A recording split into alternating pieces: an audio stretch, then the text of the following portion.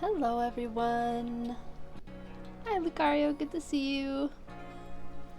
I am looking forward to today's stream. We have the bear. We have Ursaluna today. And I went and looked up a few facts, which that reminds me I have to get. Oh, you got a Switch too? Oh, I'm jealous! Oh, that's so cool! Congrats on getting a Switch too! Heck yeah! That's amazing! I'm waiting until October.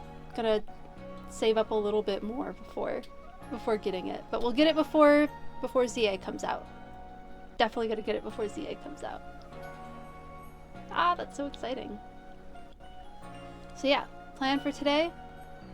We're gonna find Ursaluna, and then I also finally looked up Cricketune facts, so when we find another Cricketune we can chat about that.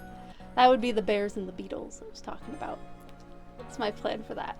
But yeah, I have a convention coming up tomorrow, actually. I'll be giving the original PokeBiology panel talk at 2DCon this weekend. Probably add in a couple of things that I've looked up from streams, so I'm looking forward to that. And then I'll be judging the cosplay contest on Saturday, so that's super exciting. I'll be debuting a new cosplay as well. I finally finished it up. Didn't make the prop for it, but I finished up my Fern from Critical Role cosplay, so I'm excited to debut that on Saturday. And then Friday and Sunday I'll be wearing my Weird Ear cosplay, and I have an idea of maybe making that like a sub goal, or not a sub because I don't have subs turned on, a follower goal on Twitch. Maybe having like a follower goal, so if we meet a certain number of followers I'll wear my Weird Ear cosplay on stream, because that one I think I could stream in. Some of my others are not. I would be so uncomfortable sitting in a chair wearing them. Like the one for Saturday, my Fern cosplay, is just too... It's just a lot. There's a lot happening clothing wise. I don't think I could stream in that cosplay, but I could definitely stream in Weird Ear. We'll have to figure out a solution for like the antler thing going on. How do you follow twice? I'm pretty sure we'll reach it. We've been getting quite a few followers. Hey Z, good to see you. We've been getting at least 1 or 2 followers every stream. So if I make it a goal, that might encourage people to follow, just to see if I'll actually do it. So that's an option. Oh, no worries, Z. I don't know why. I pressed all the buttons to update things. But yeah, I'm excited to wear that cosplay again. It'll be the second time I've worn that cosplay, and it's super comfy. Like, there's a part of me that's like, I'd love to retire that cosplay so I can use it as pajamas all the time, because it's just that comfortable. So yeah, if I can figure out a solution for like headphones and the antlers, that would make it a lot easier to wear. Yeah, maybe I can prepare some other like cosplays to use as follower goal, and maybe eventually sub goals once I finally turn on monetization. But we're still, I think, at least a few weeks out from that.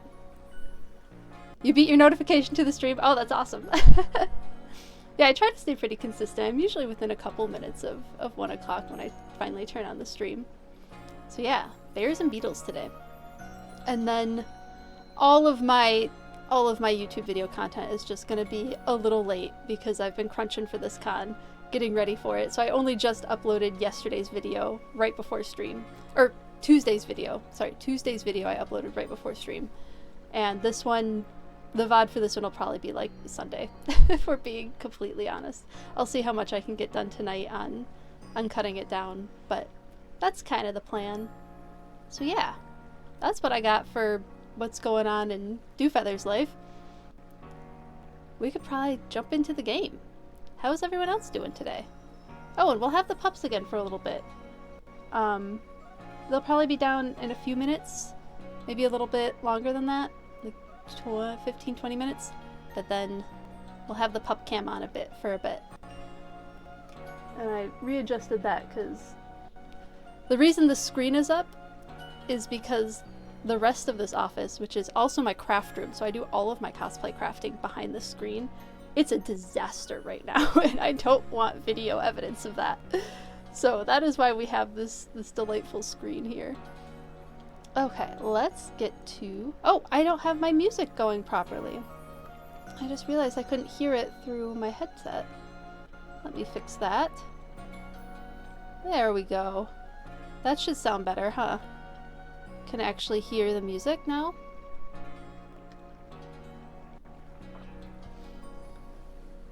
Sound is good? That's good. Because I just fixed it. Here we go. Oh, and we're wearing the Weird Ear outfit. This would be a fun outfit to make. I actually have a purple... So from one of my really old cosplays, I don't know if anyone's familiar with Tales of Symphonia. It's a pretty old game now. I played it on GameCube years and years ago. But I have a similar style of kimono top that I could maybe use as like a base for one of the cosplays or one of the kimonos in this game. It would probably be pretty comfy to wear on stream. So that might be fun. GameCube games are on Switch too. Oh, cool. Okay, so they're working their way through it. It'd be nice if they could get DS games on Switch too, because I desperately want to play Sun and Moon again, but I do not want to play it on DS. Alright, so what were we doing? We did the stuff leading up to going to see Ursaluna. We did a couple of quests. I wasn't able to finish the quests because we had the dogs and Taco was done being in the office. He was ready to not be in the office anymore. So I want to get some of these done.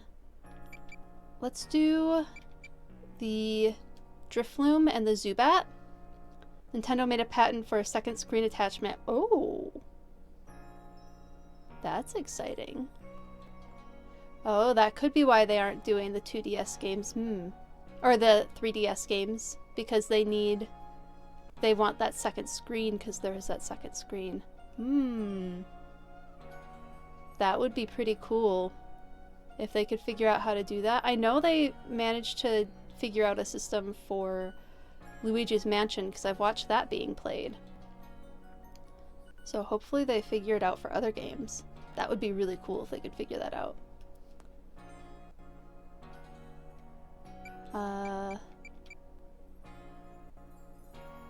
We have to do that one too. Let's do this first because I know that she's somewhere around here. Gotta give her Geodude for a Pickling Stone. One thing I'm bummed about the Switch too is that they don't have like any of the fun versions. The Switch 2 screen is almost as wide as the entire Switch. Like, that's amazing. Oh, it's gonna be so good to play on like trips. Are you here to give me a Geodude? I am. This one's a pretty high level Geodude. Yeah, we'll give her a level 9 Geodude. Might be easier. Yes, I'm willing to give up the Pokemon. Oh my, would you look at that. It really does look like a rock, and it seems to be the ideal weight too. Oh, it's simply perfect. Thank you, young lady. With this Geodude's help, I'll surely make some scrumptious pickles. That's so fun. The perfect pickling stone. 3 honey cakes were sent to storage. Oh, cool. And apparently, I have a full satchel, so I have to go take care of that too. Oh, what was I whining about? I was complaining about the Switch 2 not having like any fun versions because like I have the Tears of the Kingdom version for my OLED Switch and I had the Let's Go Pikachu, Let's Go Eevee for my first Switch. And I was holding out on getting a Switch 2 because I really wanted there to be a cool version. It just doesn't look like that's happening this time, which is a bummer. We need Drifloon now. By this other gate. Oh, cool. Oh, wait, we could do the Bidoof quickly. I don't have a Bidoof on me. Uh-oh. The Switch just launched 2 months ago. Yeah. Oh, it ran away. I gotta go put a Bidoof for my party. Maybe give some time. Yeah. But if I want to start playing ZA in October, I'll probably end up buying one of the original ones. But I mean, that gives me the opportunity to deck it out and like have fun with putting stickers and stuff on it, because I don't really do that with my other Switches. So I'll find a bright side. Pasture 1. Where's the higher level Bidoof? Oh, it's probably this one. I'll just switch it out with Geodude.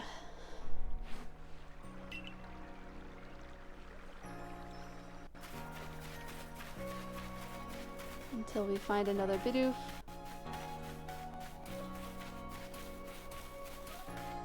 I wonder if it goes back to the same spot. That would be really convenient if it did that.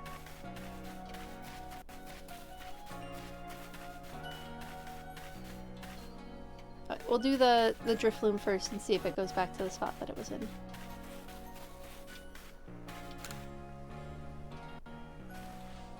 You've accepted my request, yes. We've heard reports that Drifloon was playing with one of the village children. Oh, that's not good! Over on Prelude Beach in the evenings. Seems like odd behavior for a Pokemon, so all of us in the security corps worried its true intentions were to harm the child in some way. Thankfully, all village children were safe and accounted for when we went to check on them. But there was one curious thing. None of them seemed to know anything about a Drifloon. But, well, so many people from the village have reported seeing the Pokemon, we can't simply pretend there isn't an issue here. Since this calls for some investigation, I thought the Survey Corps would be our best bet. We need you to find out the truth behind the Drifloon and the child it's been playing with. How do I get to Prelude Beach? Is that over here?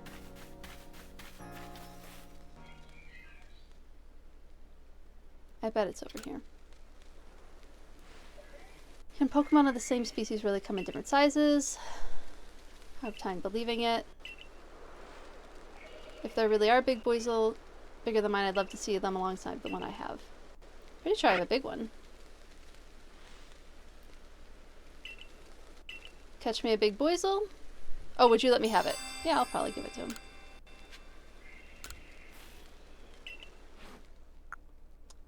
Are all of these Boizel bigger? Is there like a... Needs to be 2'8". Does it tell me the height in here somewhere? Is there like a informational thing? Check its summary. Okay, thank you. Needs to be 2'8". So that one's 2'8". What are you? 2'2". Well, that first one is certainly big enough. 2'7". We'll go with that first one since it's 2'8". Yep, that's the bigger one. Look at them side by side. It sounds like the big one is the older one, little one's older sibling. Look at how the tip of the little one's snout points up when it looks up at us. What a precious little thing.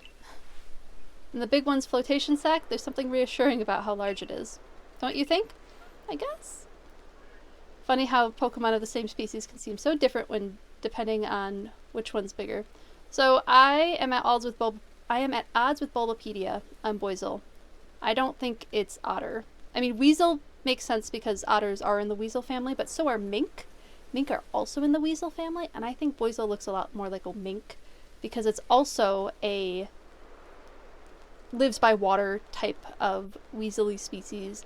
It's never really leaves the water's edge. Even when it's traveling between places, it will stay in like creek beds or ditches to stay near water, and they're specialized in catching like aquatic creatures for food. So I think Boizel is based on a weasel, and I suspect, or Boizel is based on a mink, which is a type of weasel. That's my opinion on Boizel. And the flotation devices, because mink I don't think can spend their entire lives in water. but they spend their entire lives around water, so having the flotation devices, I think, is just a cute nod to that. So that's my opinion. Occasionally I'm at odds with Bulbapedia.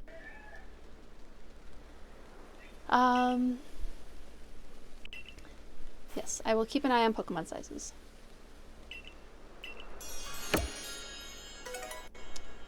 We did that one easy enough. Yeah, I know, my backpack is full. Is this stuff we can gather? Nope.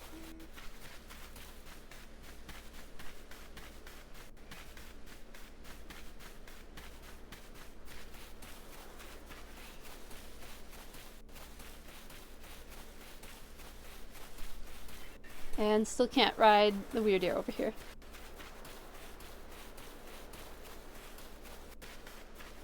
Oh, I probably have to come here at night, don't I?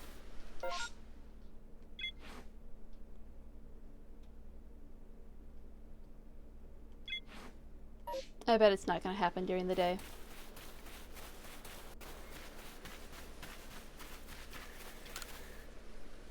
What a treasure this wide open land is. Glad I followed my family.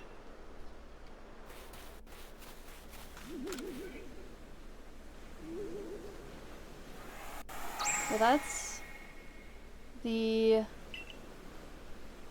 wisp, but not the Drifloon.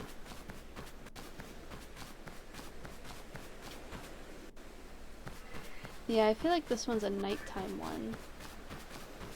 But we did just see the wisp, and isn't that usually a nighttime thing as well? Or can we see those during the day?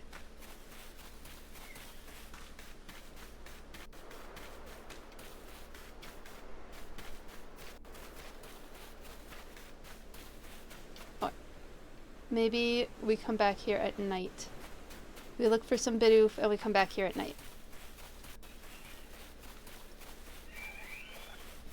I don't know how much effort they put into looking into what Pokemon are based on, but the otters are more well known than mink. You might be able to reach out. Yeah, you know, it wouldn't hurt to reach out to them. They actually do a pretty good job on some things. I don't know where they get their sources from. I don't know if they have other people interested in biology who are working on these different things. I know they occasionally are able to get information from the artists themselves. I don't know how they do it, but there's definitely been some indication from what I've been reading. The number of Bulbapedia articles that I have read at this point seem to indicate that they have access to maybe insider knowledge on some things. It's at least where, just like, I mean, like regular Wikipedia, it's a place to start looking for information. It might not be the place to say, this is the be-all and end-all of that information. There's sometimes better places to find the information, but it's somewhere to start and then branch out from. There's a technique in research called pearl searching, and the way that works is you go to a research article, and so the way that I would use it when doing my research is I would read a research article from a scientific journal, and then in the end of that research article is all of the citations that they use to give evidence to what they're talking about in the article.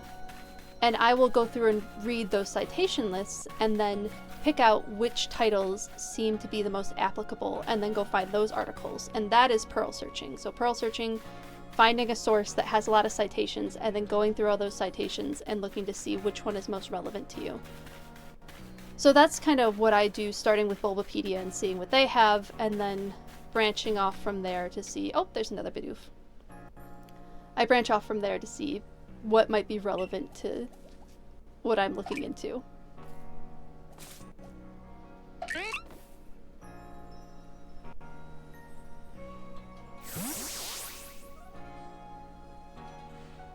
Caught it. Great going, team.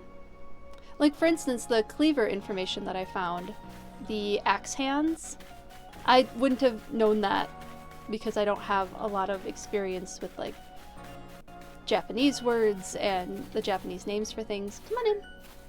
Do we have the puppies? Here they are. Ushka. Come on, Ushka. Ushka, come here. Vishka. Good girly. Thank you, Z. Be safe. I don't have a lot of knowledge on like Japanese names for things, so I found it helpful to see that information. Like I wouldn't have known that one of the Japanese names for mantises means axe hands, which is probably where Cleaver's design comes from. But otherwise, the Scyther line, I did look up Pinsir, by the way, and like the head shape is still mantis. I don't know about those claws though, because they're definitely like crab claw inspired even. So I think they just had fun with that design. Sizor. Sorry, Sizor is what I meant. Did I say Pinsir? Pinsir is a beetle, for sure. It's a stag beetle, type of stag, rhinoceros beetle? Yeah, some other type of beetle. Yeah, Sizor, thank you. Thank you for the correction. Sizor is the one that I meant. That's the one that's... The body is still mantis, but those claws... I think someone had fun with the design. They're a little more crab claw than they are... Where is this last Bidoof? Did I mess it up and therefore it won't come back until the next time I'm in town? Okay, maybe we won't worry about it then. And the other one I can't do until night. Eerie Apparitions, we're still working on that one. We don't have that one yet. And we don't have that one yet. Maybe we try sleeping until evening to do... So it looks like the daytime is not changing as fast as I expect.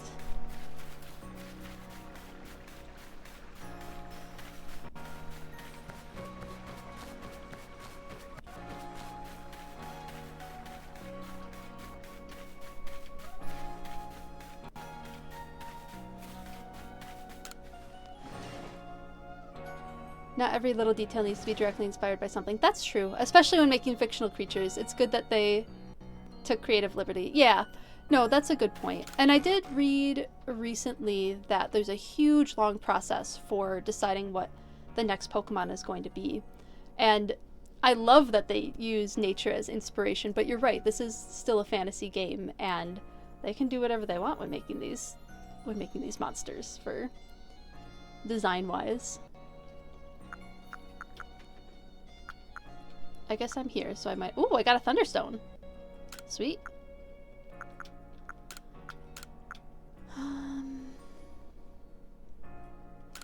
We'll move those over.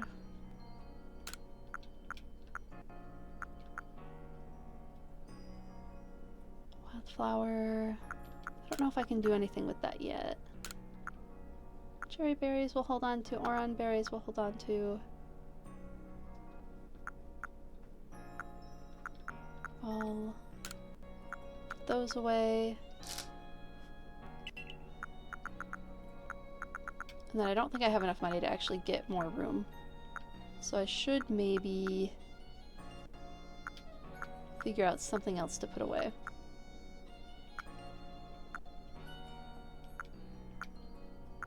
Or maybe I'll just craft a couple things.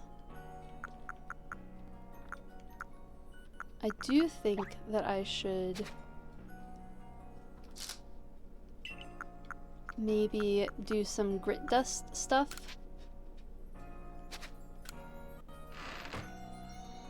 But first sleep.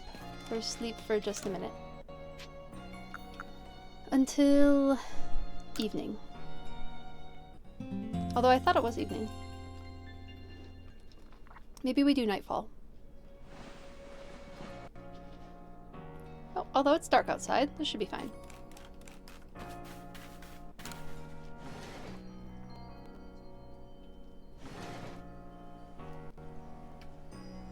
Nope. Not dark enough. We're gonna go full nightfall.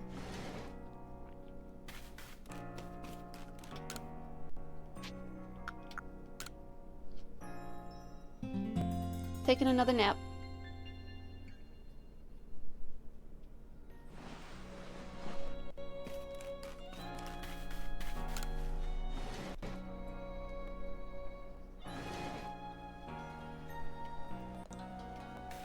Alright, now back across the bridge.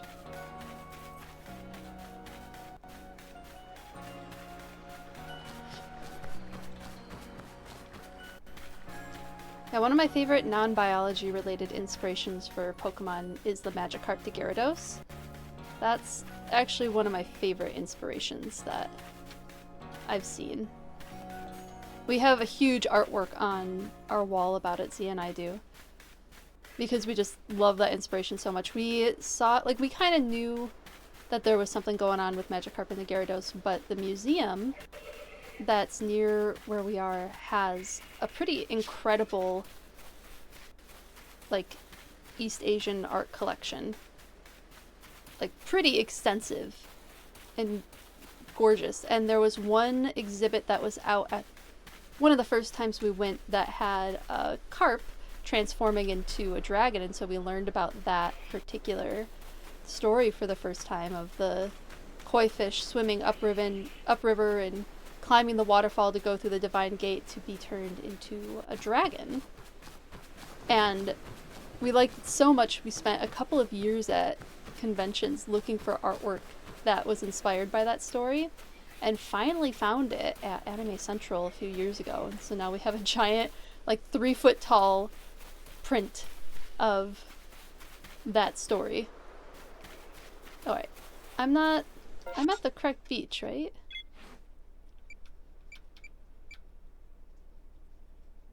In the evening. Oh. Did I go too late? Yeah, I'll get a picture of it. I'll grab a picture of it. It's beautiful. It has, it does have like one shiny Magikarp hiding, and it has a shiny Mega Gyarados coming out of the Divine Gate and a few other Gyarados coming out of the Divine Gate. It's a cool art piece. Yeah, I'll grab a picture of it. I could probably do that tonight and have it ready for Tuesday to show you. If I remembered the name of the artist, I would just send you to the artist, but I don't remember the name of the artist off the top of my head, unfortunately. I'd have to look it up, look for the emails. Okay. This is Prelude Beach, right? Am I missing something? Maybe evening was the one we should have done? I don't remember this being this difficult. By the shed. Yeah, by the shed. I'll go check again. Thought I ran around the shed.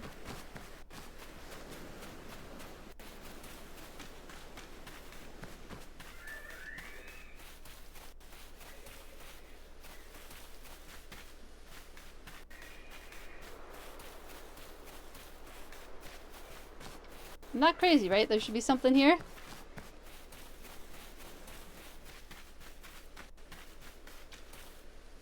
Weird. Dusk. Yeah, that's what I was thinking too. Okay. Well, oh, hi, Babushka. Oh, there's doggies on the dog cam. Let's get them pulled up again. There's one. Hi, Babushka. Wanting some scritches? You get some good noms? Oh, Taco's looking cute. I have red lines on my screen from the dog cam. Yeah. Readjust. Okay, now we're good. Now we're good. Man, I had it at dusk too. Nope. And I can't go any faster. Yeah, it's Taco and Ishka. Are they gonna play now? Nope. They're just both gonna go off. Only show their butts on camera. Standard dog.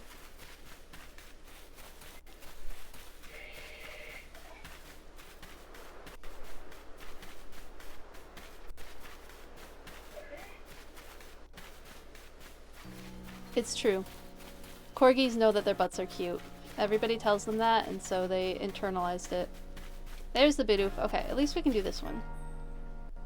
And then I'll switch out for my Geodude again until I get something I like more.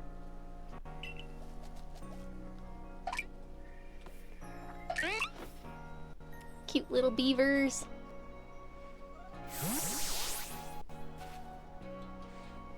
Caught it. Great going, team. Oh. That just the perfect dog view. Nice work. Puts all the little troublemakers safely in our custody. Now to give them the old heave-ho. Hold on. It'd be a shame to just send those Bidoof back into the wild, no? My construction corps could find a use for them. Huh? You want to keep them? But these naughty nibblers have caused so much trouble for the construction corps. They're just Pokemon being Pokemon. How are they supposed to know our village is a strict no-chewing zone?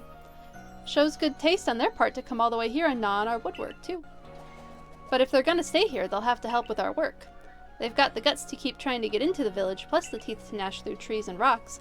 Just what our corps needs. How about it, little ones? The meals taste better after a day's work, you know? These Bidoof are just like corgis. They need a job, too. Just what I wanted to hear. I'm not convinced this lot have it in them to do an honest day's work, but if Sandqua's watching over them, I'm sure it'll work out alright. So I guess that's that settled. Thanks again for your help. I would have thought she would have kept at least one of them, after all the work she put in catching them. Okay, let's do some grit dust on maybe our Oshawott, just to get it leveled up a bit before we do this Ursaring battle. So I'm not convinced that I've leveled up enough for it yet. We'll see.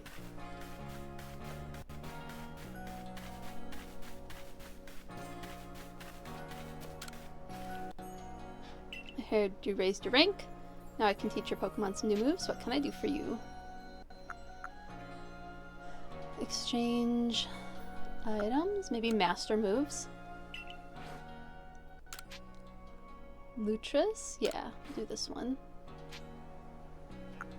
Let's do Water Pulse. But it should master that all on its own, right? Maybe let's try a new move. I wish I could see the moves before Rock Smash.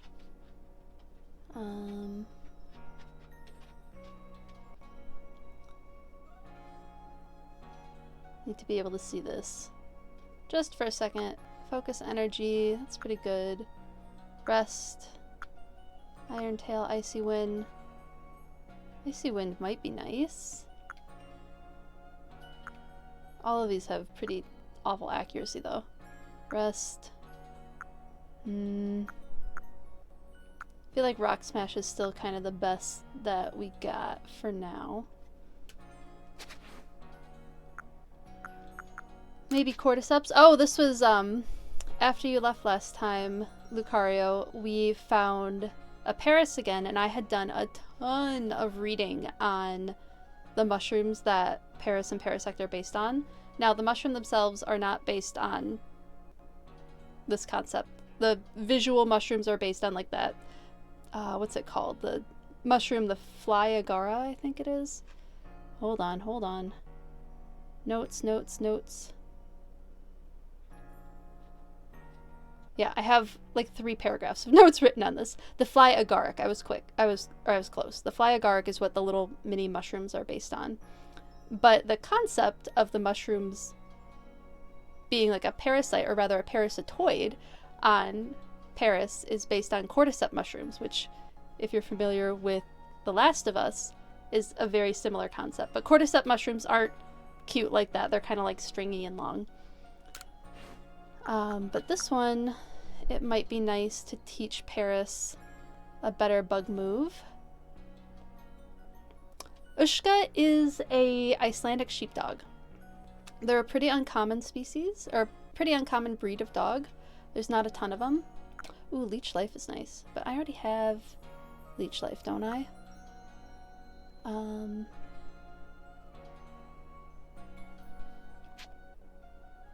No, I have Absorb. And we'll learn Leech Life, won't we, eventually? I feel like maybe...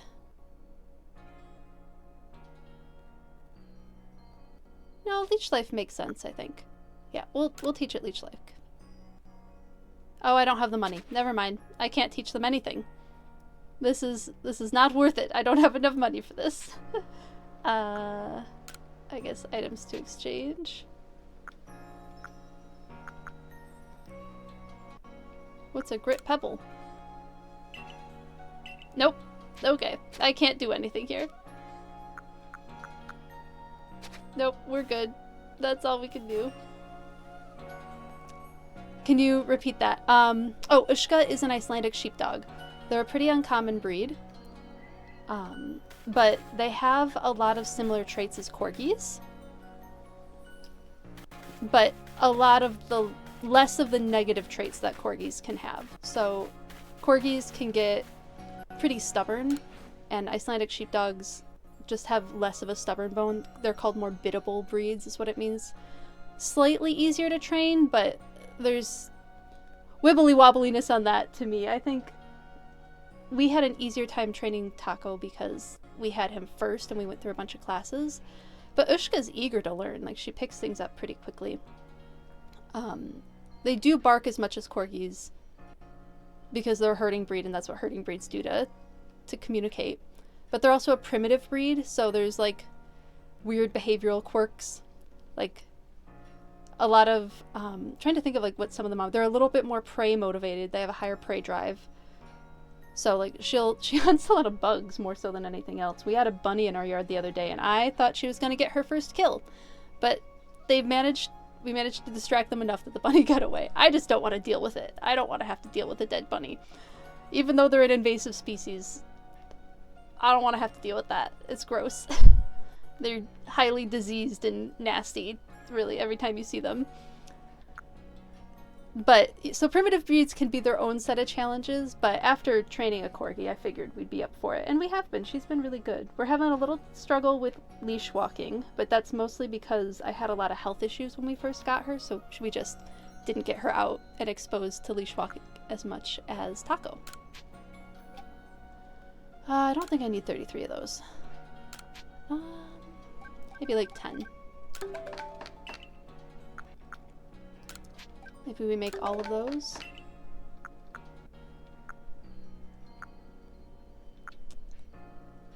What is this for? Oh, stealth spray. We could do that. Alright, and then let's look in our satchel one more time. Oh, we got a bunch more stuff. I gotta put some stuff away. She's the one with the lighter fur. Yep, she's the one currently on the camera. Taco, why are you under the desk? Oh, I don't have treats. Come on. Taco, go out. Now you can see her ears at least. But yeah, she's the one currently on the camera. And Taco is the darker fur. Okay. 1 second. Sorry about the borks. Hey, sir. That's rude. That's rude. I'm actually gonna be right back for a second so I can go get dog treats. 1 moment, please.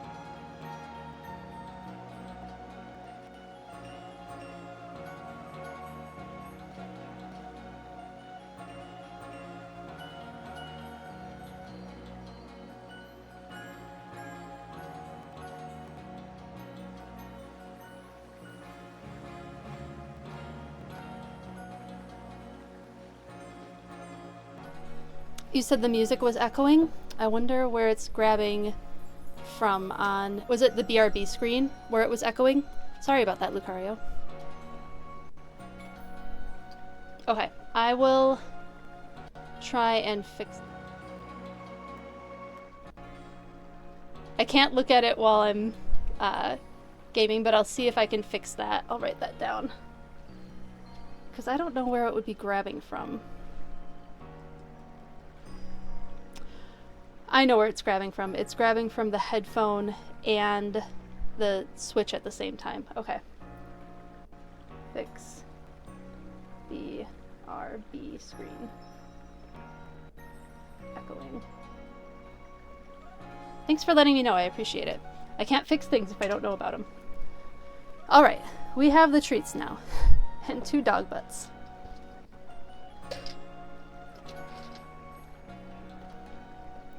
Maybe I will make separate BRB screens for PC gaming and Switch gaming. That might have to be how we deal with that. Okie dokie. What do I have to do now? So we might as well get to the big mission. Head to Sludge Mound. We will, I think, drop off some items and then meander our way there and fight a few more Pokemon to level up.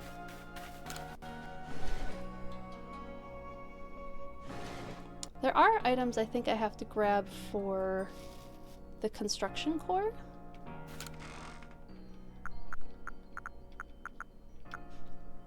Put that away, put that away. Mushroom cake, smoke bomb. Yeah, we probably want all the rest of this stuff for crafting. To the field.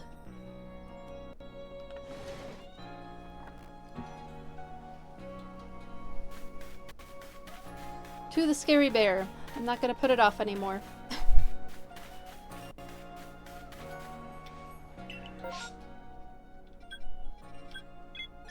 Crimson Mirelands. I did a lot of field work in swamps and around swamps. Especially my early field work was, or not even early, like my middle of the road field work was a lot of swamp stuff. Oh, I forgot to switch out my Bidoof. We'll do that really quick.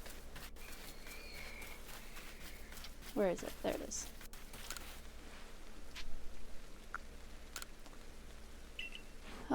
Put the Geodude back in. Unless we want someone else. I don't think there's really anyone else I'm excited about using at this point.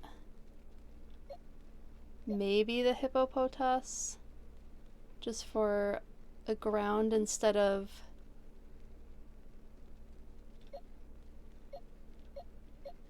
rock type. Because I feel like this Ursaluna is going to have fighting moves, and I feel like ground might be better to have.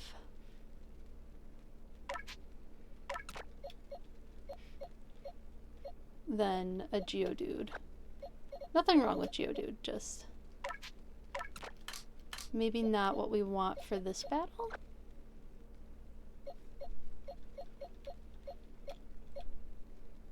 Equidae, Cordyceps, and Hippopotas.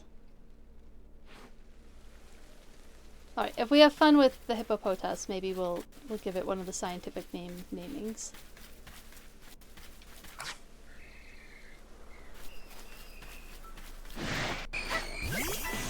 Wanted to pick up the grass. Ow.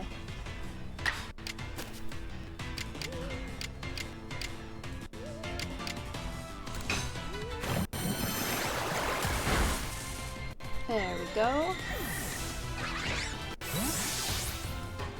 Now I can pick up the hardy grains.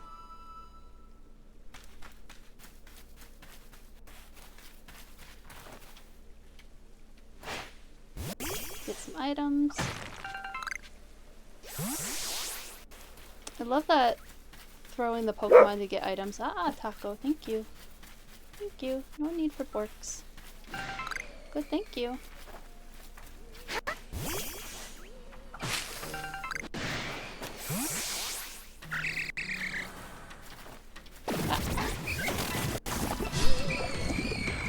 Forcing us to battle. They hit so hard. Oh, 2. Great. This is what I wanted.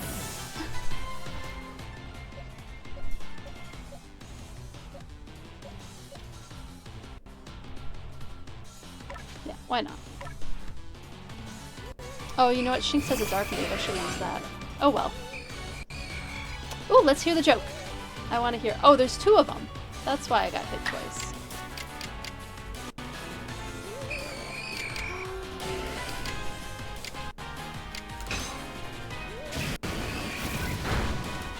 Only hits one at a time. If Netflix made a restaurant. Oh no, poisoned.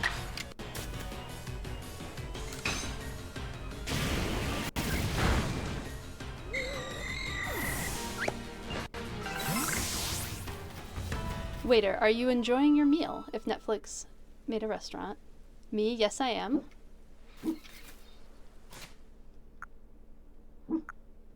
Thank you, Taco.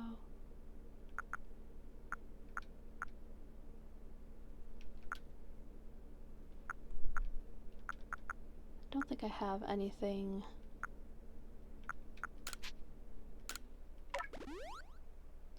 I just saw the punchline. Okay, if Netflix made a restaurant. Waiter, are you enjoying your meal? Me. Yes, I am. Waiter. Excellent. Removes it from the menu. Yep. That sounds about right. Hopefully they don't remove K-pop Demon Hunters anytime soon, but that's such a cash cow I can't see them getting rid of that for a while.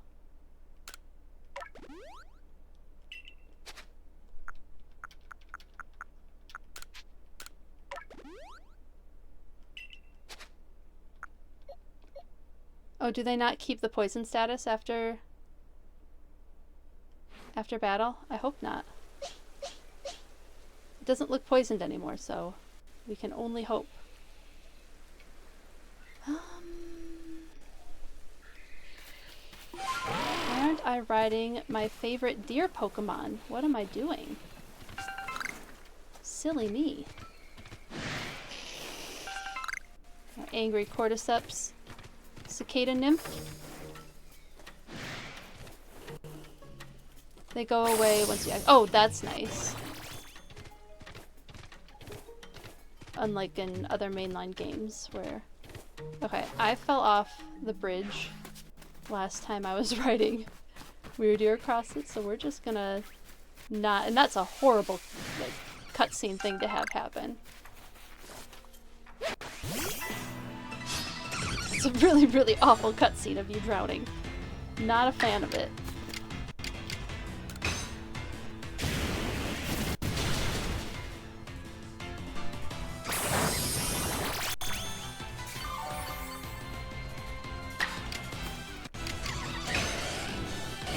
Oh, now they're settled down. They're even both being cute on screen. They're puppers. Taco heard me talking about him.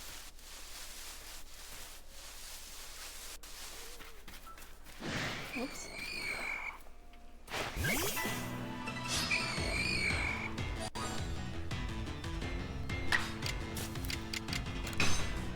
Making our way through a field of Ghastly right now.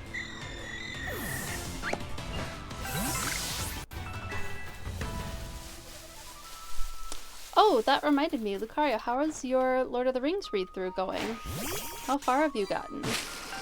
I remember you said that you were reading it. And I kept meaning to ask you, and kept forgetting.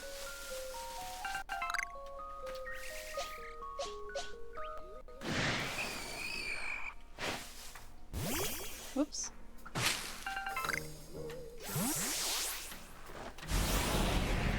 Ah! There we go.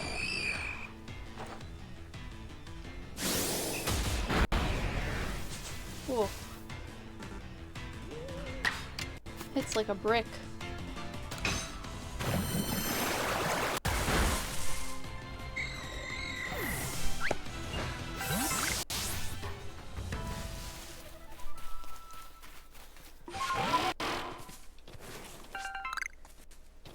And then might as well make our way to... We are almost level 30. I could probably survive some battles. I know, aren't they precious? They snuggle together all the time. It's my favorite.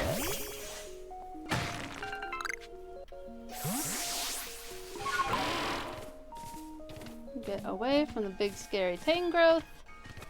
We don't need to fight that right now. We're here to fight a bear, not a mass of sentient vines. Speaking of sentient vines, there was a new Mega Evolution announced today. That is pretty exciting. Oop. That came across my feed this morning and I was really excited about that. I don't know if you've gotten a chance to see it. I know, people complain about stuff all the time. Again, I like the design. I'm pretty happy with it. It's ridiculous. It's absolutely ridiculous design. But it's so silly. And it moves like a sentient water balloon. That's what reminded me, is I called the Tangrowth the sentient vines. Because I had been calling the Mega Vileplume a sentient water balloon. That's what I've been calling it, a sentient water balloon. People just won't ever be happy with Pokemon. I have some friends in a Discord that I'm in that they just always have something to complain about. And like, it's fine, that's how they connect with the game, I guess. But I like enjoying things. You watched the last stream VOD, and you asked with the shiny Tangrowth. Oh, it's a nice green color. Oh, cool. Thank you for the answer. You're right, I never got an answer to that. Or I missed it. Which is definitely possible. Ooh, close to being able to get up there. I know I have to get past the Ursaluna, I believe. No, I'm just getting followed by everything.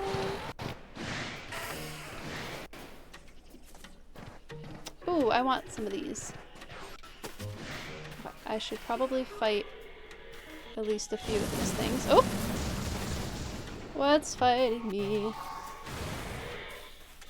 Which one is it? I can't even see it. Okay. We'll fight the Geodude first. And then I'll look for that Ghastly that I know is attacking me somewhere.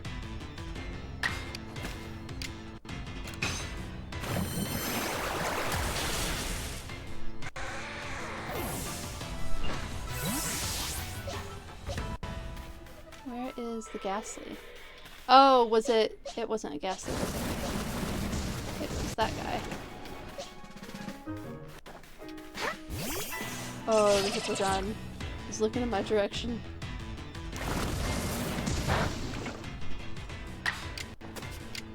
Maybe a Mud Bomb might do the trick. Yep. And now I can finally get this. The Sky Tumblestone. Ooh, I got a Water Stone too. That's nice. Oh, we're gonna have to run so fast past this guy. Okay.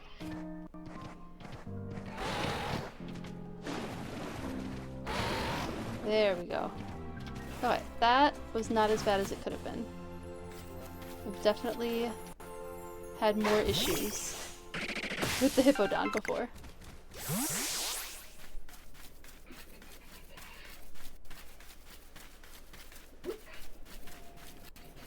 I hear you, Mr. Man. Just the softest woof. Just the softest woof.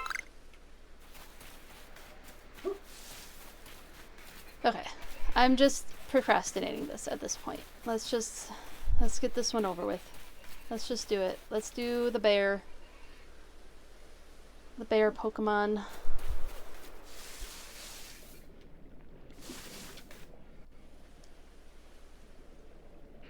Make sure everybody's healed up first. Although they heal my Pokemon beforehand, right? I think so. Oh, what? Does Cordyceps want to do something? Maybe evolve? Yes. Woo! We'll have a final evolution in our party at least.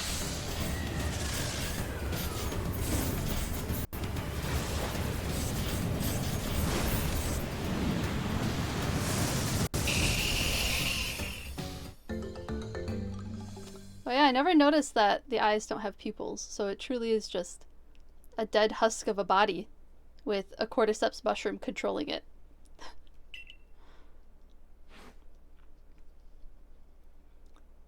Let's look at the moves. What move is that? I cannot see. Slash. Nope, we already have Venoshock. Stun Spore. Stun Spore would be nice. Is nice to have. Are there not level up moves in this game? Is it only buying moves? Or do we still get level up moves? I can't remember now.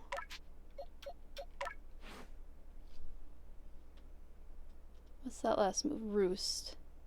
Roost is nice. There's still level up moves. Okay, cool. Thank you. Maybe we switch out one of these attacks for Roost. Okay. That's good to know. So it won't prompt me for the moves. Let's maybe switch out Gust for Roost. Oh, no, I wanted to change moves. Yes, yes. Confirm.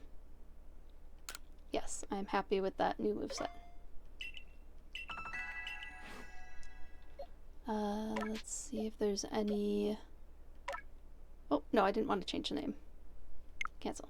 Change moves, not the name.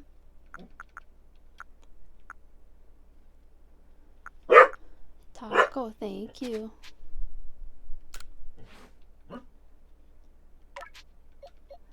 No need for Borkin, thank you. No need for Borkin.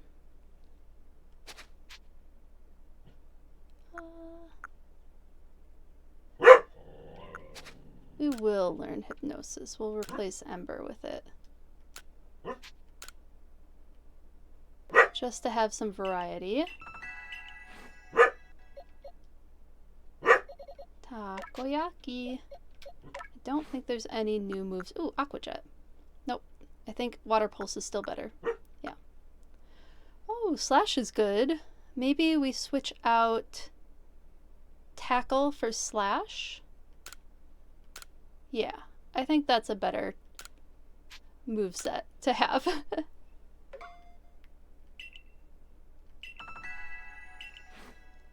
Cool. Turn my camera back on. And let's get to helping out this Ursaluna.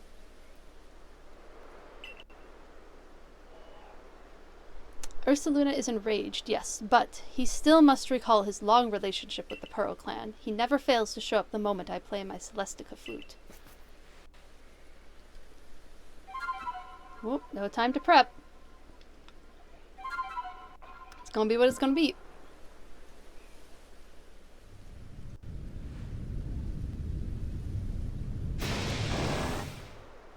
There he is. Now, show your mettle to Ursaluna. Wait, we don't have... But remember that Ursaluna is a Pokemon very dear to the Pearl clan. I will not permit you to catch him. That's fine. I hope you gave us some T-balls. Oh, nope, we're just fighting.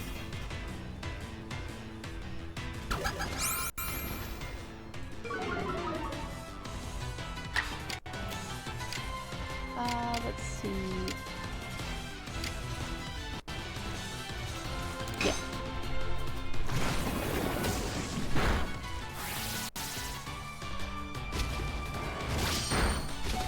Ow.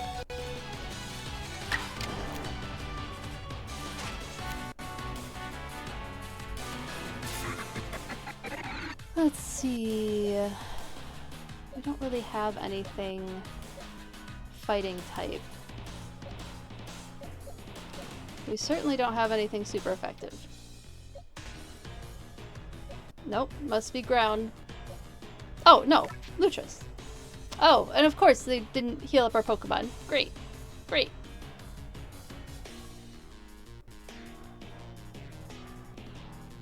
Alright, we're gonna use this move to heal up this Pokemon.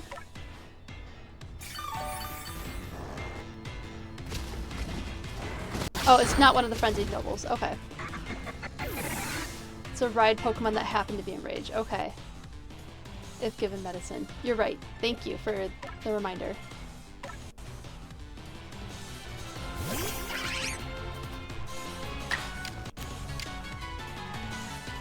Oh, yeah, we did get mastery on this one. But why? Yeah. And then Dog Cam is in the way.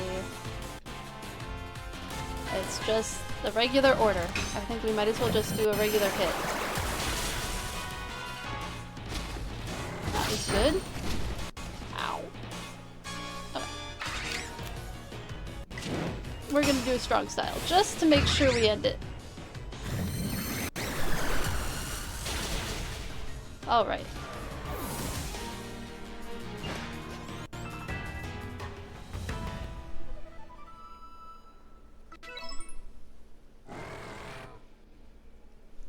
Ursaluna, my poor darling, you must be exhausted from running around like that. Come, let me make you all better. I have a special medicine of the Pearl Clan. It'll clear out any poison in a Pokemon's body. If poison's what's causing Ursaluna's rage, this is sure to calm him down. We call it Toxigon. You know, it's a good name. Blah. I don't think he liked it. It's so potent that we can only use it on tough, resilient Pokemon like Ursaluna. There, dear Ursaluna, you've calmed down now, haven't you? This is all very strange, though. He wasn't glowing. Yeah, he wasn't really frenzied. Very astute of you, Galaxy Team Recruit. You're exactly right. When you quelled Cleaver's frenzy, I could see the strange light rising into the sky all the way from here. But no such strange light erupted from Ursaluna after you defeated him, nor was he glowing. And what is it clinging to Ursaluna's coat? Seems like some kind of powder. That girl from the Diamond Clan, Arizu? Now, why did she of all people find need to come and tell me about Ursaluna, I wonder? Oh, but I almost forgot something important. Play your Celestica flute for me, won't you? Yes, I don't remember why. I've played through this part, but I don't remember why, so... let me find out.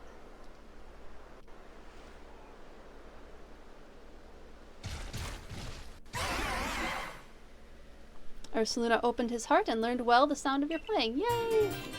And we got an Earth Plate. Stone tablet imbued with the essence of Earth when used on certain Pokemon. Gains the power of Ground type. Ursaluna is very good at finding things that are buried in the ground. We say that he's digging for treasure, even if these treasures might not always glitter or gleam. That's what I say when my dogs are digging too. They're digging for treasure, and I wish they wouldn't. Now, go and let your commander know of what transpired here, child of the Galaxy Team. Brr.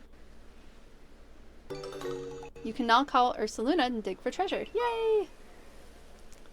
Ursaluna will rush towards any treasure he senses in front of him. Press the Y button to dig for treasure. When Ursaluna finds a spot that makes him react particularly strongly, you might find something nice. Cool.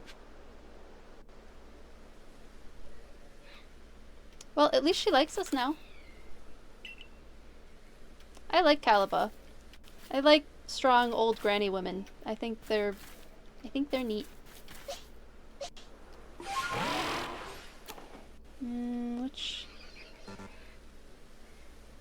how do I... ah, okay. This is how we rotate.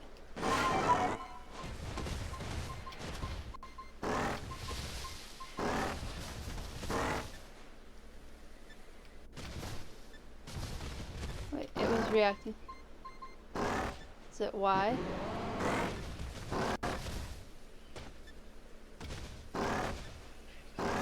I'm like on top of it, aren't I?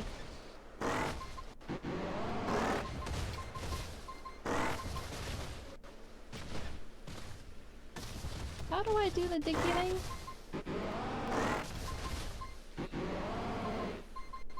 Oh, it'll prompt you. Okay. Ah, there it is.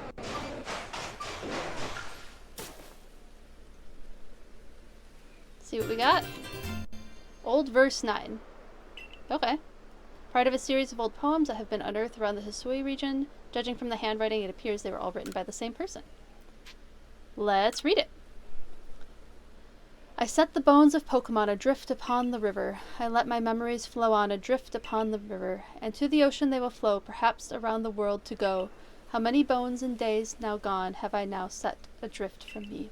How many bones in the days to come will I yet set adrift to sea? While every gift with which I part takes a sliver of my heart. Neat.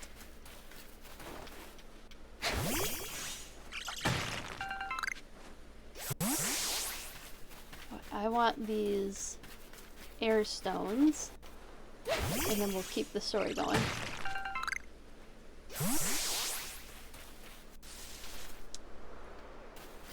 Thank you for your help, Lucario. I appreciate it.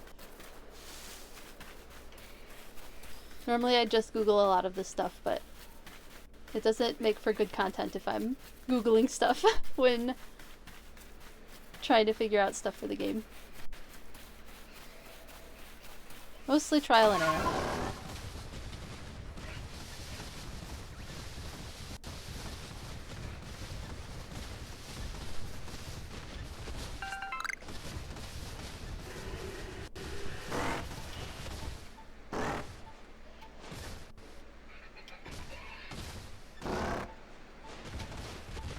Oh, are we too close to that Hippodon? We're pretty close to Hippodon.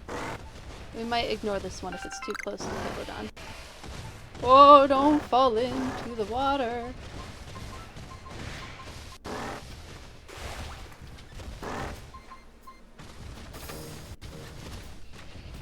Nope.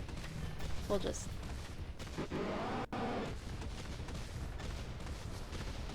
keep going. Get this Vivichoke though, because we need more of those.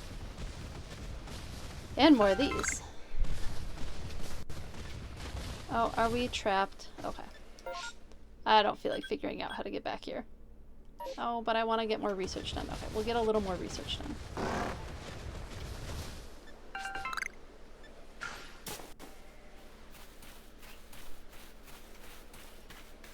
Have our little dragonflies.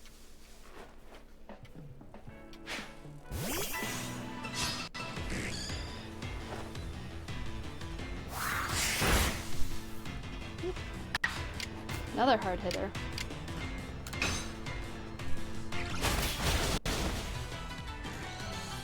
Oh no, both doggies are out. Oh, what saw me? Oh, the Yanma gets, or the Yanma.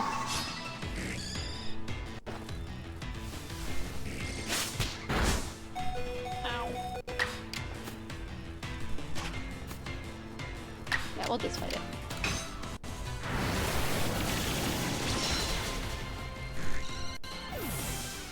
Pretty sure we caught a couple of those already.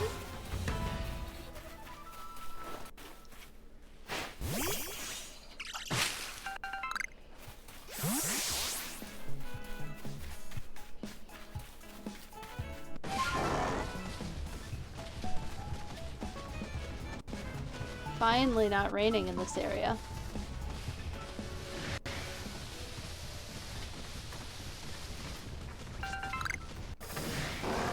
Oh, I forgot about the Tangela thing. Don't fall off, don't fall off, don't fall off. Okay, whew, made it. Oh, I don't have space. Okay. That's fine. That means I probably shouldn't bother with this either. Since I don't have room for it. Oh, we found a Cricketune! Alright, I have some opinions on Cricketune. So, Bulbapedia says Cricket, Violin Beetle, and then some random beetle that has like the little balls on its antenna. And I believe Bulbapedia in this one. I do believe that at the time they were designing Cricketune, definitely inspired by the cricket, the way they make their noises. Although it's inspired by, you see how it did the little slash? So there's like an urban myth that crickets use their feet or their legs rubbing to make the cricket sound. It's actually their wings that they're rubbing to make the cricket sound. But the body looks like a stringed instrument, so like a violin.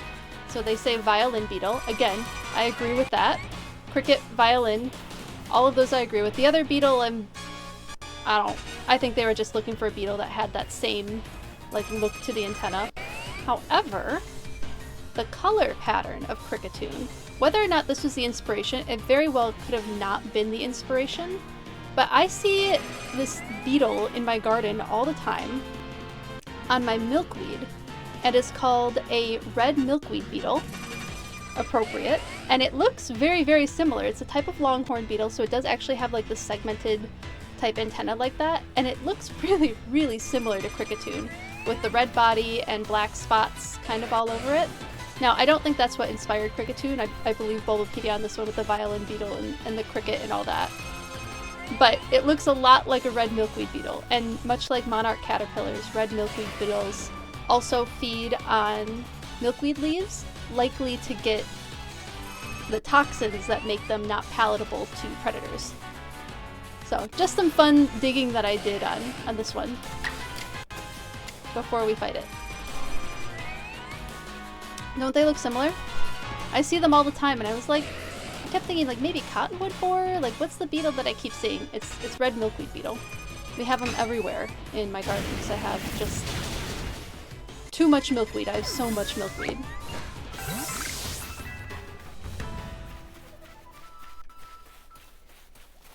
Oh, are we running? Yeah, we're running. Don't worry, I don't want you. Nope. No room for that. I have no room in my satchel for anything.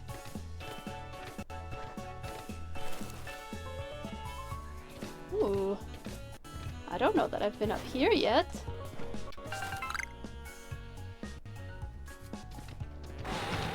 Oh, can't go any farther. Okay. End of the map. Oh good, that didn't hurt us this time. I do need to find more cherums at some point. Okay, no, we're continuing the story. Rest up really quick, get everybody healed up. Just a little while.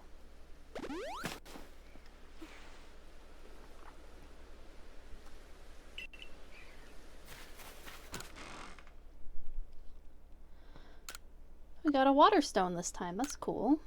Oh wait, no, I want those. I want to craft with them.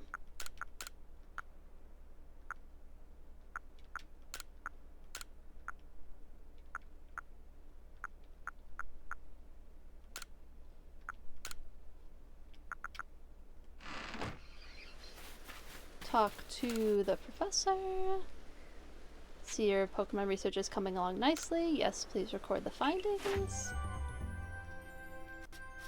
We've added Parasect. We've updated Paris, I think. Probably seeing one evolve, yep. You wish Legends Arceus was truly open world, which is what they marketed, but in reality it has different areas that you can freely explore. Yeah, I get that.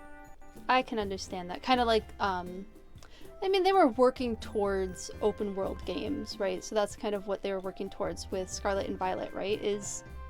That one's a truly open world game, isn't it? You can wander wherever, including the places that are way over leveled for you in the beginning of the game. I think they kind of have you routed in a couple of specific directions at first, but afterwards it's open world. So I do kind of like the progression going towards open world that they've done with the games, rather than just like jumping into it and having it not be great. They've worked towards having like the true open world concept. Yeah, I see what you mean. It's very close to being open world, but it is a little more contained than a true open world game. Oh, we finished the Dewat. I don't think we get anything else to level. Oh, we got Bidoof to level 10. Cool.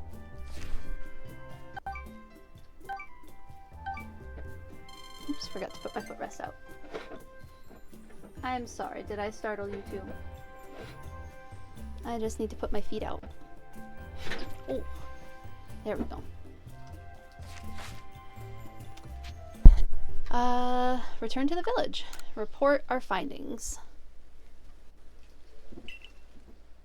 To Captain or Commander Kamato.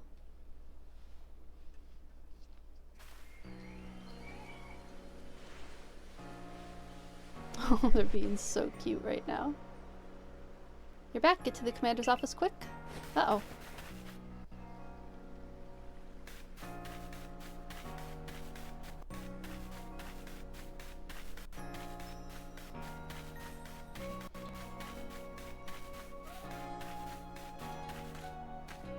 What does the commander want?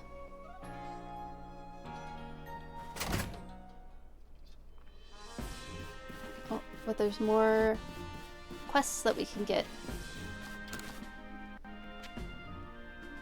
Massive mushroom. Morel, the mushroom hunter, is curious about the mushroom growing on Parasec's back. Please assist him. Alright. And battling with Pachirisu. Trying to think of battle strategies to use with this Pachirisu. Talk to the chap and see what he needs. Sounds good. Did that. Let's see what Commander Kamato needs now.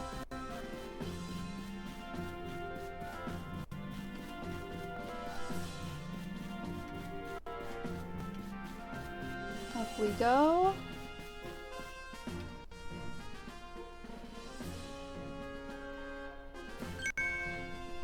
Dewfeathers, we have a situation here. Let me explain. Lilligant, our clan's Lady of the Ridge, is in a frenzy. We got another frenzied one. And Arizu knowingly kept this from me. A Lilligant? Yes, there are only female Lilligant, which makes this honored one our Lady of the Ridge. But this isn't the time for our cultural lessons. I'd like to find out just what Arizu was thinking, but she's nowhere in Jubilee Village. Last I saw, she was at the Wallflower polishing off a big old plate of potato mochi. Not that I blame her, my cooking is simply irresistible after all. If Arizu of the Diamond Clan was somehow involved in that situation with the raging Ursaluna of the Pearl Clan, it could lead to the two clans going at each other's throats again. Tell me, Commander, if we do end up in a struggle with the Pearl Clan, what will your people do? We would be forced to remain neutral. Meaning what? If we were to show support for one side, it would put us at odds with the other. We came here to create a home for ourselves, not to take part in tearing the land apart. Right. Of course. After all the work you've put in to get us to treat one another as equals and keep us from fighting, I suppose it's no surprise you'd refuse to intervene if troubles were to break out again. Dewfeathers, perhaps you have some idea how we might address this situation? I could call Ursaluna? Ursaluna, so he and the Warden Kalabo found you worthy? That's perfect then. Ursaluna should be able to sniff out Arizu wherever she's gone. If you are strong enough that Ursaluna deemed you worthy, then you should be ready to quell... Hey, Seka, how's it going? Quell Lilligant's frenzy as well. Okay, now we're getting to the frenzy. I'll head to Lilligant's seat then. Brava Arena, it's called, if you'll excuse me. Oh, I forgot to set up the camp. Heading to the other area. I'm doing pretty well. That's good. Glad you're doing good. We have the pup cam up, so we got our puppies up in the corner. We're dropping animal facts while playing Pokemon today. Having a good time. I know, they're cute, aren't they? Listen well, Dewfeathers, you must quell any Pokemon that could cause harm to the people of Hisui. Always remember, we came here to make a new home where we could live without war or strife. They put so much on our shoulders in this game. They're asking a lot of, like, what, they said she was 15? Do I have money again? Nope, I don't have much money. That's what I get for buying a bunch of outfits.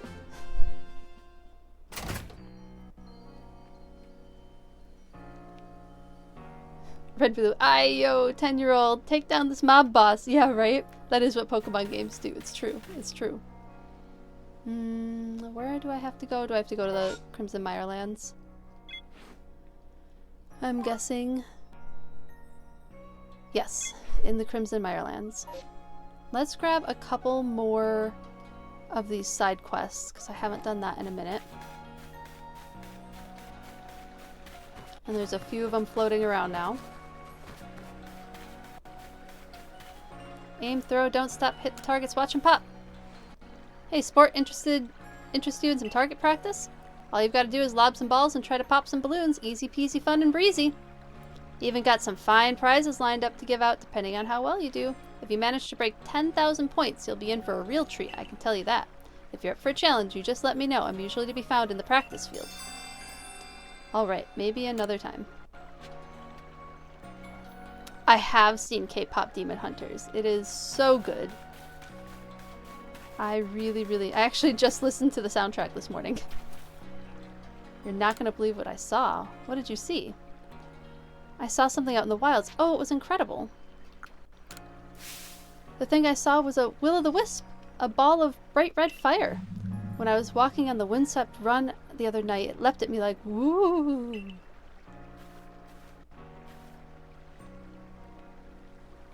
At it again with this story, huh? Don't listen to her, ma'am. My big sis always gets carried away with her fairy tales. Oh, for goodness sake, I'm not making it up. I saw the will-o'-wisp with my own 2 eyes. Oh yeah? Then why don't you show it to me? Good luck with that. It's so frustrating he won't believe me. I honestly did see one. Say, you're with the Survey Corps, right? And I hear you're quite the prodigy. I bet you could easily catch a will-o'-the-wisp. Do you think you could catch one, the one that I saw, and bring it back here? I wonder what the will-o'-the-wisp is. Your sister made you watch it with her. But you didn't get too far before another sister asked to play Roblox. Oh no! So you didn't get to finish it. It's worth giving it another shot and trying to watch it again. It's a really, really good movie. Oh yeah, all the schlep drama. I actually just saw a video about that yesterday. I hadn't heard about it because I'm not really into Roblox, but yikes. Yikes, yikes, yikes on bikes with all of that. Not cool what Roblox is doing with that.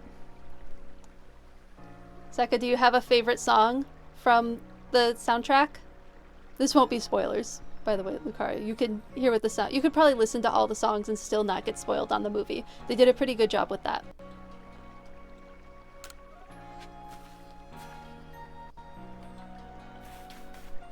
Golden, yeah, Golden's good. Golden's a good song. I think What It Sounds Like might be my favorite, but I know a lot of people really like Your Idol. What It Sounds Like is second. Yeah, it's a good song. Nice. Do you play many Pokemon games, Seka? Your Idol is a favorite of a lot of my friends. What was I doing over here? Oh, I was picking up quests. I forgot completely what I was doing. Seen some bits and pieces. Okay, so you've seen a little bit here and there. That's good.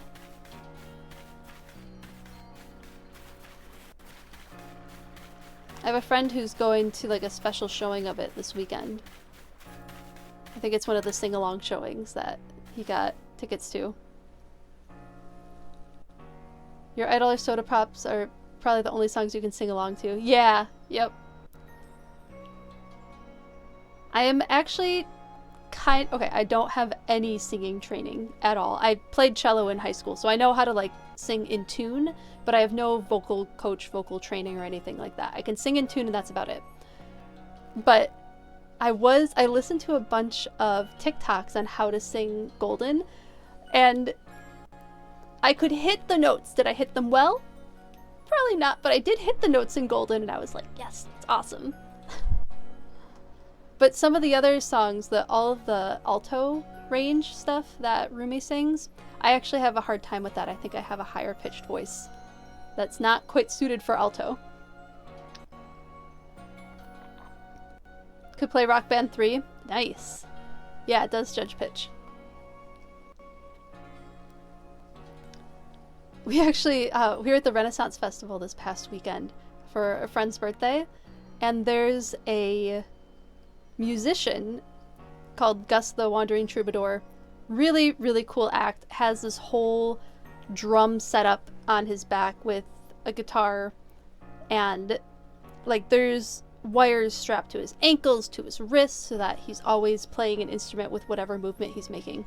Super cool act, but you can request songs for him to learn, and last year we heavily requested that he learn a Chapel Roan song, and he learned Hot to Go, but it's not in his main list. It's a secret list, and if you request it, you have to do the Hot to Go dance. So we of course did the Hot to Go dance for my friend's birthday, and then we were like, you have to know something from, you gotta learn something from K-pop Demon Hunters. It's gonna be like the hottest thing this summer. You gotta learn something from it. He had Soda Pop prepared already, so we got to sing along to Soda Pop, and I don't think he was expecting the reaction that the whole pub that he was playing at had. But everyone started singing, and everyone was clapping along, going with the movements that he recommended, and he was just like shocked at the end of it, like, what's happening? Why is everybody so excited? So he did have one prepared. He was prepared this year with a K-pop Demon Hunter song. It was great. Jack Z. Whipper kept getting asked to do a song from the movie. He kept saying he hasn't seen it. So eventually he didn't watch, but he listened to the soundtrack a bunch, yeah. You know, it's not for some people. Some people don't always enjoy that type of movie, which is fine. My sister messaged me. She was like, have you heard of this one? And I was like, oh, sis, you don't even know. My friend has a life-size standee in his house. Like, we're all obsessed with this movie. I have no idea how my friend got it. Must have like bought it from a movie theater or something. I love watching Jack Z. Whipper content. Yeah. Really, really fun stuff. It's crazy when he drops into a newscaster voice, since he used to be a newscaster. It's always like a little jarring.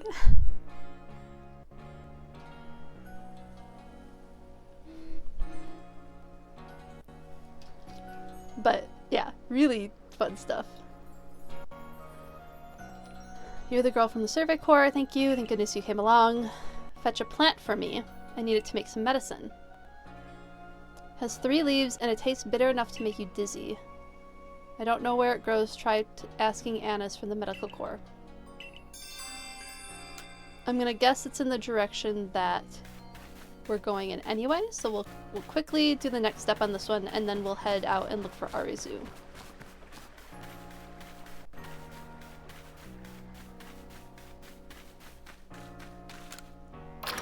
I assume Annis is in here.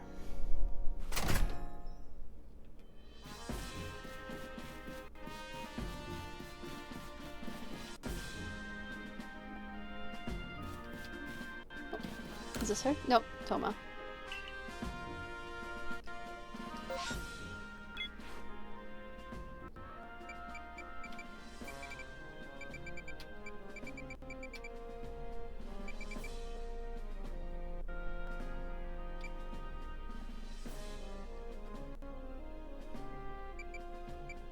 Here it is.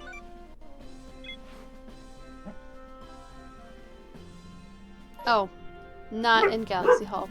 Thank you, Taco. Thank you. No need for Borkin. No need for Borkin. Thank you. You hear something? Oh, sweet man. Thank you. Good, thank you. Thank you is their quiet command. That's their please stop making noise. I do a lot of science-based positive reinforcement training with my pups, and the recommendation for that was to give them a command that says be quiet without saying something that would make you want to yell at them, like, quiet! It's hard to say thank you really angrily, so even if I am angry, it's like, thank you! It's also a good reminder to me to, like, Take a moment, slow down, try to figure out what might be causing the barking, because dogs don't bark for no reason. There's always a reason. Good pups.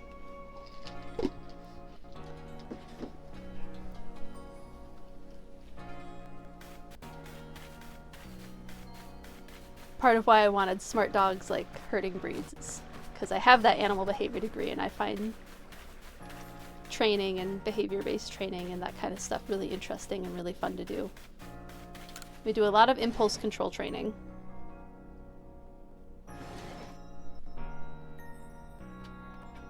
There she is.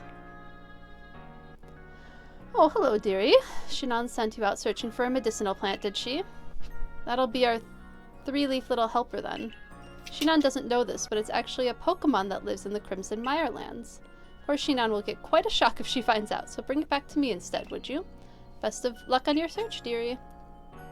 3-leafed Pokemon out in the Crimson Mirelands. My first thought is Oddish. I wonder if it's Budu. That would make sense. Alright, back to the story.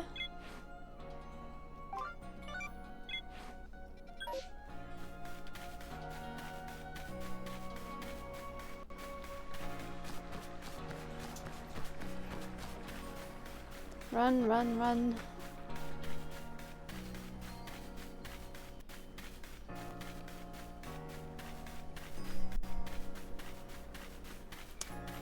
Yeah, go ahead and tell me what it is. I'm fine with that. Hey Z, how's it going? Reports of one of those mass outbreaks out there. Cool, cool. Oh, is it a mass outbreak of Dustox? Interesting. Oh, it's Patil. Okay. Cool, I'll keep an eye out for that then. Thank you. And it's going good over here. We are now on the hunt for Arceus. And then we have another noble Pokemon to quell. And it's Lilligant this time. I really like the design of Lilligant in this game. Remembering now that it had a really cool design. That girl who set out earlier must have been eating some of Benny's potato mochi. I could still smell them on her. That reminds me, I've seen Mistress Caliba riding around on that Ursaluna she serves, digging for treasure in the ground. I wonder if Ursaluna uses his sense of smell to suss out where treasures might be. Ursaluna now knows Arzu's scent. Follow the blue signals to find her. Cool. Oh, did I drop off things from my pack? I believe so. Let's quickly make some of these.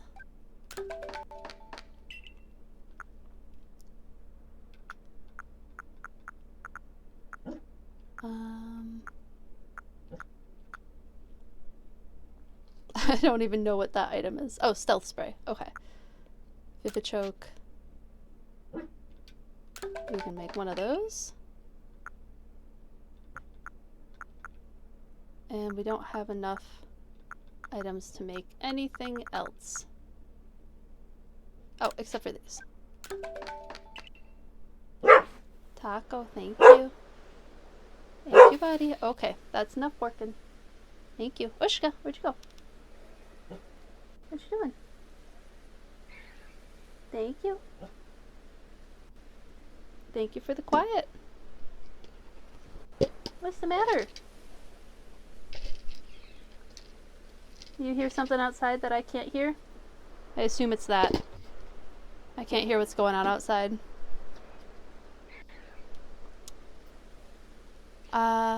Love the character outfits in this game. Yeah, I do too. I'm playing Mario Kart World. I'm more excited than a kitten in Yarn Factory. Oh yeah, you get to play the open world Mario Kart. That's super cool.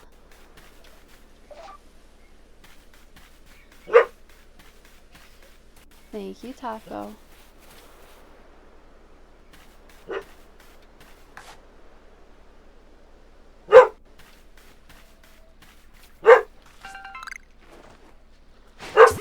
Taco. Thank you. No more barking. Okay, so that's not the one we're looking for.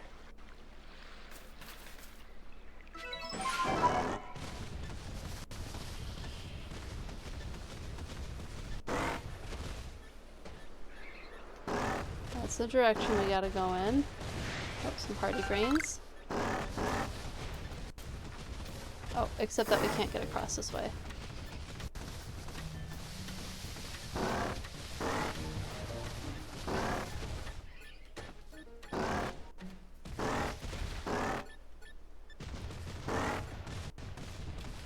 So the Ursa-ring line, obviously based on bears. The scientific name for the genus for bear is Ursa. They're all in the Ursidae family. Bears are a caniform style of carnivore. So there's two different types of carnivores, right? There's caniform and there's feliform. Caniform meaning more dog-like, feliform meaning more cat-like. Bears fall under the more dog-like style of carnivore.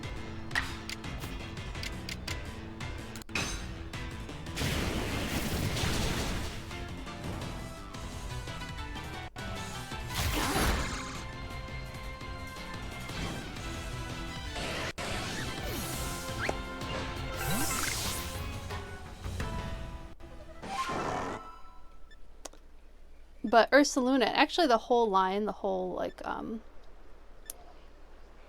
what is it? Teddiursa, Ursa-ring, and Ursaluna. Per Bulbapedia, Bulbapedia says the type of bear is the Kamchatka brown bear, which is a type of brown bear. So in the US, we know brown bears as grizzly bears, but brown bears are the proper term for grizzly bears. Within brown bears, there are like Kodiak bears, the Kamchatka brown bear, and a few other different subspecies of brown bear. So per Wikipedia, the brown bear is the biggest brown bear in Eurasia, whereas the Kodiak bear is the largest brown bear on the North American continent. Can get to 9.8 feet tall, almost 10 feet tall, which is approximately 3 meters, and weigh 1,400 pounds or 650 kilograms. So, oh, it is about the size of the Kodiak bear, but the skull is broader compared to a Kodiak bear, so much wider than a Kodiak bear. So, pretty neat. Pretty fun species. Nice that they have us. Oh! Didn't even notice that we were getting attacked. Whoopsie.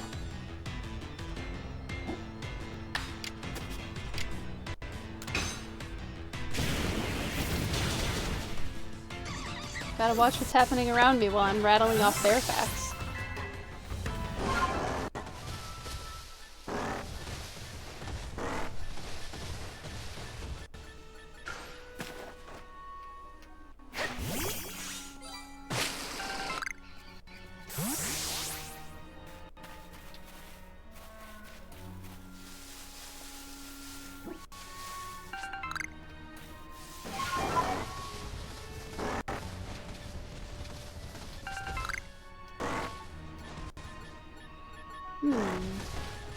Is she like up there?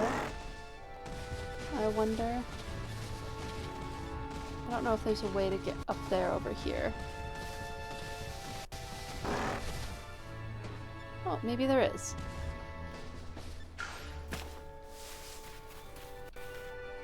Maybe we'll try catching a couple of these.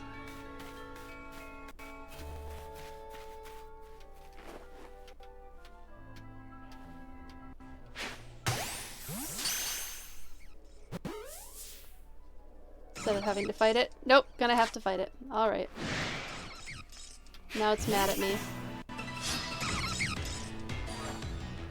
Got another carnivorous plant-inspired Pokemon. Loosely Venus Flytrap inspired, of course.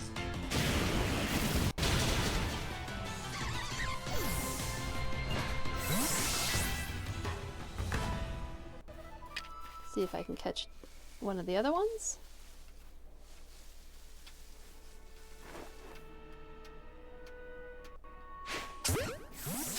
Just for funsies, so we don't have to fight it. Got it!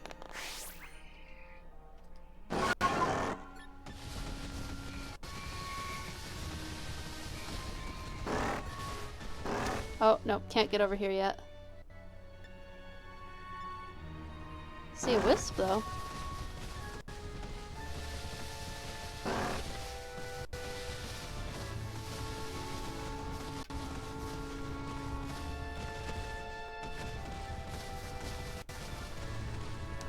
Maybe up over this way?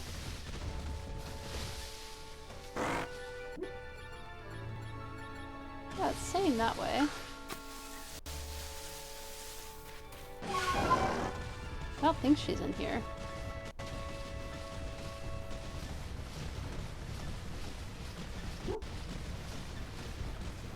Nope. It was a thought.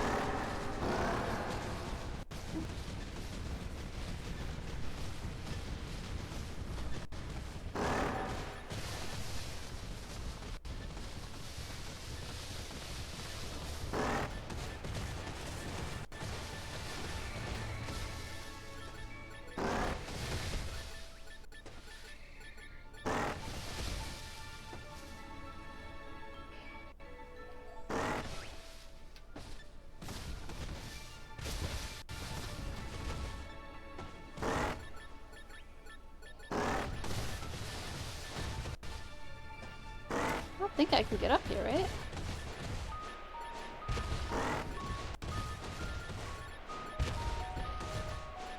Nope. Can't quite get up that way. Probably have to go around.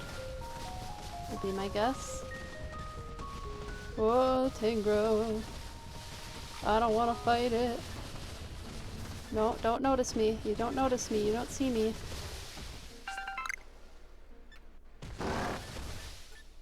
Nope, that wasn't enough.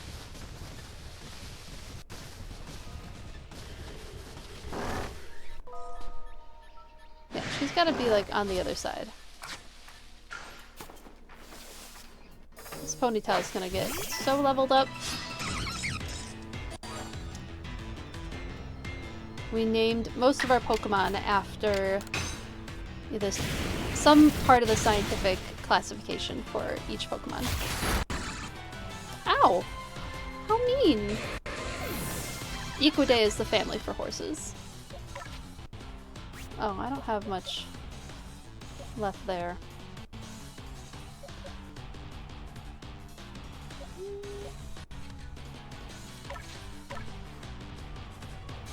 Just swapping.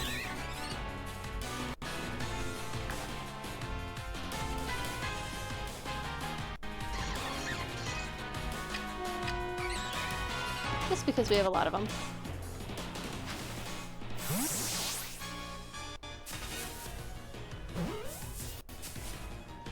Wow. It didn't want to be caught.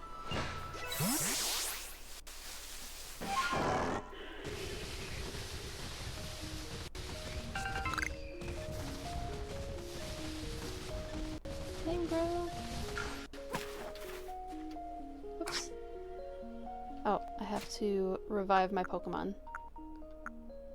Where's my revives? Oh, I thought I didn't have my revives on me. That would have sucked.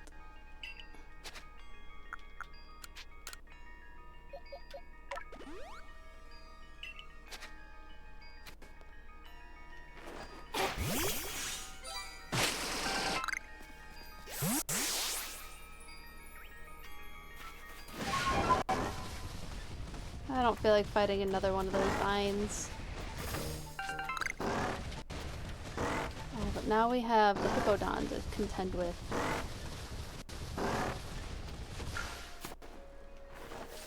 So we might as well stop by the dragonflies while we're out here. The Yanmas.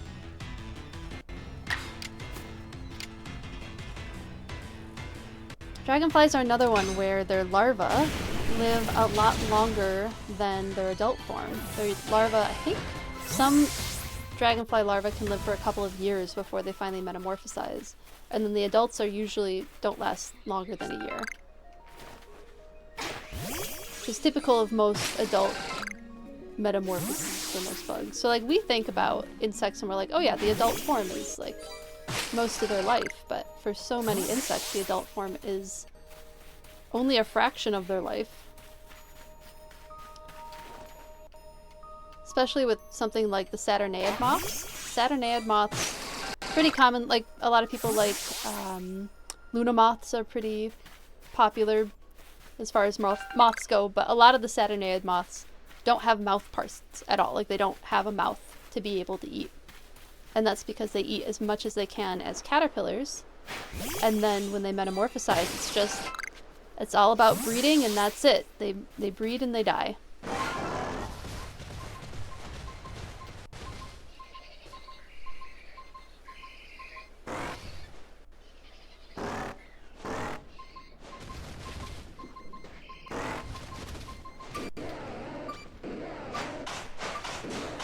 Might as well dig for something. A ball of mud. Oh, it's so happy. It's so happy that it found that ball of mud. See if we can outrun the Ghastlies. And do our best to not fight the Hippodon, because we are definitely not ready for that Pokemon yet.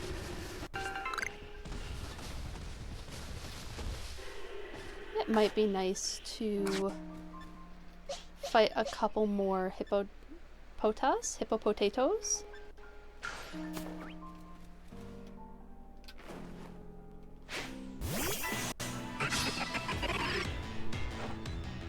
Love when they add sexual dimorphism into the game, like they did with Hippopotas and Hippodon.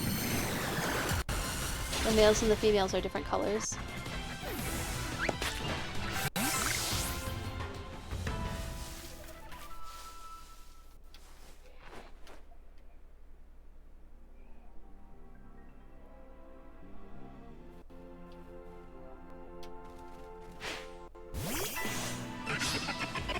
Did we startle it? Nope. Is it gonna run?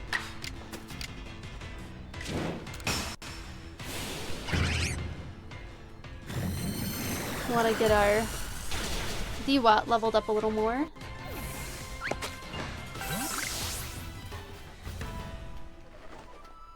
I chose Anhydra lutris for the name because that is a scientific name for sea otters.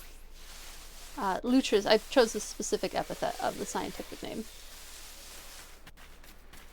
Because I don't think there's enough letters for me to be able to go with the full scientific name.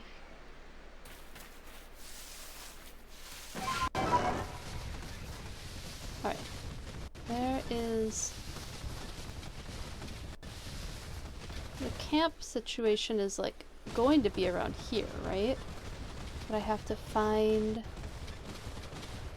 the person for the camp and what they need. Ooh, Stunkies! I think we can all guess what these are based off of. Odo, whoa there. I'd keep your distance if I were you. Just look at those bothers. They're taking up the spot where I was going to set up a base camp. One Stunky would be a headache, but this little group is a full-blown migraine. Yeah, they smell pretty rank. Maybe I can get someone else from the team to handle this. Someone good at battling. I'll drive them off. Are you sure you're up to this, though? They stink something fierce. Leave it to me. Well, if you insist, but you've got to beat 3 of them, so be ready to run and stay downwind. We got this. Amanda's being so cute on the camera. Oh, except I don't know. I think I want this Pokemon up.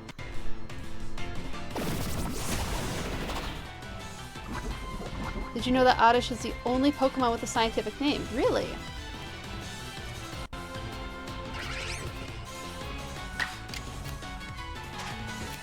What's the scientific name?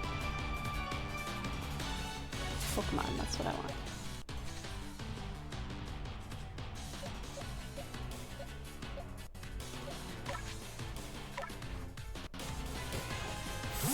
Autumn Wanderess? That's cool.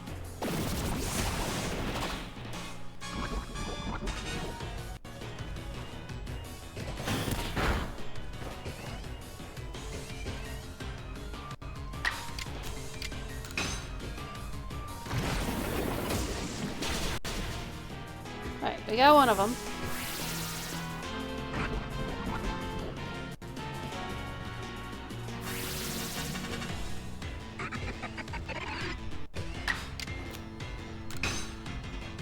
They're really not very fighty, are they? They're just kind of looking at us. They poison us and then just don't do much else. Oh, never mind. That one did some damage.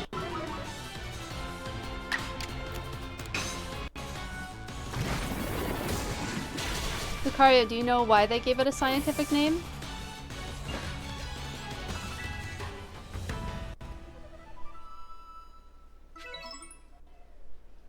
You weren't kidding, you've got talent, and your Pokemon were so brave, too. No, I have no idea. I can't believe you handled 3 Stunky all by yourself without getting smelly. Thanks to you, we can set up base camp. Hold on a minute. Yay, we got the base camp now. We don't have to run so far anymore. There we go. What do you think? Makes things feel a little safer out here, no?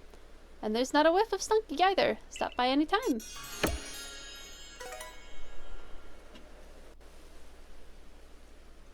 Where's my thing?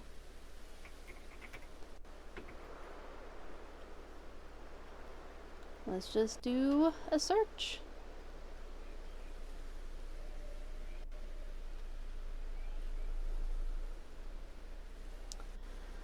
Let's see. Oh, hold on. There's another Pokemon that has it too. So Oddish has a scientific name, Autumn Wanderess, given in its Fire Red and Y Pokedex entries. The only other Pokemon with a known scientific name is Kabutops, which is Kabutops maximus. That's cool. I wonder why they gave it a scientific name. Jeez, blah blah blah. Direct reference to instant noodles. That's interesting. Yeah, I didn't know that about Kabutops either. That's cool. Where'd my pen go? I'm gonna write that down. So that might be fun to put in my PokeBiology panel. Pokemon.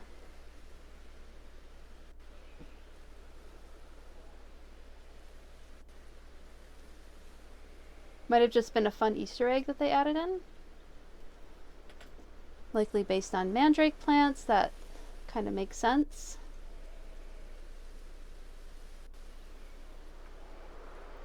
Odd Radish. That's probably where the name comes from, is Odd Radish. Yeah, I don't know why they have a scientific name. See if there's anything else.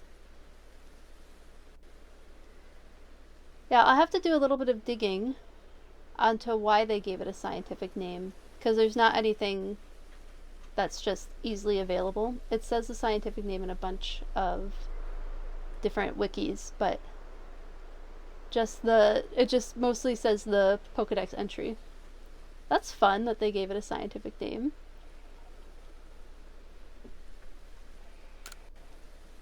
Sweet, new base camp. Oh, and look, there's our professor, covered up by dogs. This makes a second base camp for us to use in the Crimson Mirelands. Perhaps some Stunky will pop by for fun and games sometime, eh? Wouldn't that be a treat? I don't think Odo would agree with you.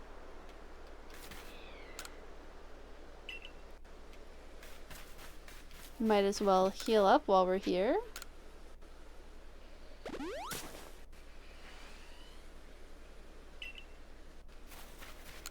I don't think I have anything. Oh, I definitely have some things.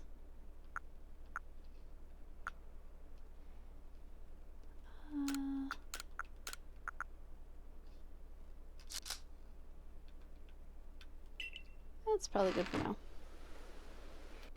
And I don't think we need to change out our Pokemon at all yet.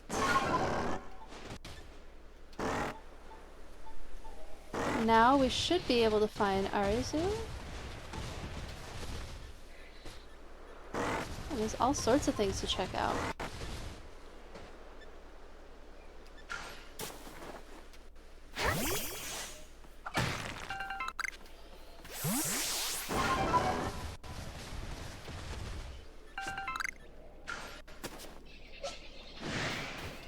Oh, angry Stunky. See if we can catch it.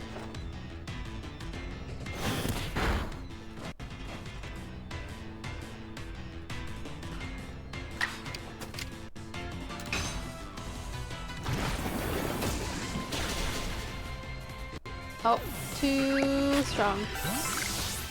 I'll have to be not as heavy-handed to catch a stunky.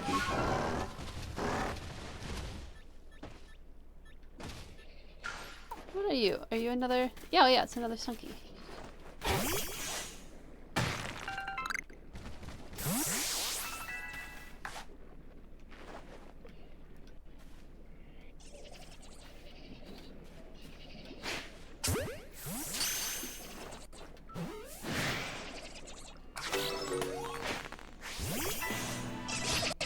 Might as well just fight that one. Ow.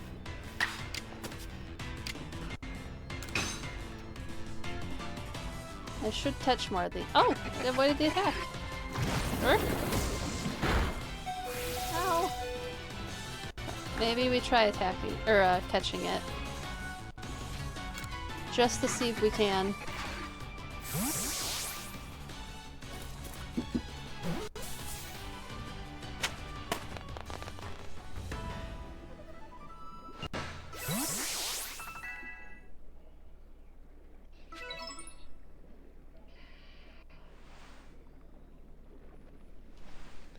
Cool. Well, I see a Graveler rolling around. And then I know there's a couple of alpha Pokemon around here too. I think we pull out Lugias for this one, because I think it's Gravelers that pop out of these. Oh, nope, it's a Golem. Or Geodude. I keep saying Golem. Geodude.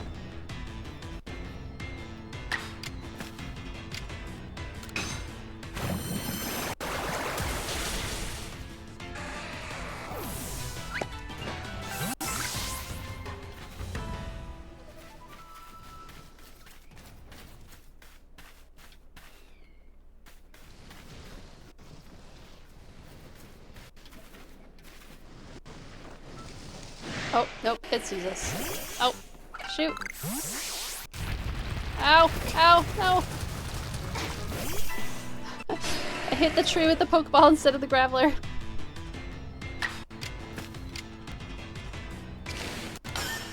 See if we can catch it this time.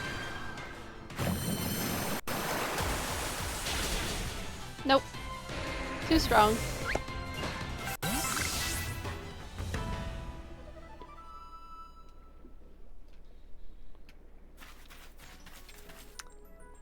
Switch to Scarlet is silky smooth. Yeah, I heard it's really pretty.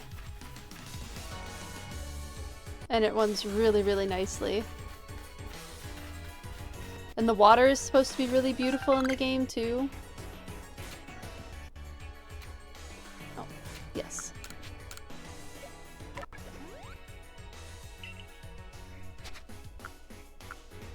Have Oran berries? Yes, we do. For Hippopotas. It runs at frames per second now instead of single frame per second. Oh, is that Luxio ready to evolve? Yes, it is. Let's do it. Get ourselves a Luxray. Again, such a weird Pokemon that's not really based on any one particular animal, but more on a concept, or a constellation. It's based on a constellation. And there definitely seems to be some question on if it's based on the constellation Lynx, hence like the name Shinx when we start out, or if it's based on the constellation Leo, because it kind of has a lion shape to it, or maybe it's based on both. And I mean, the Lynx, when looking up the mythology for Lynx, the constellation, it does seem like they didn't draw the mythological lynx to look like a real lynx. It looks like they drew it to look like some sort of scary cat-like creature. So it could be that this is just mythological lynx more so than anything else. Yeah, I really like this line, the Shinx to Luxray line. Looks really pretty. It has a really cool design. Very lion-based. Definitely not lynx-based. Lynx don't have long tails like that. Lynx have little stubby tails, whereas lions have the long, skinny tail. And lions can't curl the... my goodness. Lions can't curl their tails around their bodies the way that cats do. They can only lay them out flat. And then lynx also have big old saucer paws for walking on snow, and the tufts on the ears. This looks way more lion-like than it does lynx-like. All of that to say. Alright, so we have a Luxray now.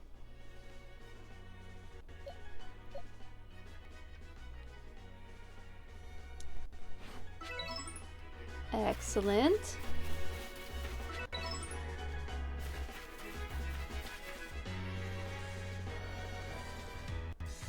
Wonder what's gonna fall out of here.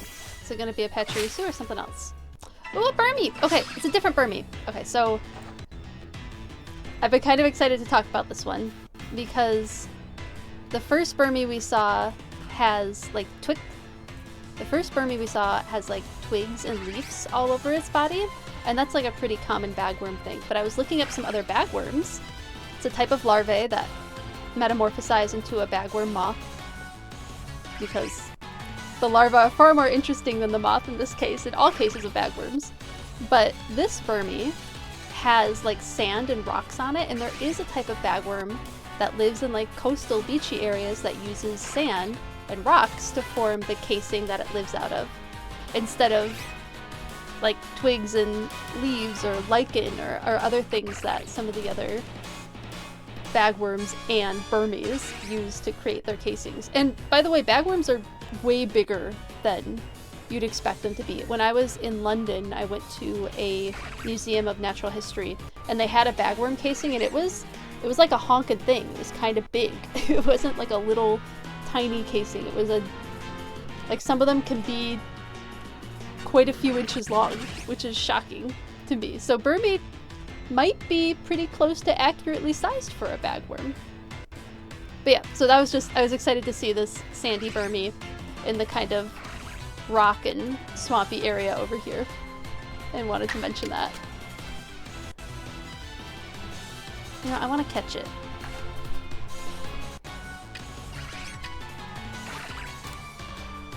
See if we can get it. Get the different variety of Burmy. Got it! Yay!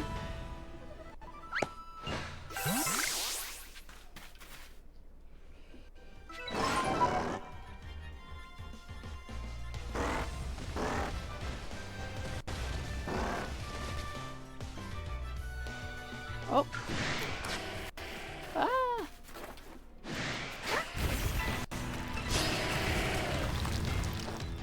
Oh, I'm fighting both of them.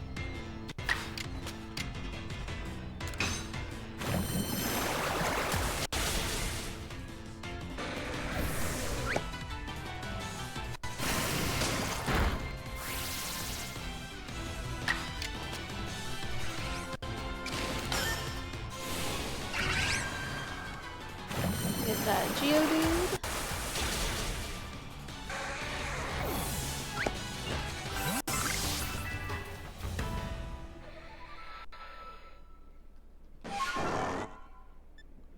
Oh, I feel like we should go up here.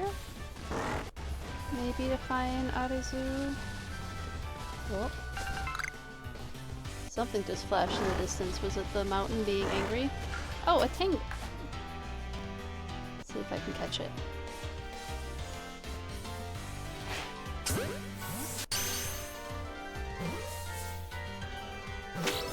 Got it! Yay! Didn't even have to battle it when we caught it. Yeah, we got it without being spotted.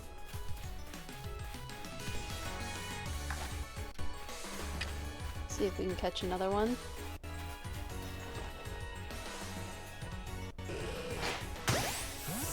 Got it from behind.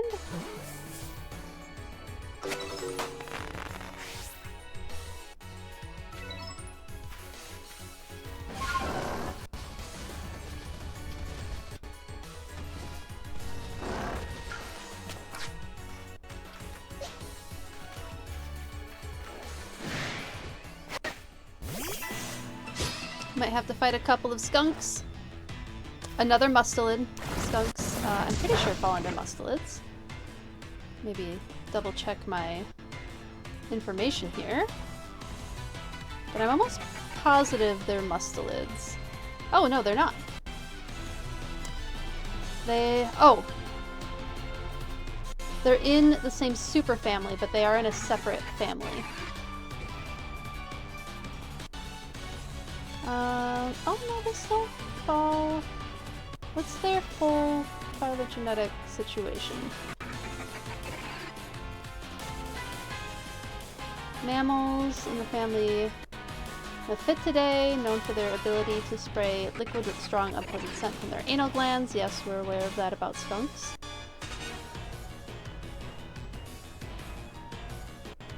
Interesting. While related to polecats and other members of the weasel family, skunks have their closest relatives as the Old World stink badgers. Interesting. I wish that they would give the full taxonomy. Maybe I have to go into a specific skunk. Let's find a skunk.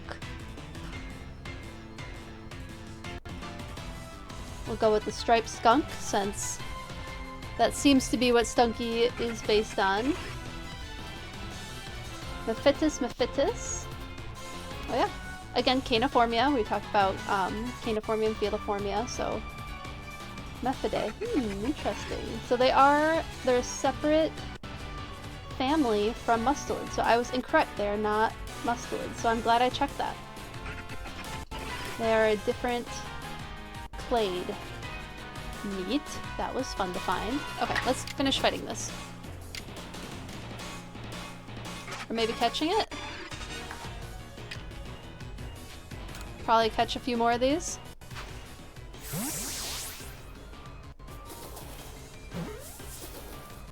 There's skunk Pokemon.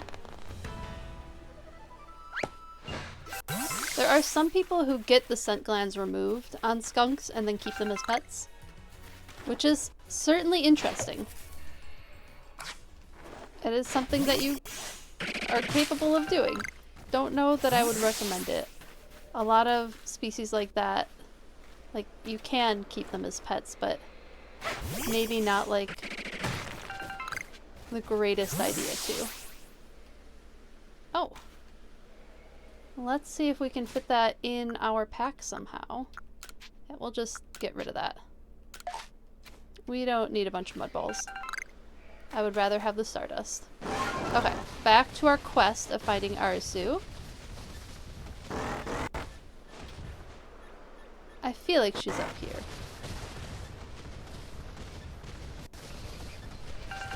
I could be wrong, of course. Have you ever smelled it? Oh yeah, I've smelled a skunk. Oh yes, I have. I have, unfortunately been subjected to the awful, my dog, childhood dog, not current dog, thank goodness. That would be a nightmare. Childhood dog got sprayed in the face by a skunk. We had to deal with that. That had to be dealt with. It was very stinky.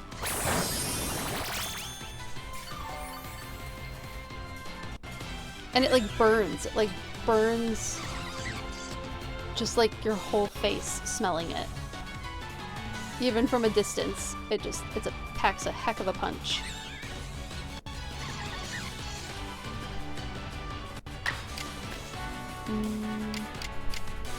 I'll just do a quick pack.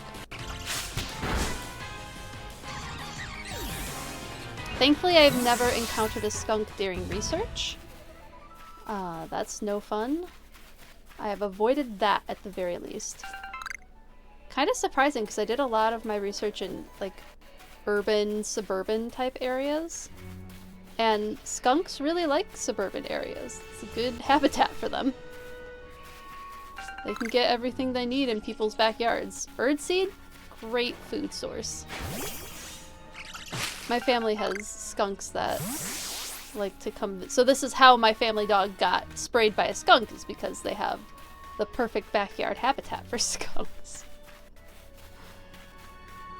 Actually, growing up, my family had my family had a Bichon, and they had to give it a tomato bath after getting sprayed by a skunk. And it turned the Bichon pink.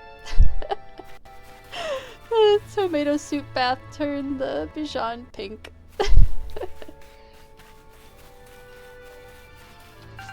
I wasn't there to see that, but my big black dog that I had growing up got sprayed pretty heftily in the face by a skunk. I think he was probably trying to hunt it and did not succeed. He didn't. Ah! Moving too fast.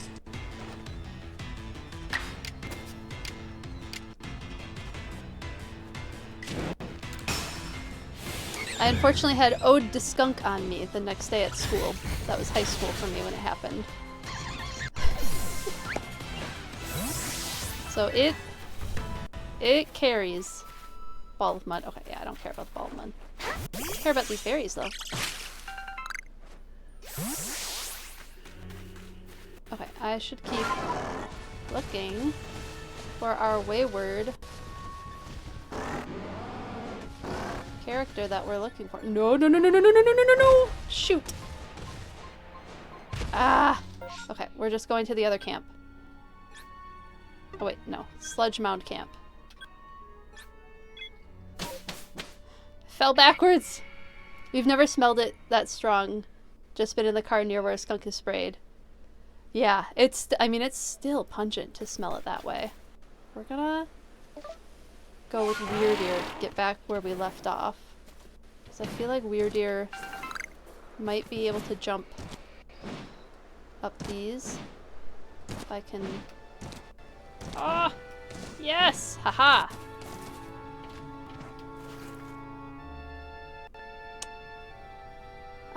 Okay, we're just gonna run back to camp for a minute, since I know that I can get up there, kind of. We're gonna put some stuff away in our item storage.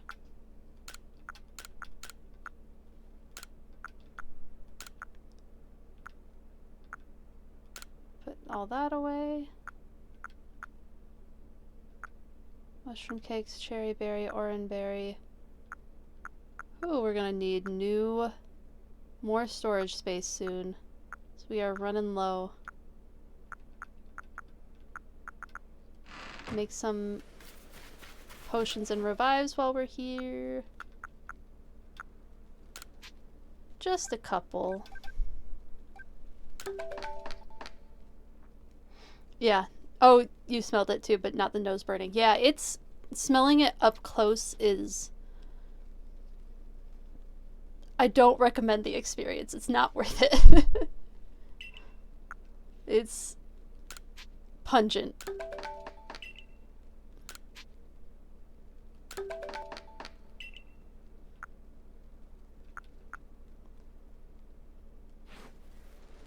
Alright, I think we should have... Let me just check my satchel since I can't see it well.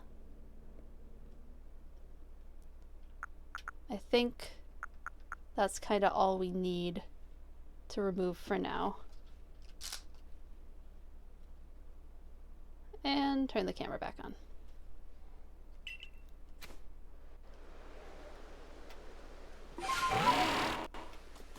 Yeah, smelling it up close is a horrible experience.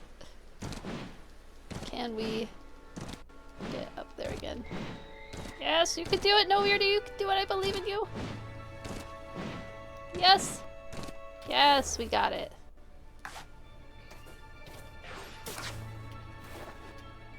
I wish we could throw Pokemon at things from the back of Weird Ear. But I'm sure it's too difficult to separate that from Pokemon battling. But they could just make the Weird Ear disappear during battle, I feel like. And... where were we? Oh. No, this should be fine. See if I can get down without hurting myself. Yeah, it's fine. Although I don't think we saved any time coming this way. Because the Mirelands are right there. Alright.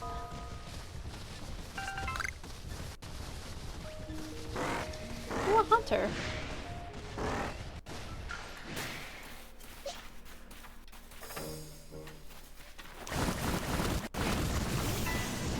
Not gonna poison me. It might not be based on the striped skunk. That was just the first one that I... Or are we fighting the hunter too? Ow.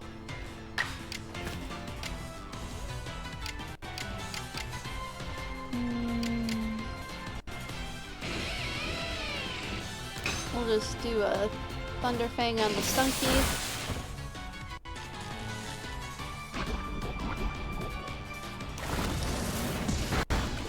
Ow.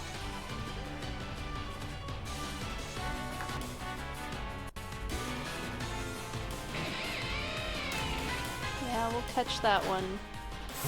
Have to revive our Luxray though.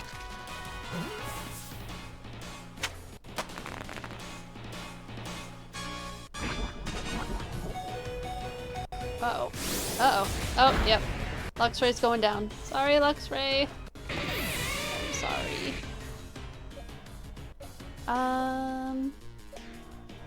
Maybe a Stun Spore would be good.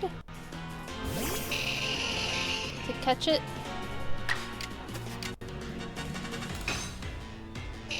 Love having- oh! Did I just get hit with my own attack? Oops.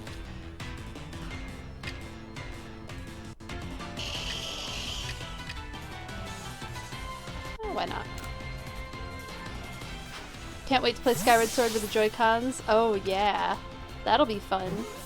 Are you just loading up all the different games on Switch 2 and seeing how they feel on the new Switch? Because that is so valid.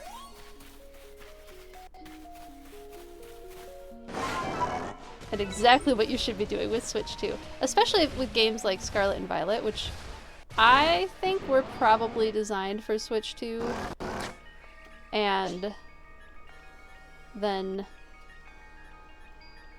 the Switch 2 got pushed back.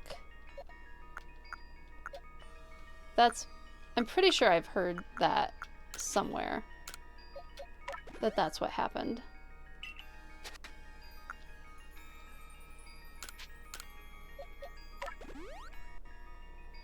Oh, I bet Breath of the Wild looks so good. It already looked really good on Switch, but I bet it's just lovely on Switch too.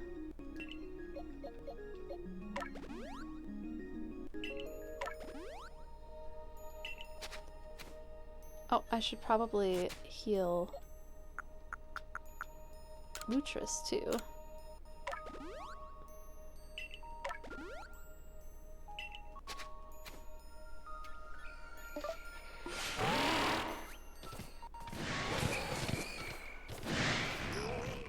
Haha, we got past it.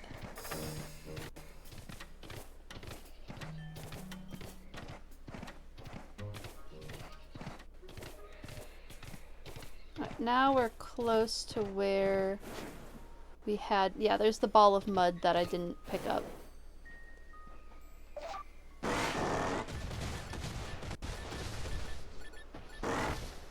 That was the pep-up plant I tried to get and failed.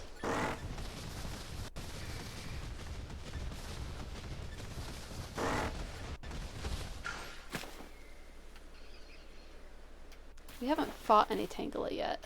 Need that for the dex. Look at our pretty blue pony. So cute.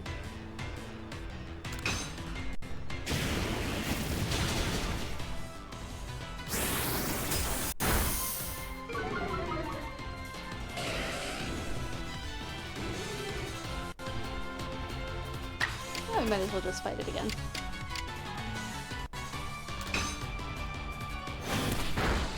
Don't need to hit too hard.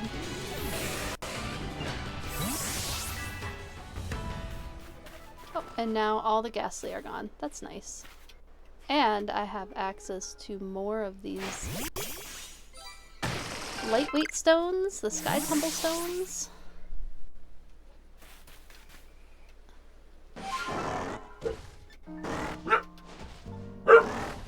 Hey, Taco, thank you.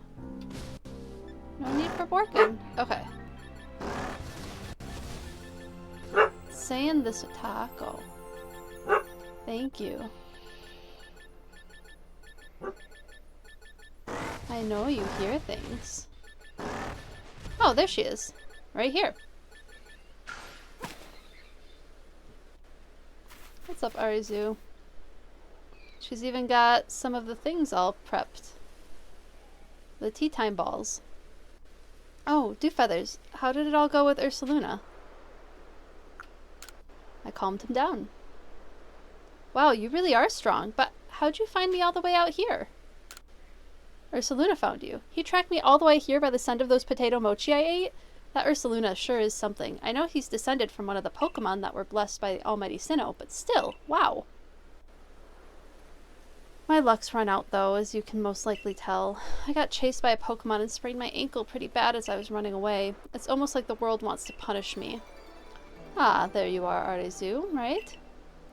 Eek! But Mistress Calibra, I didn't... I owe you an apology. I treated you with disrespect thinking you were just some whelp from the Diamond Clan. I'm sorry for that. I should have treated you better. Huh? Wait, but... It's not your fault that Lilligant became frenzied, nor that Ursaluna was so enraged. You were trying to help them both, weren't you? I didn't even have the courtesy to listen to you. You'd think someone who's lived as long as I would have been more patient. It's okay. I didn't do a good job explaining myself either. Ursaluna only started acting weird after he got too close to Lilligant and smelled her perfume. She was already frenzied by that point, so I'm sure that's what caused it. Ah, that explains the strange powder I found on Ursaluna. It must have been powder from Lilligant. What happened to your leg, dear? I was gathering ingredients to make balms, but I fell and sprained my ankle. See, the reason I went to Jubilife was to get help for Ursaluna and also learn about crafting, but while I was there I bumped into Professor Laventon and he told me about the balms you use to quell Cleaver. So I thought I'd make some for Lilligant using her favorite foods. You Galaxy people know all sorts of things. I'd like to learn even more from you, really. Well, then we'd better take care of Our Lady and get this mess resolved first. Adaman, what were you thinking doing all this yourself? Didn't you think I could help you? Though no one would blame you for thinking so. Not much of a leader am I. I've never even seen Almighty Sinnoh with my own eyes. And I failed to imagine that Lilligant might have become frenzied too. Listen up, Dewfeathers. I'll take the balms that Arizu made and meet you at Brava Arena. Don't you worry, Arizu. Dewfeathers will calm Lilligant, and that will be that. Things should settle down. Head to Brava Arena, Dewfeathers. That's where Lilligant's seat lies. Arizu will be taken care of. My dear Bibarel and I will make sure she reaches her lady. Ow. I'm taking on the, like, voice acting cadence that we've been watching, Ghibli movies. So we recently watched Spirited Away, and I've noticed myself taking on the pattern that, not Yubaba, but her sister. What is her sister's name? Zeniba. Sister Zeniba makes that kind of cadence with her voice. They have anything to say? Oh, you're also kind. Aw. I love this Bibarel. So cute. Oh, I think I just saw an Onyx out there. Yep, there it is. Let's see where that seat is. Okay, all the way up there. Now the question is, are we able to go up and around, or do we have to go around? We might have to go around. Well, we might as well get an Onyx while we're out here.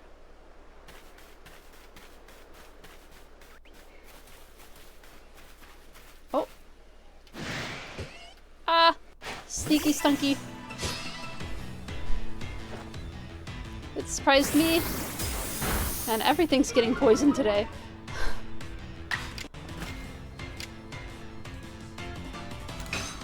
Might as well. Oh, that didn't do anything. Ow. That hurt way more.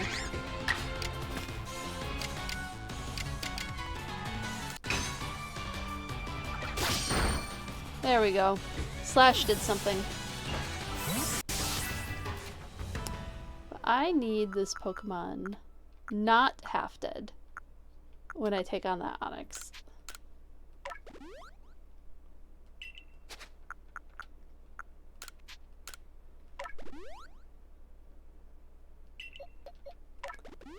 Heal everyone up a little bit. It's a good thing Oran berries are a dime a dozen.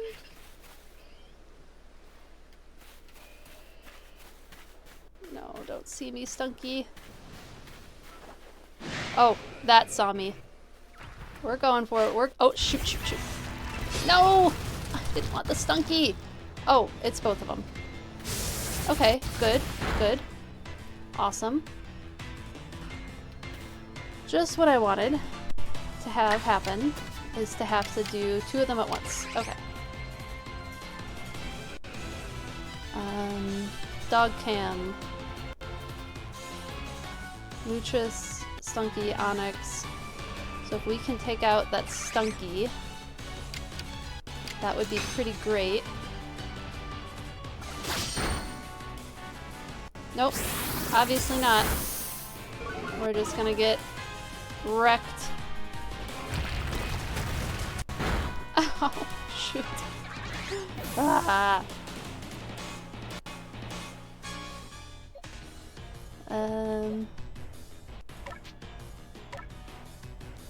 See how this one does.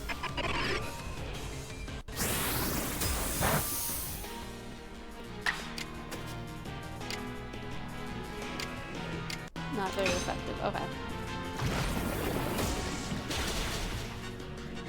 Got rid of the Stunky at least. And now we have Onyx. And Hippopotas avoided the attack. Ooh.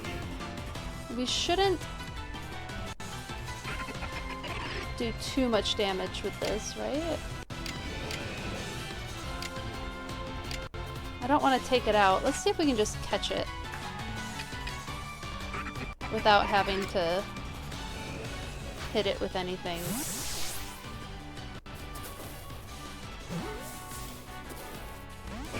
Nope. Okay.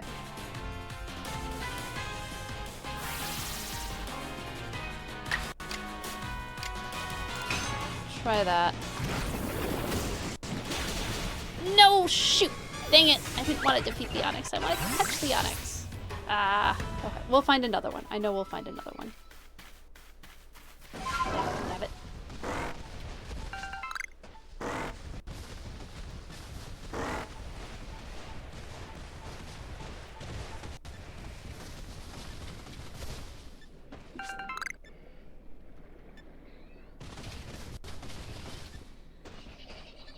More hippopotas. Oh wait, are those hippopotas? Yeah. Those are hippopotas. There's the alpha stun tank. Is that what it is? Stunk tank? Stinky tank? Let's revive our Pokemon quick. Excuse me. No one Eevee works. Just laying there. So silly. Can't even be bothered to lift your head up for a work.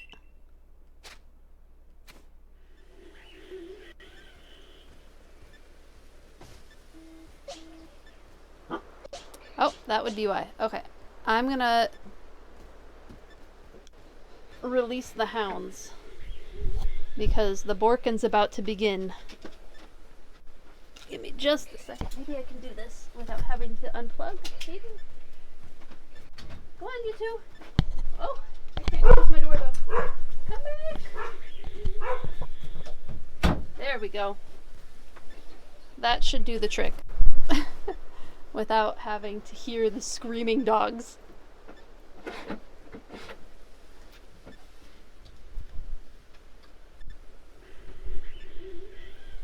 might have been the best Z's home situation we've had yet. Alright, turn off dog cam since we no longer have the pups on cam. I'm not playing with keyboard. Very lucky we didn't get attacked during that whole time I was indisposed by dogs. What is that sound? Oh, that's gotta be the stun tank. Stunk tank. That's what it's called, right? Stunk tank?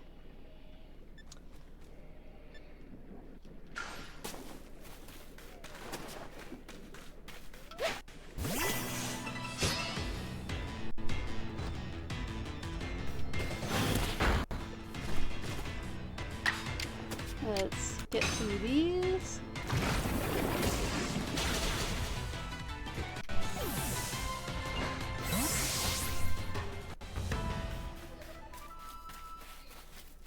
The hippo,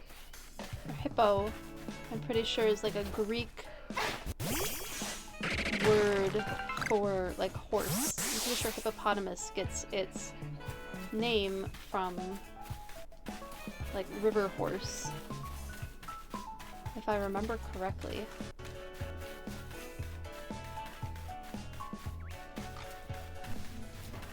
Oh. We want to be able to run very, very fast. There we go. We ran quickly. Okay, are there any more onyxes? Do I have a chance at an onyx again? I'm so bummed that I missed out on the onyx.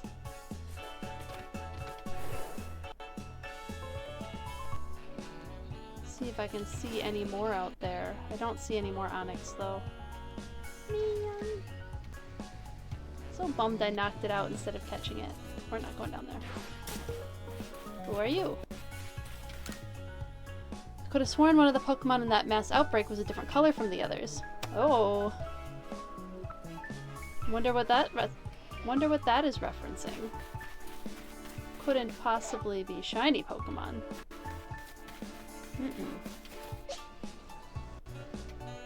Definitely not that.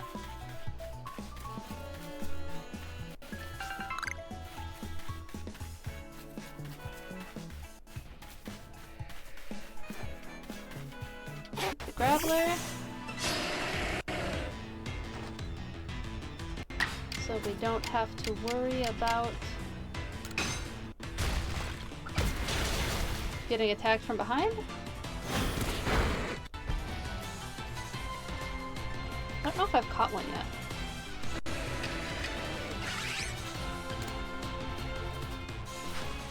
I don't think I have.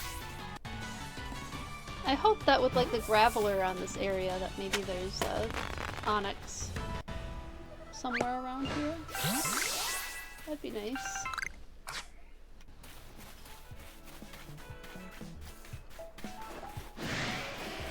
Angry Graveler! I love the behaviors that they showed in Pokemon Snap for Graveler, showing it like doing other things besides rolling around. It would just like hang on the walls. I thought that was a neat addition to the game. Remember a post where someone posted a shiny Latias, not knowing what it was and asking if something was wrong with it. And someone said, no! Someone said it was sick and you needed to reset the game. Oh, that's so mean! Oh, that's so mean for someone to do. That's heartbreaking. The shiny legendaries are hard to get.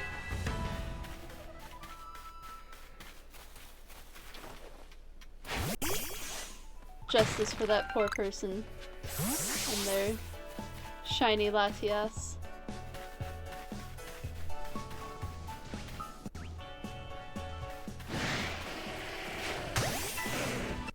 Oops.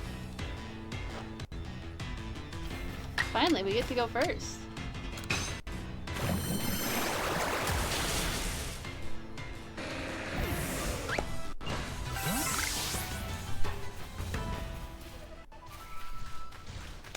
Ooh.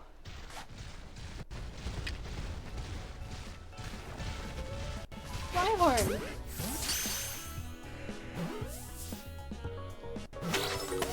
We got it! caught the Rhyhorn. We got something interesting then. We weren't able to get the Onyx, but we did get the Rhyhorn.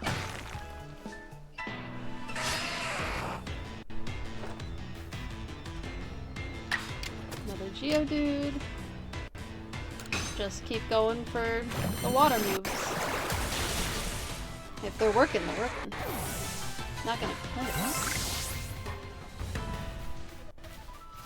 And maybe we try fighting this next Rhyhorn since we caught one already.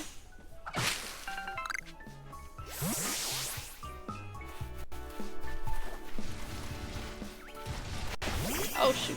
Okay. Moved my camera too much.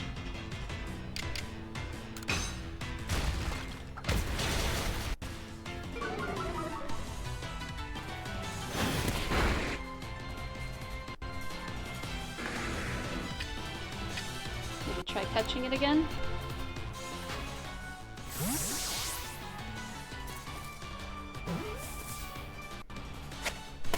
We got it.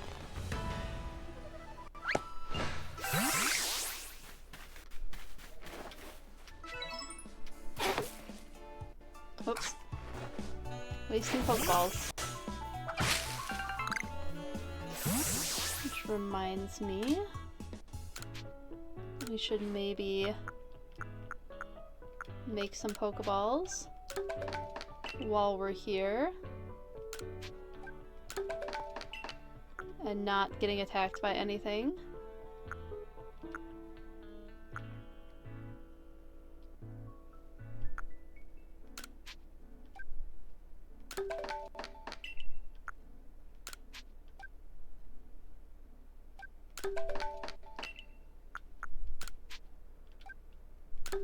There we go. That put us up a little higher. Can't make anything else, I don't believe. Besides this. And at the very least we would empty out our bag of Sootfoot Root, just in case we want to get something different. Still no Onyx. Such a bummer.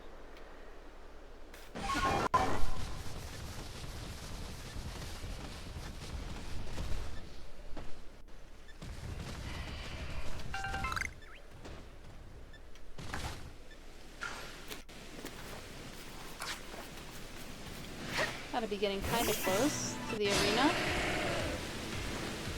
We'll find our next noble Pokemon.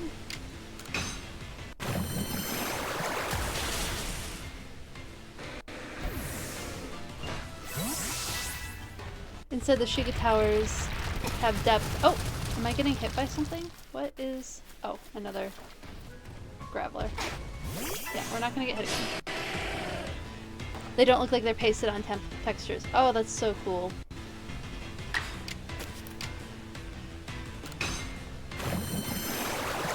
That's so cool that the game looks so nice.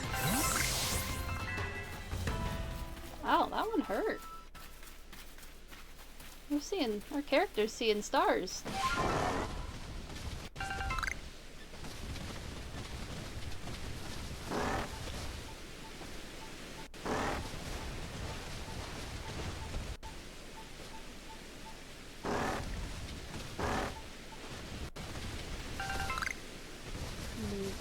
Or no, we've gotten that plant before.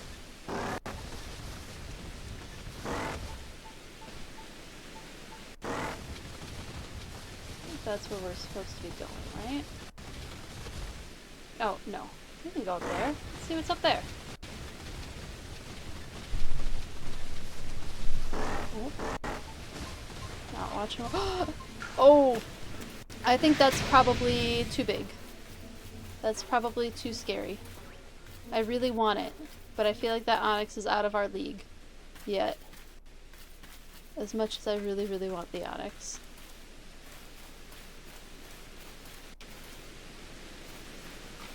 Feels like it might be a bit too powerful for us right now. I mean, everyone's We could heal up really quick. Maybe we just see?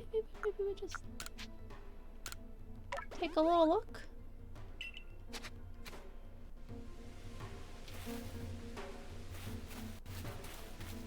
Catching an alpha onyx would be pretty neat.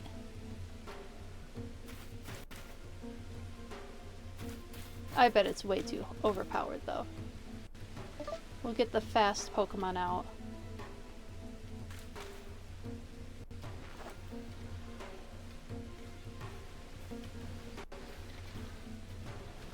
I think it's gonna see us before we see it. No, you got it. Level 50. Uh-huh. Yeah, that might be a little much. I think maybe we run. No, we running, yep.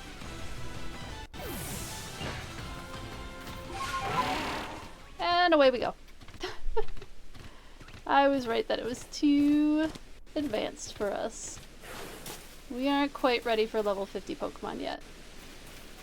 It was worth a shot though. At least to check it out. Are you... Okay, no, runs away. Not a fighty one. We still need... Oh, are you an angry Golbat or are you just a regular Golbat? Regular Golbat. I can handle a regular Golbat.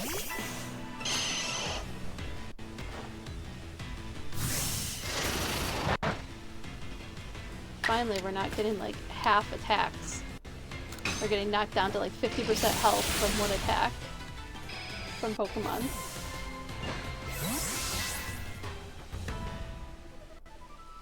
It's taken long enough. Oh. Did not want to do what I asked it to.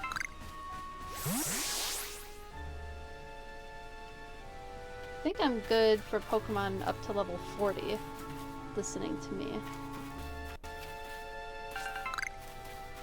Where are we at? We are... Oh, we're pretty close to the Diamond Settlement. That might be fun to take a peek at.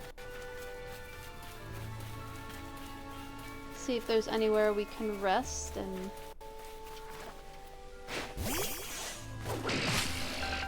get all our Pokemon back to full health. It's somewhere around here, yeah? Do I have to go up? Oh, I have to go up. Okay. Let me just see if there's... Oh, there's another Golbat. I could try catching it. I don't know if I've caught a Golbat yet.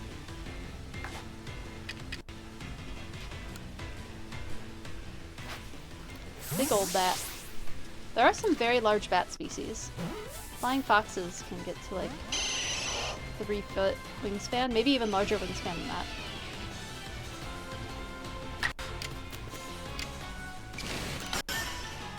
See if that can maybe not kill it.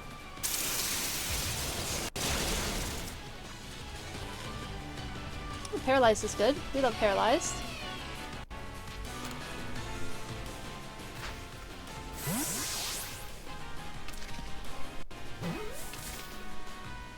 Yeah, got it.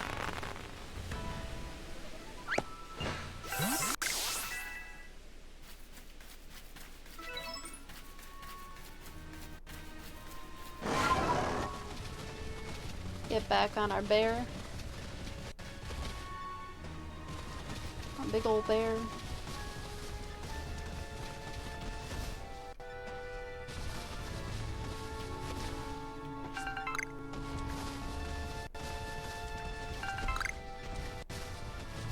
Oh, here's the town. If I'd kept going forward, I wouldn't have had any issues. Look at that. This is so nice. You're from the Galaxy team, aren't you? Do you know of a medicine that can cure headaches? I need it for my Psyduck. I live together with these little ones, and I can tell they've been suffering terribly. I wish I could do something to help, but none of the medicines I've tried have worked at all. There's so many people in Galaxy Team. Surely you must have some sort of healer. Please, could you ask for some medicine? We can do that. Hey, Logic, good to see you. How are you doing today? We're still Pokemonning. We're about to fight a very scary plant lady. I'm doing pretty good.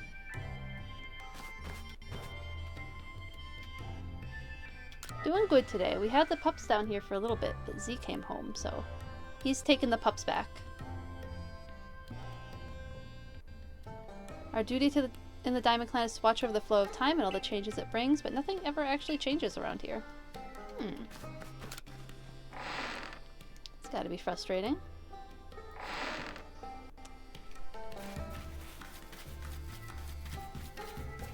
Well, cool.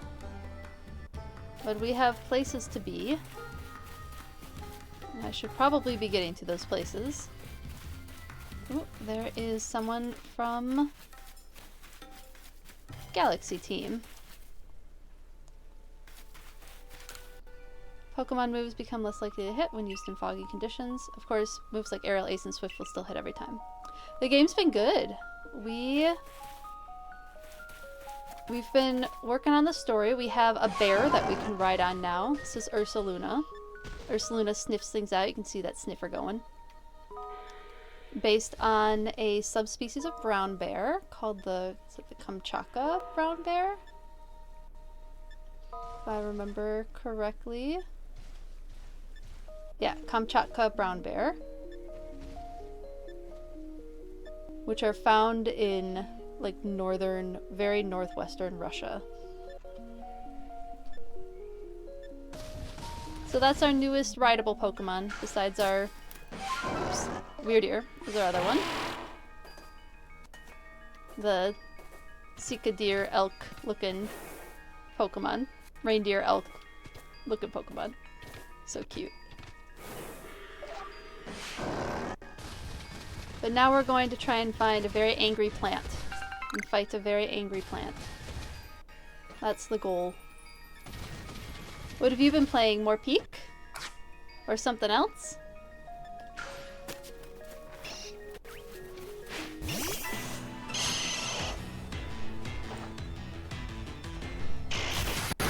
Ouch.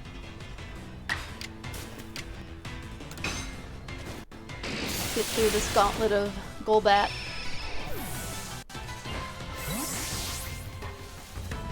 Golbat's becoming as bad as Zubat in this game. There's so many of them.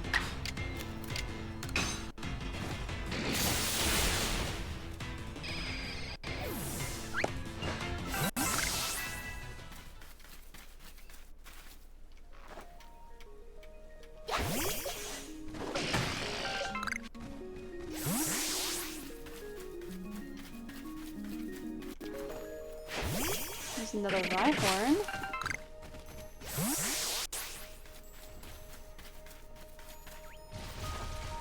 A rhinoceros-based Pokemon.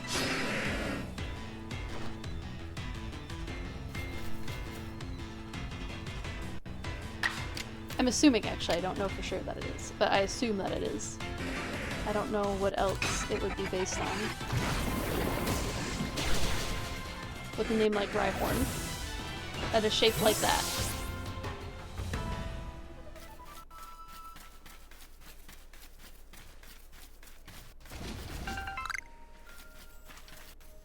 I remember seeing a very happy rhinoceros in a zoo that had a big old plastic, it must have been like a 50-gallon drum at some point.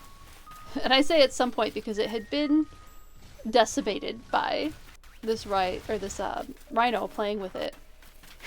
And it was just like happily carrying it around on its nose. It's fun to see.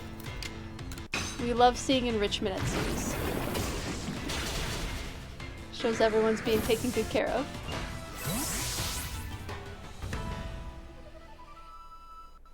That's a scary Rhyhorn. We won't go for that one.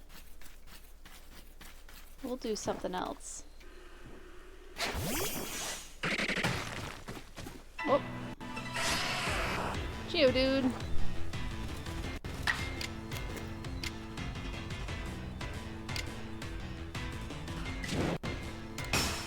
See if we can do something other than our mud move. Nope.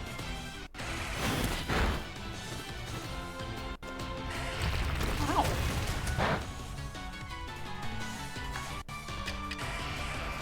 At some point, it's sometimes just faster to catch them, rather than bothering to switch out Pokemon.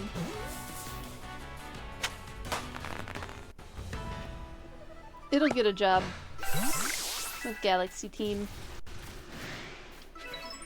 What is angry? Oh, it's a Rhyhorn.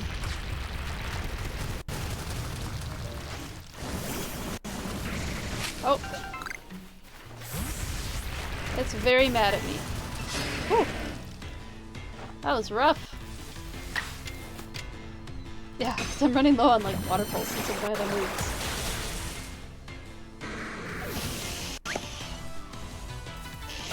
Oh! Ow. I didn't even notice the Paris. I should have noticed the Paris. Teach me to be in the way of moves. Do I want the grit dust that badly? Is there anything? Oh, there's Ball of Mud. I can get rid of the Ball of Mud.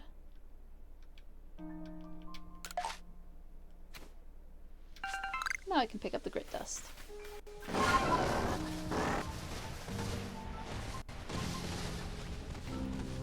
Anything else new? Oh, there's a Carnivine. Oh, we could catch the Parasect in the wild. That might be fun. Yep, it's angry at us. I see you, I see you. Are we fighting 2 Pokemon or just 1? Just the 1. Cool. That's helpful. We got our lovely Cordyceps inspired, but also Flyagard inspired mushroom. A little bit of column A, a little bit of column B. At least as far as the shape of the mushroom on its back goes.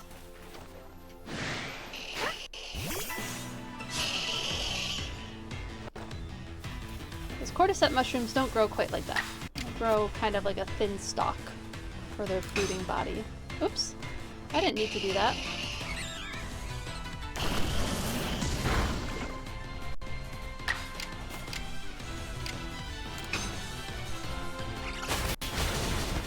Whoops. Got it.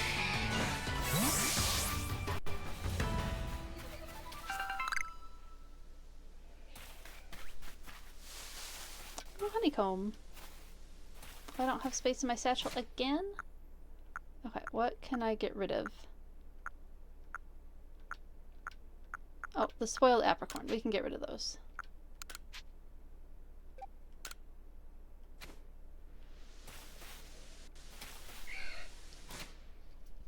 Hold on. Can't see what I'm doing.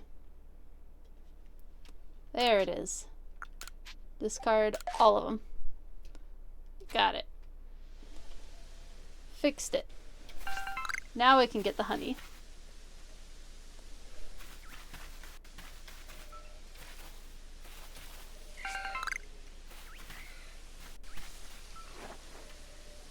Oh, it flew way away. Are they just all gonna fly away, or is one gonna finally come after us? Nope, they're just all flying away. Flighty little things.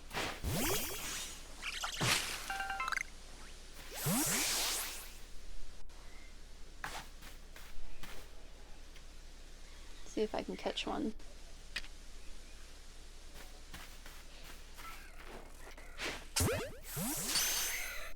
It noticed me, but I might still be able to catch it. Nope. And it's gone.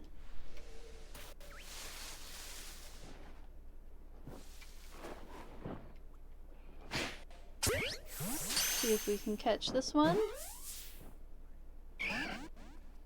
Nope. We'll have to fight. The Roselia. See if we can fight it without knocking it out. Hopefully.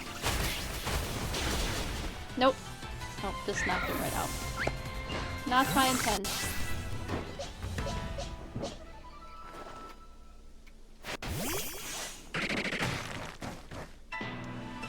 And another Graveler.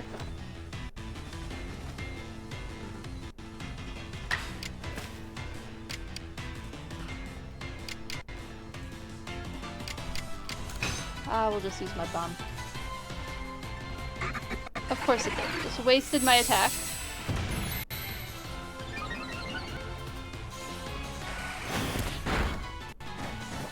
Owie. I'll have to figure out moves that up PPs, or items that up PP soon, because I don't actually know which items do that in the game yet. Or if there are any. Very angry Roserade over there.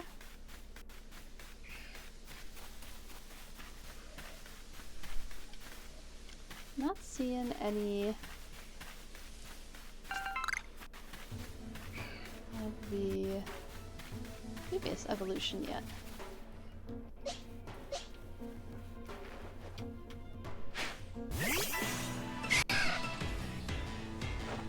Alright, let's see if we can keep it. Oh, nope, ran away.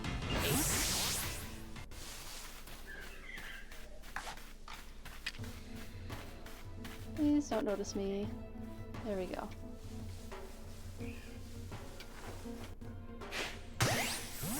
Maybe if I catch it from behind, I'll have a better chance at it. Nope.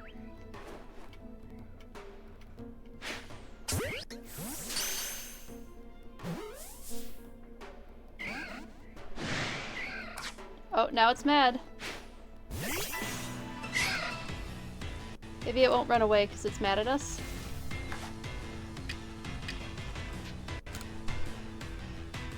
I'm trying really hard to get this thing.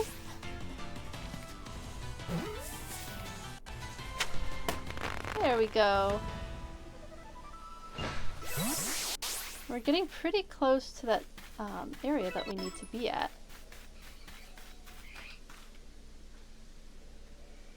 Okay, we should probably get on with that. We're gonna rocket past this Roserade.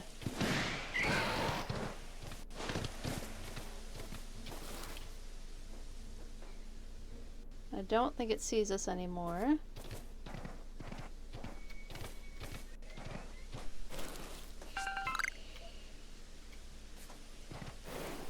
Alright, let's go fight this Lilligant.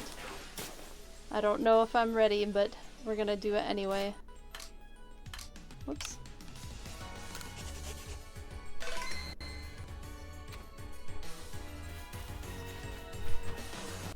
There's Adaman waiting for us. Please heal our Pokemon before this. We had to travel a really long way. So you've come? I take it that means you're ready. Of course. Our Pokemon are as leveled up as they're gonna be. Lady Lilligant's a sight to see, even in her frenzy. Behold her and be grateful. I hope we didn't keep you waiting. Or, I hope we didn't keep you waiting. All it took was one of my poultices to get Arceus' leg all patched up. Caliba, ma'am, I'm deeply sorry we've had to lean on your help so much, especially as we're from different clans. Arceus tried to solve the whole situation herself. I dare say she bit off more than she could chew and caused some trouble, but her heart was in the right place. Listen, the Lady of the Ridge Lilligant is like a dancer, always in motion, always darting about. You'll want to watch her real close and learn how to dodge her moves. That's right, if you keep on dodging, she might get tired out, and that'll be your opening. That's when you can bring out your own Pokemon and prove your might. Don't let me down. Alright, it's gonna be a lot of dodging. Again and again and again. I'm also a dancer, but I don't think that helps in this situation. Of course it's foggy. Oh, here she comes. Love her look so much. Okay, I can't do that. She looks so happy for all that she's angry. That would be a kind of cute cosplay to make, I think. Grass fighting type, so 4 times weak to flying type. Thank you, Lucario, I appreciate it. My, Starly evolution, or Staravia, is it still Staravia? Should get some good use then. Press Y button to dodge. You'll become invulnerable to Pokemon attacks for a brief moment. Dodge with just the right timing to pass through incoming attacks without taking any damage. Alright.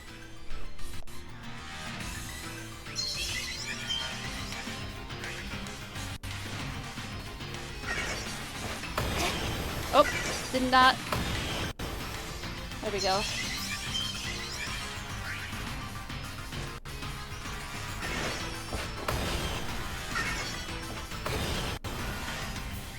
At the very least, she's doing it on a beat, so I've been able to, even though I can't see her. Ouch. Yeah, I know to use the Y button to dodge attacks. I just got off rhythm.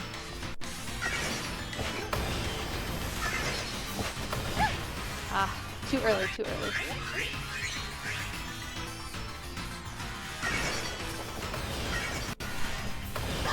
Ah, shoot.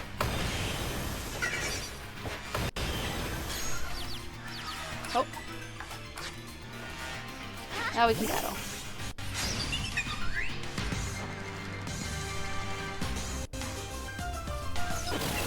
Oh, of course it uses Stun Spore.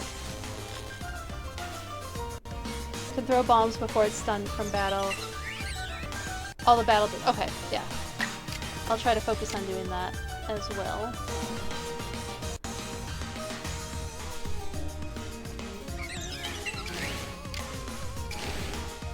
That doesn't seem to change the action order.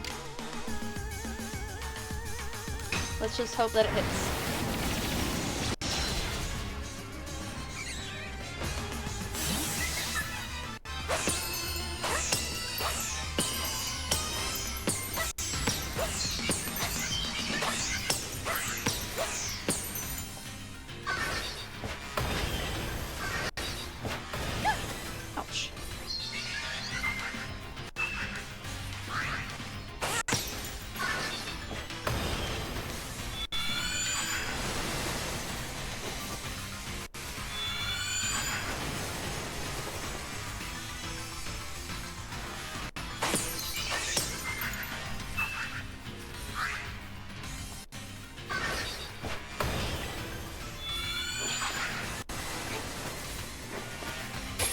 Ouch.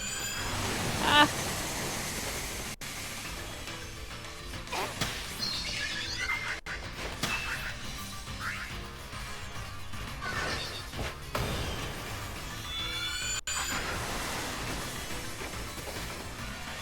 Okay, we're getting a little better at this now.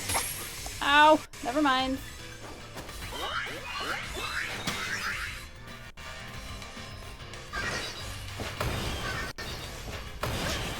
Ow! Ow! Ah. We're gonna get knocked out before we can do any damage.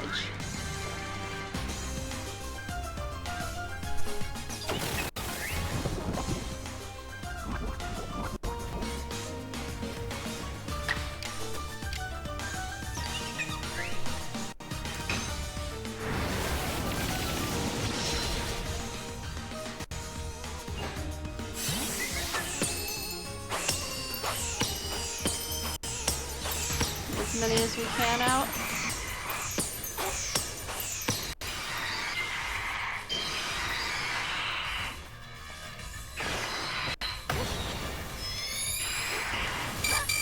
Ow! Shoot! Shoot!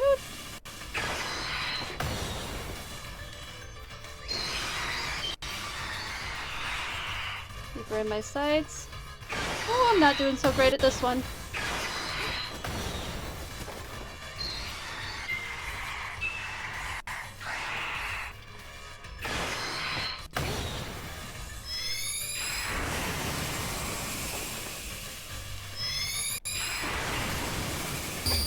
Ow!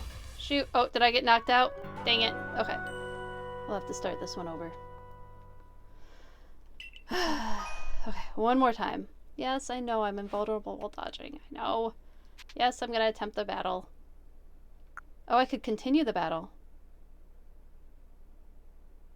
Will it let me just continue the battle? Yeah.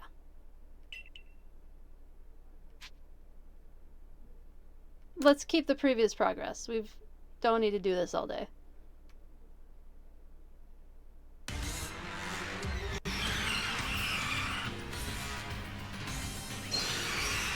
We'll try to be better about dodging though, and not jump the gun on it.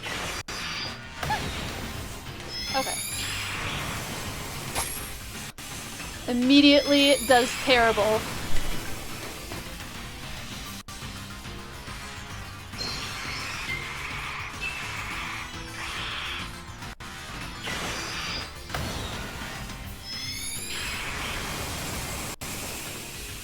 Okay. Getting the timing a little better.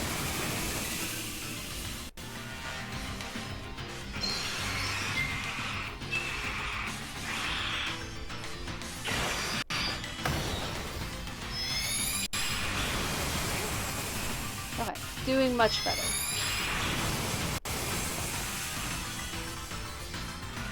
I'm not overthinking it now.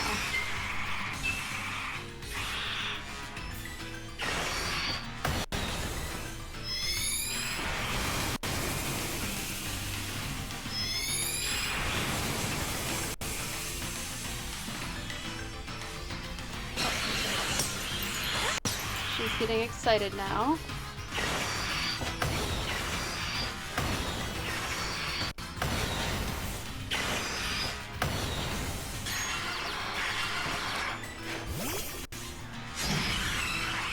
Okay, that's a little better. That's a little better.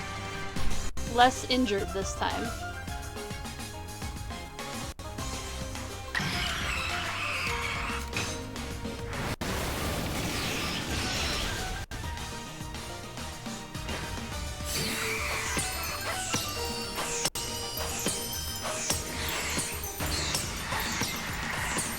See if I can do it and...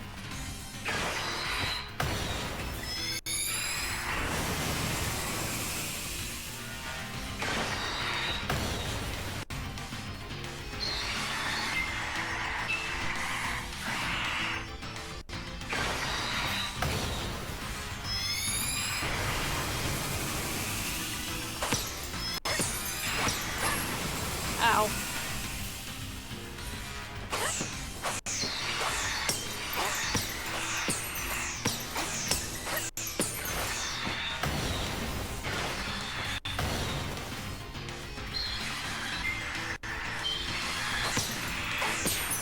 I might be able to get it. Oh, jeez. What a pretty tea bag to throw at. They're not called tea bags, are they? Like tea party bags, tea balm bags. I don't remember what they're called anymore. Ow, so cute. She's so pretty. Ooh, and we can evolve to a Star Raptor. That's cool.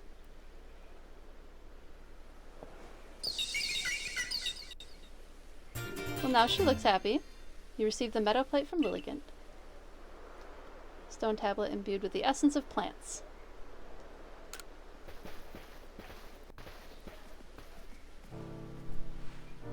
Hey, thank you. You didn't just save Lilligant, you saved Arceus as well, and I appreciate it. First Uslona, and now Lilligant? You're amazing, you know that? We did our best. Tea time balls is what Laventon called them, but their official names are bulbs. Okay, we'll call them bulbs then instead of tea bags, which sounds not great. First Usluna, now Lilligant, you're amazing, you know that? Being all frenzied didn't suit Lilligant one bit. I'm so happy she's back to her graceful self. Yeah, nice green wig, a cute little green dress. I think that'd be fun to cosplay. Arizu, you still owe someone an apology. Hmm? Oh, don't worry about it. A young one like her is bound to get caught up in some trouble from time to time. Remember what was written on the Salacian ruins. All lives touch other lives to create something anew and alive. There's wisdom in those words. I imagine they're the teaching of Almighty Sinnoh itself. Of course, I'd completely forgotten about them until a certain someone helped me remember. We owe you one, ma'am. Don't try to solve everything by yourself, Arizu. You're a warden. Of all people, we should know how to stand in solidarity with others. It's our job to stand side by side with Pokemon, after all. Yes, I know. I'm sorry. Well, I can hardly start yelling at you now after Kalaba wrapped all that up so nicely. Just one more thing, Arizu. I know you were trying to do what you thought was right, and I approve of that, but from now on, do it without keeping things from me. Agreed? Other than that, no need to change a thing. Except maybe put in some training if anything else happens to Lilligant. I need you ready to protect her like the warden you are. I understand. Let's work together from now on to keep the Mirelands safe, Arizu. I'll be sure to inform Iride that both the Diamond Clan and Galaxy Team helped save Ursaluna. You did well, Dewfeathers. All our different groups finally joined hands to work together today. I admit it was a fun day for me, but now it is time I be on my way. Listen, you know me. I'm Adamant, leader of the Diamond Clan, and I worship Almighty Sinnoh, the ruler of time. Time is all about change, and we can't live in fear of that. We can only try to help the time we live in change for the better. Something tells me helping you folks out will help me do that. I'm looking forward to it. Thank you for everything, Dewfeathers. I think I'll stay to talk to Lilligant for a while. What happened, Lilligant? How'd a kind-hearted Pokemon like you end up all frenzied, huh? Though it's not like I'm perfect, I hid things and lied and couldn't even keep you safe. I'm real sorry about everything.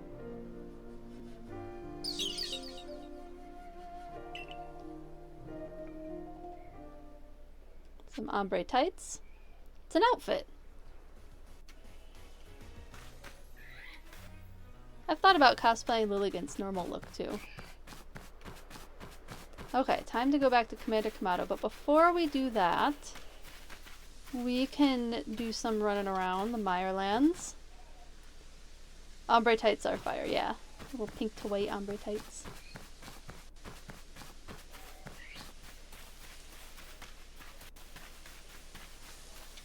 Anything over here to get?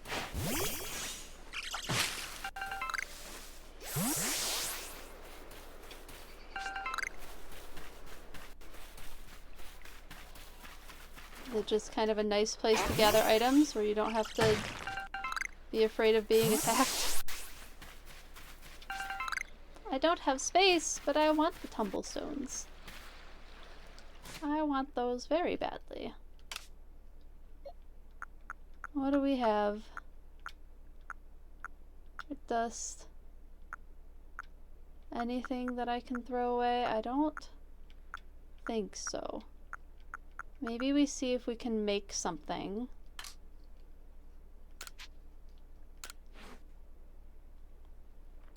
Ah, yes. Oh, and we can evolve our Staravia Sternus, which is the genus for starlings. Alright. Evolve, my burb!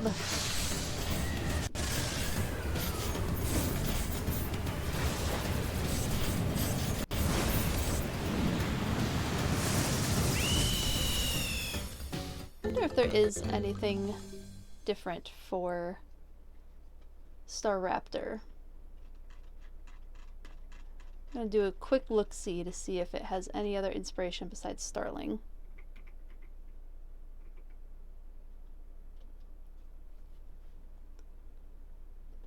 Just a quick look-see. Nope. Still the Starling. Combined with a bird of prey. Though it largely resembles the starling in appearance, much of its inspiration comes from hawks and falcons, particularly its predatory nature and aerial speed. It has strong similarities to a harpy eagle, does it? And the feathers hanging over its face are similar to a long-crested eagle. Could see maybe that. Starling and raptor. which is a predatory bird. So it's still pretty much based on starlings overall. Got an idea for a new move? Let's see what that new move is.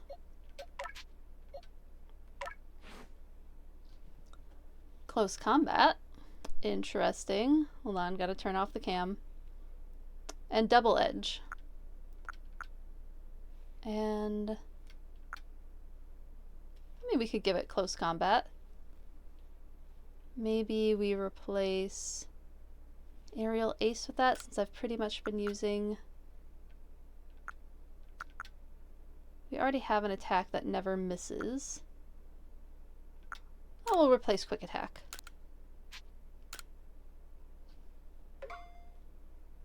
And put the camera back on. There we go.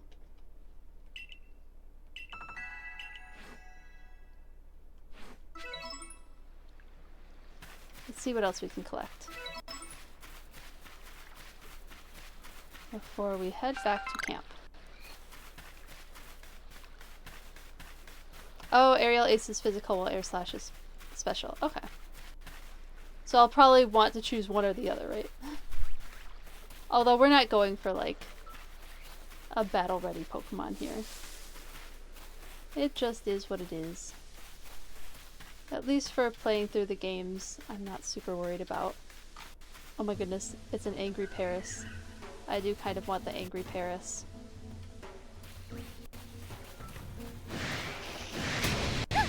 Ow! There we go. We're gonna end up fighting both of them or just the one? Both of them.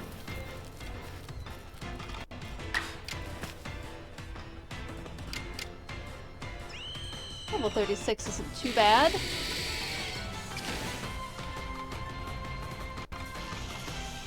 See if we don't knock it out would be great. All Paris are angry. This one is just angry plus. Definitely. I mean, if I was taken over by... Oh, I knocked it out. Dang it. If I was taken over by a parasitoid, I'd be pretty angry too. Well, we'll have to catch it another time. Because I was too strong. Next time we come back to this area in the Crimson Mirelands. Ah, we're out of space in the bag again. What do we...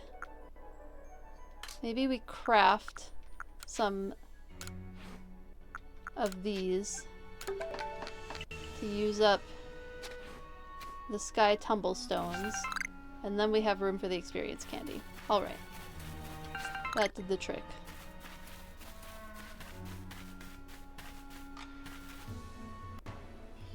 Oh, Angry Haunchcrow. I do like Haunchcrow. That might be fun to have for a while, a crow-based Pokemon. That looks like it would hurt if I fell from it. We probably don't want to fall from that height.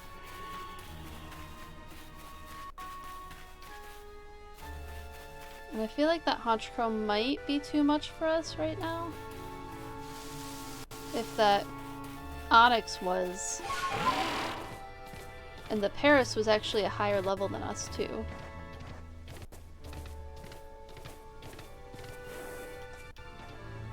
There's a regular Murkrow. Oh, I don't know that I've gotten Murkrow yet.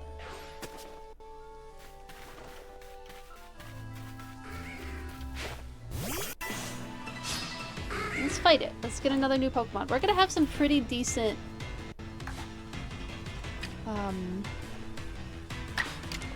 research to bring back.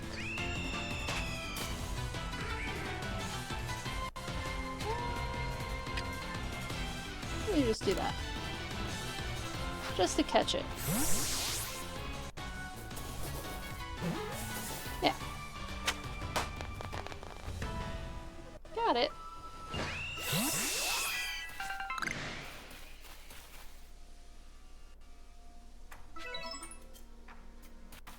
Oh, the Haunchcrow sauce.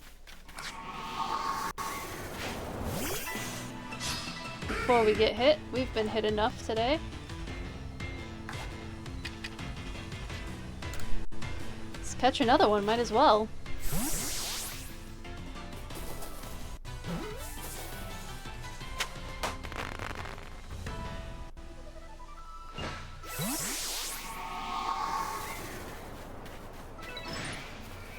Oh, shoot. Okay. Time to peace out.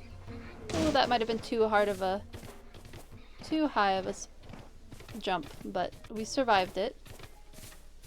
We survived it. I didn't want to fight that Honchkrow. We fought one big scary Pokemon today. That's enough. There's a big angry Parasect.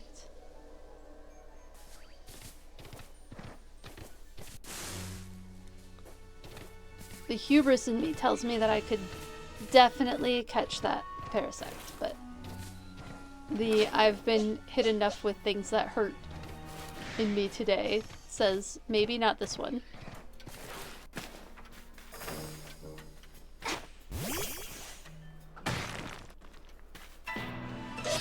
Oh, a Bonsly! Oh, can we catch it before it runs away? I want the new species.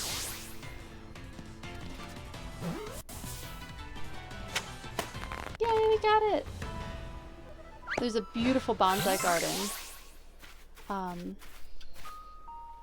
Oh, it's a thunderstone. Oh, shoot, another one where I just have too much stuff.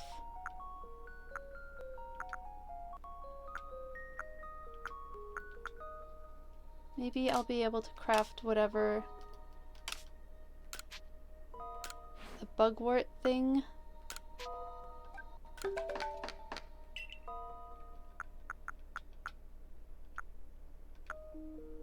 Don't have enough materials, don't have enough materials, and I don't have the Hopal Berry for that. Okay. So that's a no. But maybe I have enough room for it now? Since my full, I probably should just head back, but I want to try my luck with the Rhyhorn.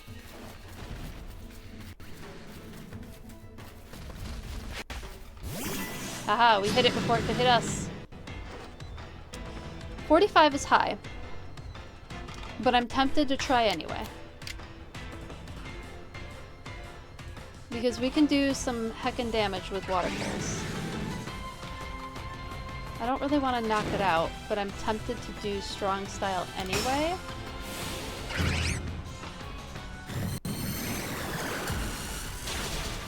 Oh, okay. Well, it happened again. I'm overreacting. Ah, and now I have not enough room again. Let's use the experience candy on someone. Maybe Hippopotas?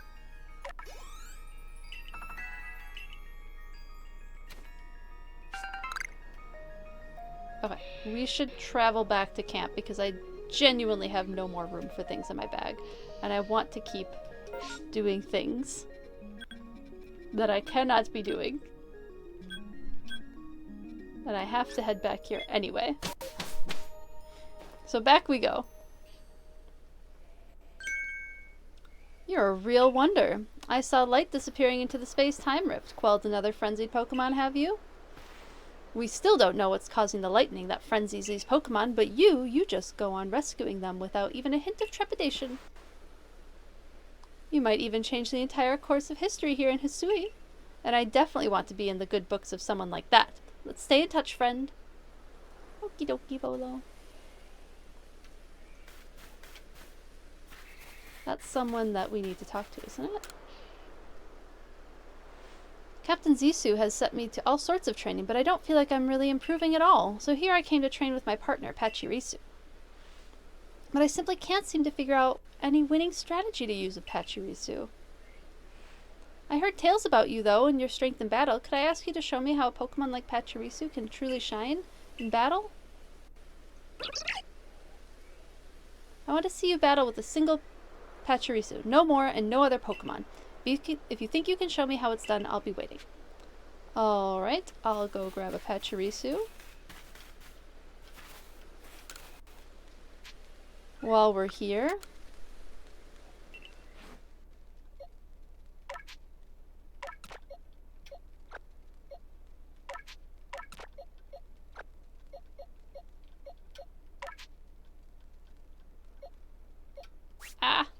can't see what I'm doing now.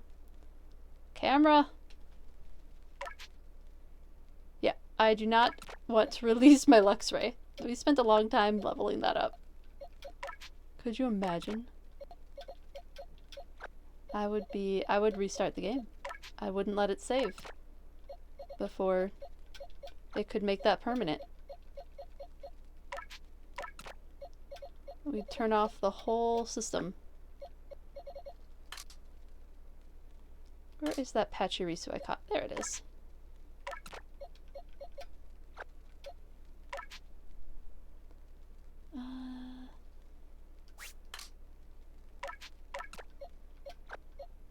Put these in here.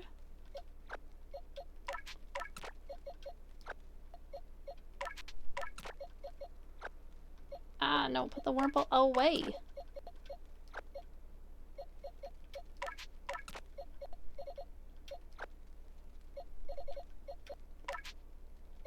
Change moves. Are there any different moves that we can use? Oh, it has a quick attack. Let's see, the Thunder Shock and Spark. We're gonna switch out Thunder Shock for quick attack. And then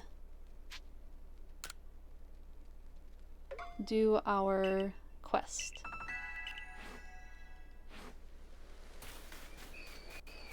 Alright, we're ready.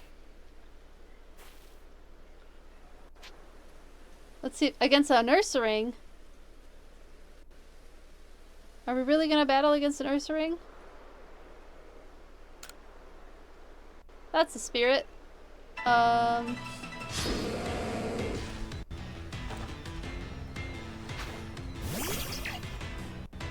Why? Why?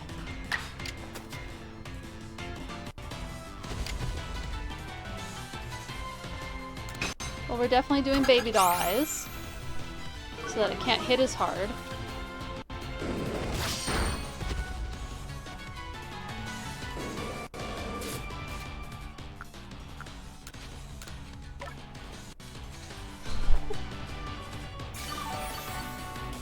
Really? A level 22 Pachirisu against an Ursaring.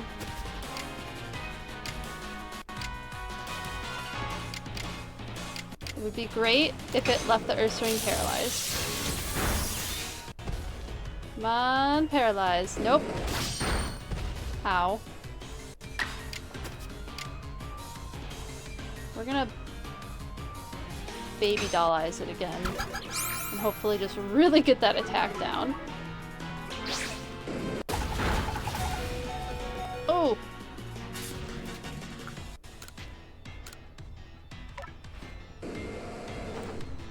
You just barely survived that one. Oh, stop using baby doll eyes on me. Why did I agree to this again?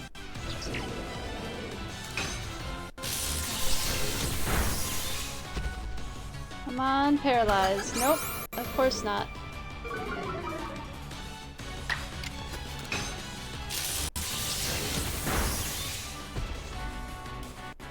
Nope, still no paralyze.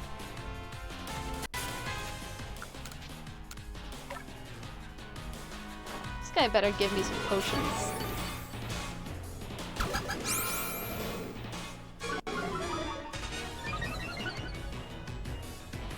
Great! Its stats were returned to normal. Love that for us. I'm just desperately hoping to get off that paralyze.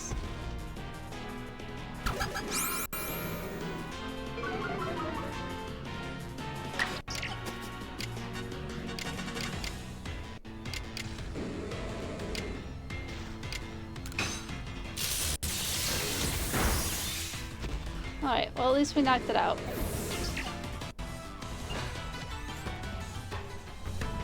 What a jerk making us fight a Pachirisu against an Ursaring.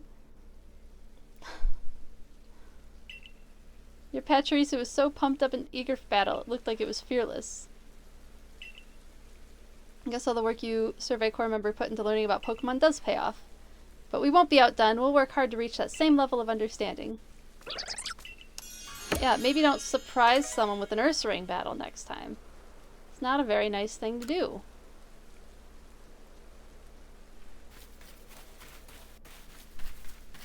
I want my Pokemon back, please.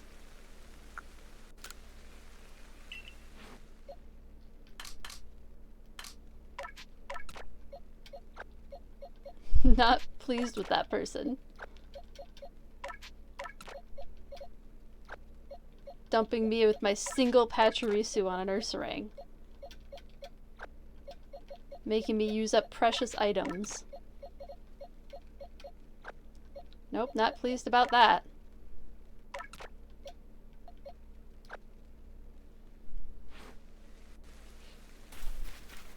Get a little nap.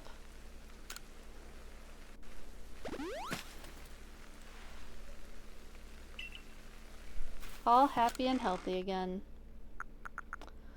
That's good.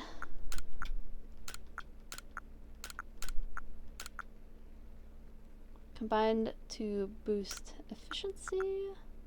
Cool.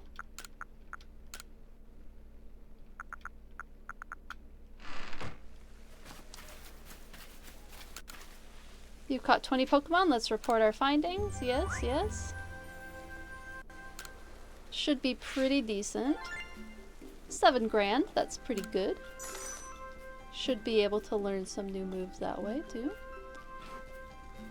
You've made some new observations. Let's have a look. Most illuminating. Reached level 10 with Geodude. And Staravia. And Luxio. Paris is done. Dewat's done. Golbat's done. So is Carnivine. That's nice. Roselia's not quite done yet. Stunky's done. Cool. Yeah. Fun. Ooh. I think we just barely made it to the next rank. You've earned yourself a promotion. What's this? You quelled Lady Lilligant? Smashing! Let's head back to the village then. The commander will be wanting a report. I can only hear smashing in the voice of the Thornberry dad. Smashing! Oh, my camera's not on. There we go. I'm back. Found her by the scent of my mochi, did you? Of course you did.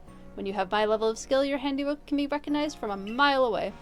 Remember to be thankful for getting to eat such masterful mochi when you come for dinner later. I will be. But first, don't you owe Kamado a report? Your meal can wait. Let's...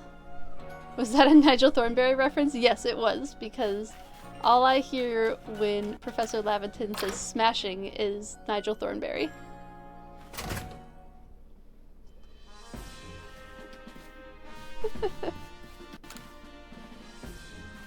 What's up, dude? There you are. You're the one, right? The one they've all been talking about? The Survey Corps kid that's been exploring the Crimson Mireland? Whoa, that's a lot all at once. My younger sister, Wanda, in the Security Corps. You see, she went to the Mirelands too, but she never made it back. You managed to track down the Outerzer woman in those boggy Mirelands, right? Could you find my sister Wanda too? Anything I can go off of? You plan on using a Pokemon to find her? Would her favorite Kerchip maybe help? That should help. I'm counting on you. Please find Wanda wherever in the Mireland she's ended up.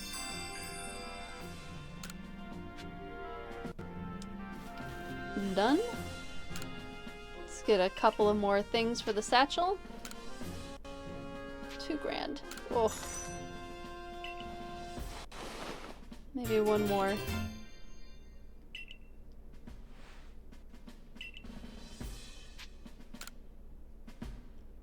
Yeah. Just get through it. 2 more items should help.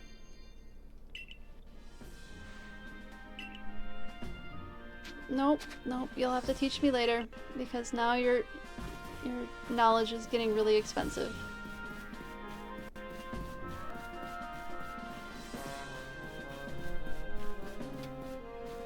Maybe we level up our stars first. Just in case.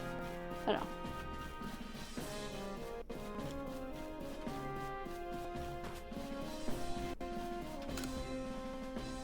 You have progress to report. I will judge its worthiness. We got it right on the money, too. The exact amount. Earned yourself a star. Excellent. Should be Pokemon up to level 60, right? Or maybe 50? Lead balls? Level 50. We get up to level 50. The rewards you earn will be more generous. Excellent. Lead balls. And an iron chunk. Cool. And hyper potions. Wonderful. Thank you, Celine. There's something downstairs. Right? Or was it her? That must have just been her, because I don't see it anymore. Back up the stairs we go. Yeah, see? There's something in the basement.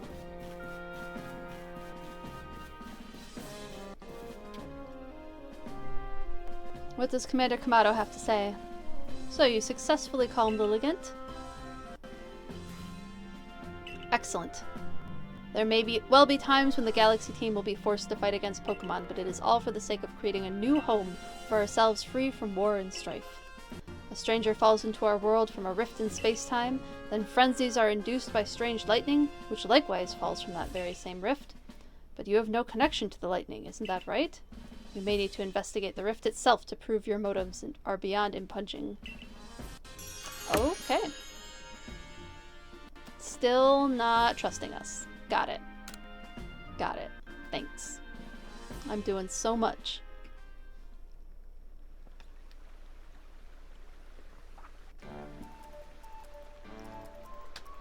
Z, we're gonna have to learn how to make potato mochi. Or figure out where to buy it. Maybe one of the Asia marts that are around here. Because I really want it now. Now this is the life, eh? Enjoying tasty potato mochi with friends and sharing the latest findings from our Pokemon research and topping it all off with a good night's sleep. Truly, who could ask for anything more? Sure, it's nice, yet I keep doing the same thing day after day. Is it really getting us anywhere? Smashing potato mochi! With our research or with our carving out a life here? Oh right, have this flashy new recipe, do feathers. It ought to scatter these gloomy thoughts. Scatterbangs. Pop Pod and Castor Fern Leaf. Don't worry yourself so, my boy. A wise man once said, trust in yourself and you will find a way. These words are worth taking to heart. As long as we truly believe in ourselves, I'm sure we'll even complete that Pokedex of ours someday.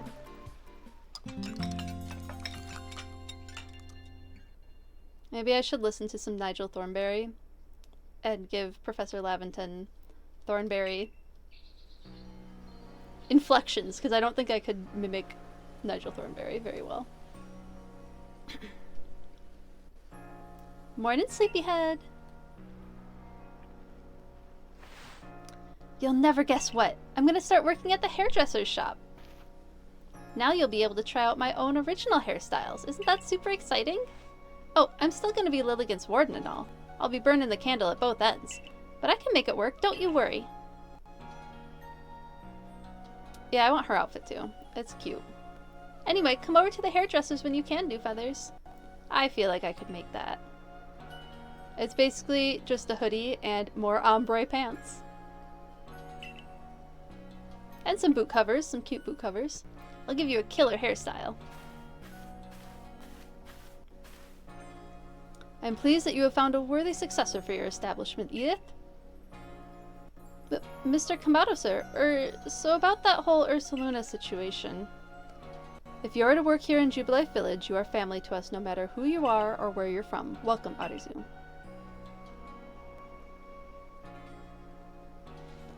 And you do, Feathers. You will come with me. Oh, good. To Prelude Beach. Cool. So he's gone from trusting us to not. Great.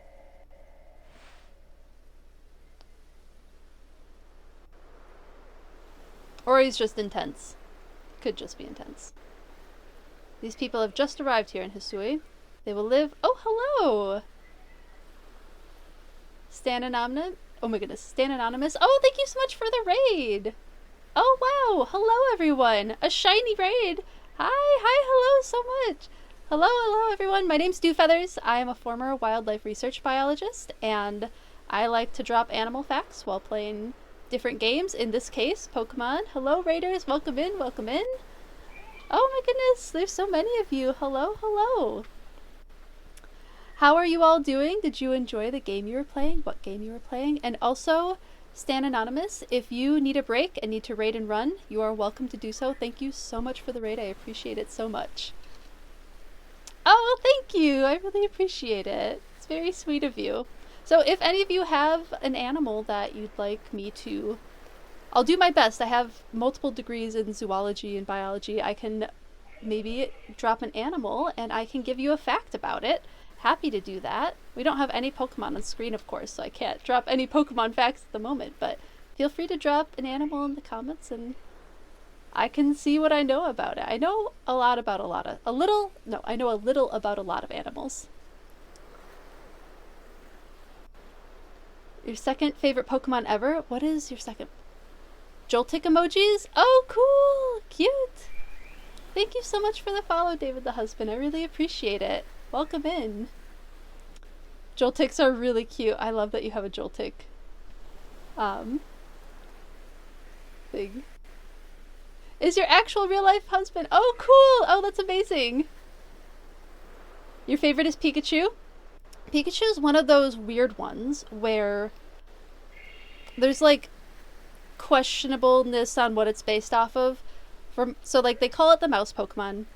Obviously, there's lots to say about mice. It's also the name, though. There's a real life animal called a Pika that lives in mountainous environments. There's some like maybe it's based on a Pika, or maybe they just grabbed the name for the Pokemon. But Pikas are pretty neat because they live in high altitude areas, which is really fun. And let's see, I read somewhere, this was many years ago, that Pikachu's design was kind of based on squirrels too, with that tail. I can see it. I can kind of see it. Joltiks, do you want tick facts? I can actually give tick facts, unfortunately. But what? Okay, so here's like a neat non-gross fact about ticks. Ticks' behavior, because even insects have like behaviors, they have this compulsion to climb upward. So in like long grass or trees or whatever, they want to climb upward and into like an overhanging thing, and that's where they prefer to like drop onto whatever host they're trying to get at. So not super scary, but it's just neat that they get on the ground and their first thought is to climb up.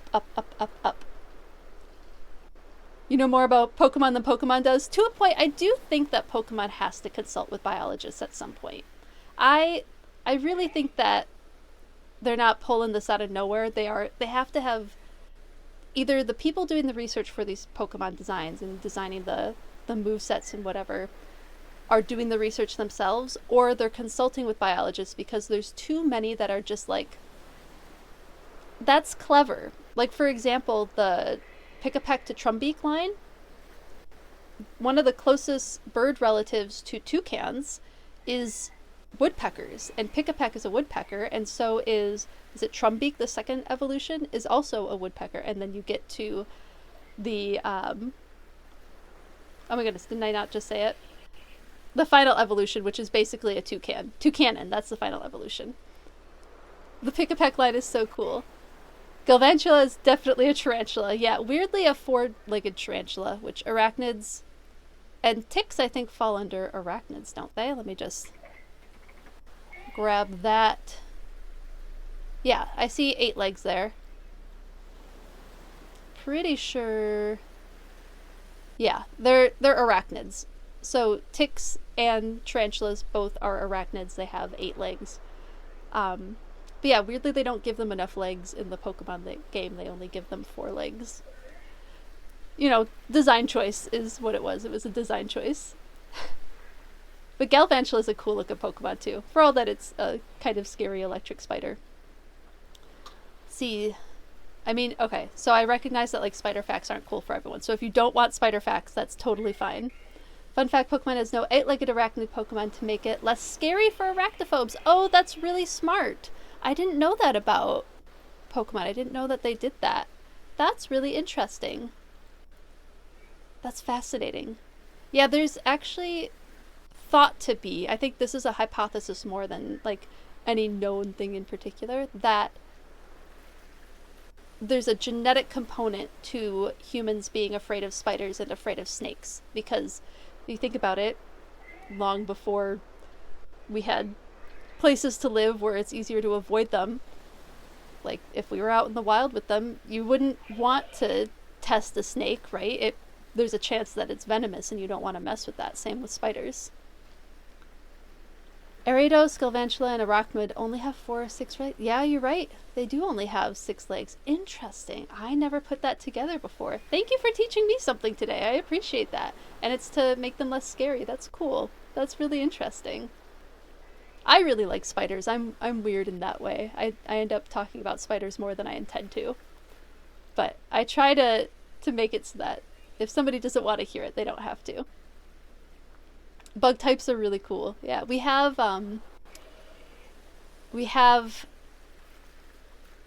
Parasect on our current team right now because I was looking up facts about Paris and Parasect, and I don't know if any of you are Walking Dead fans, but Parasect is based on the same fungus, the cordyceps. Technically, hold on, I have the full name written down.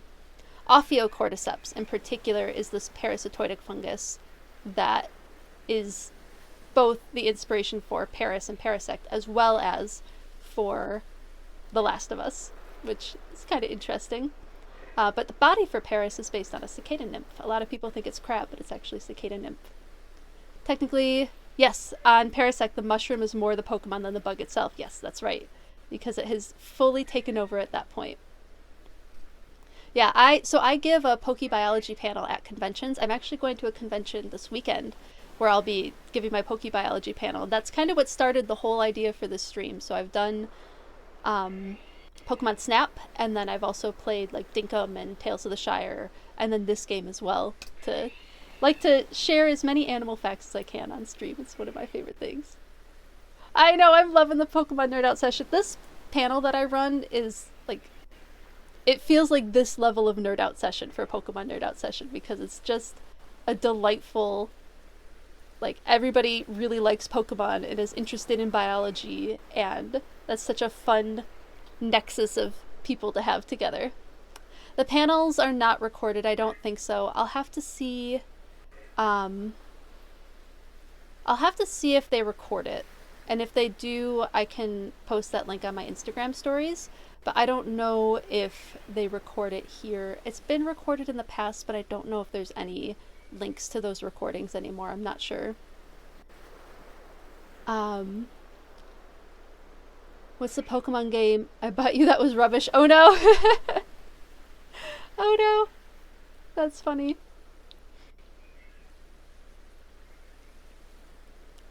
Could listen to Pokemon Animal Facts for days. Oh yeah, me too. I will just like spend time looking stuff up. I recently subscribed to a bunch of like scientific magazines just so I could keep up with some of the new sciencey information coming out, so I could just like drop little tidbits and stream there. There was one that I had seen. Of course I can't remember what the fact was now about Bogon moths, which are in Dinkum.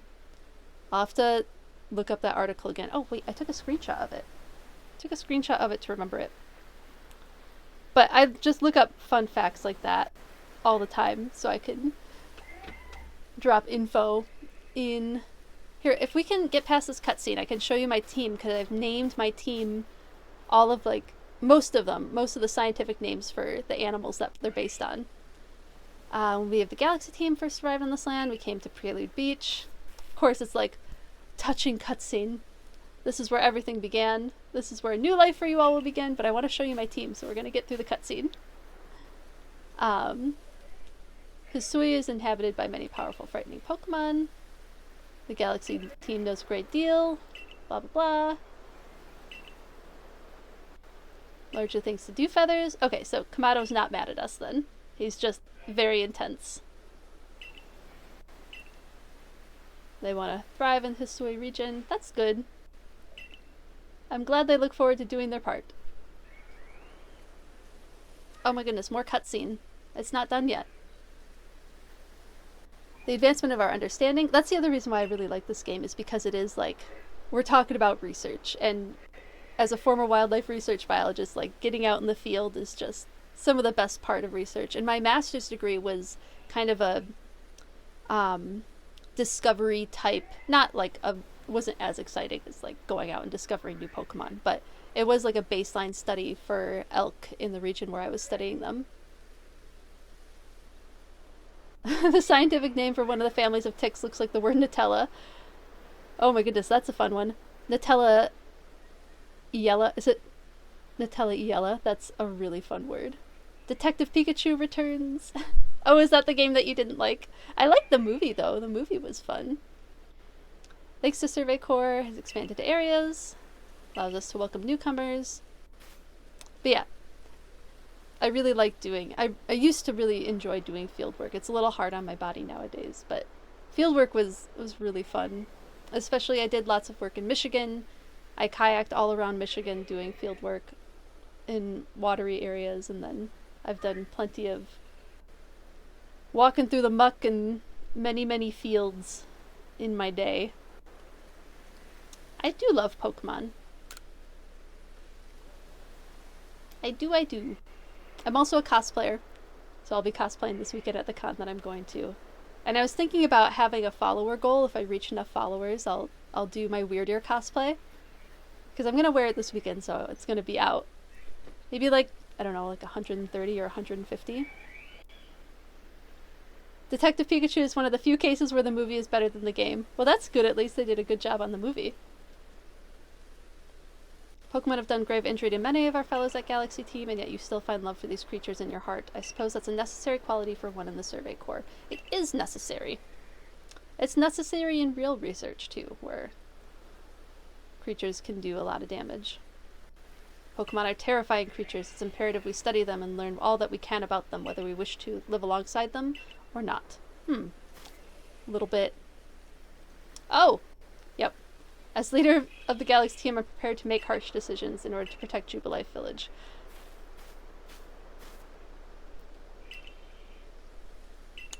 I believe I know what she's here about. As for you, Dewfeathers, you should see for yourself how Jubilife Village is changing thanks to the Survey Corps efforts, and then come to my office. Okay.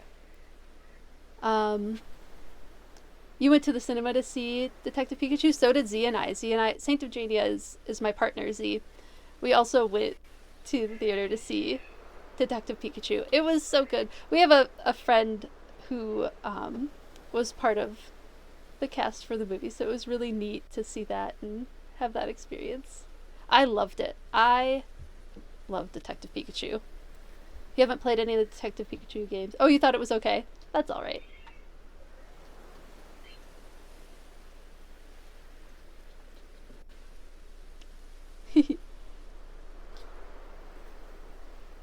Yeah, Z's in chat a lot. Dropping silly one-liners.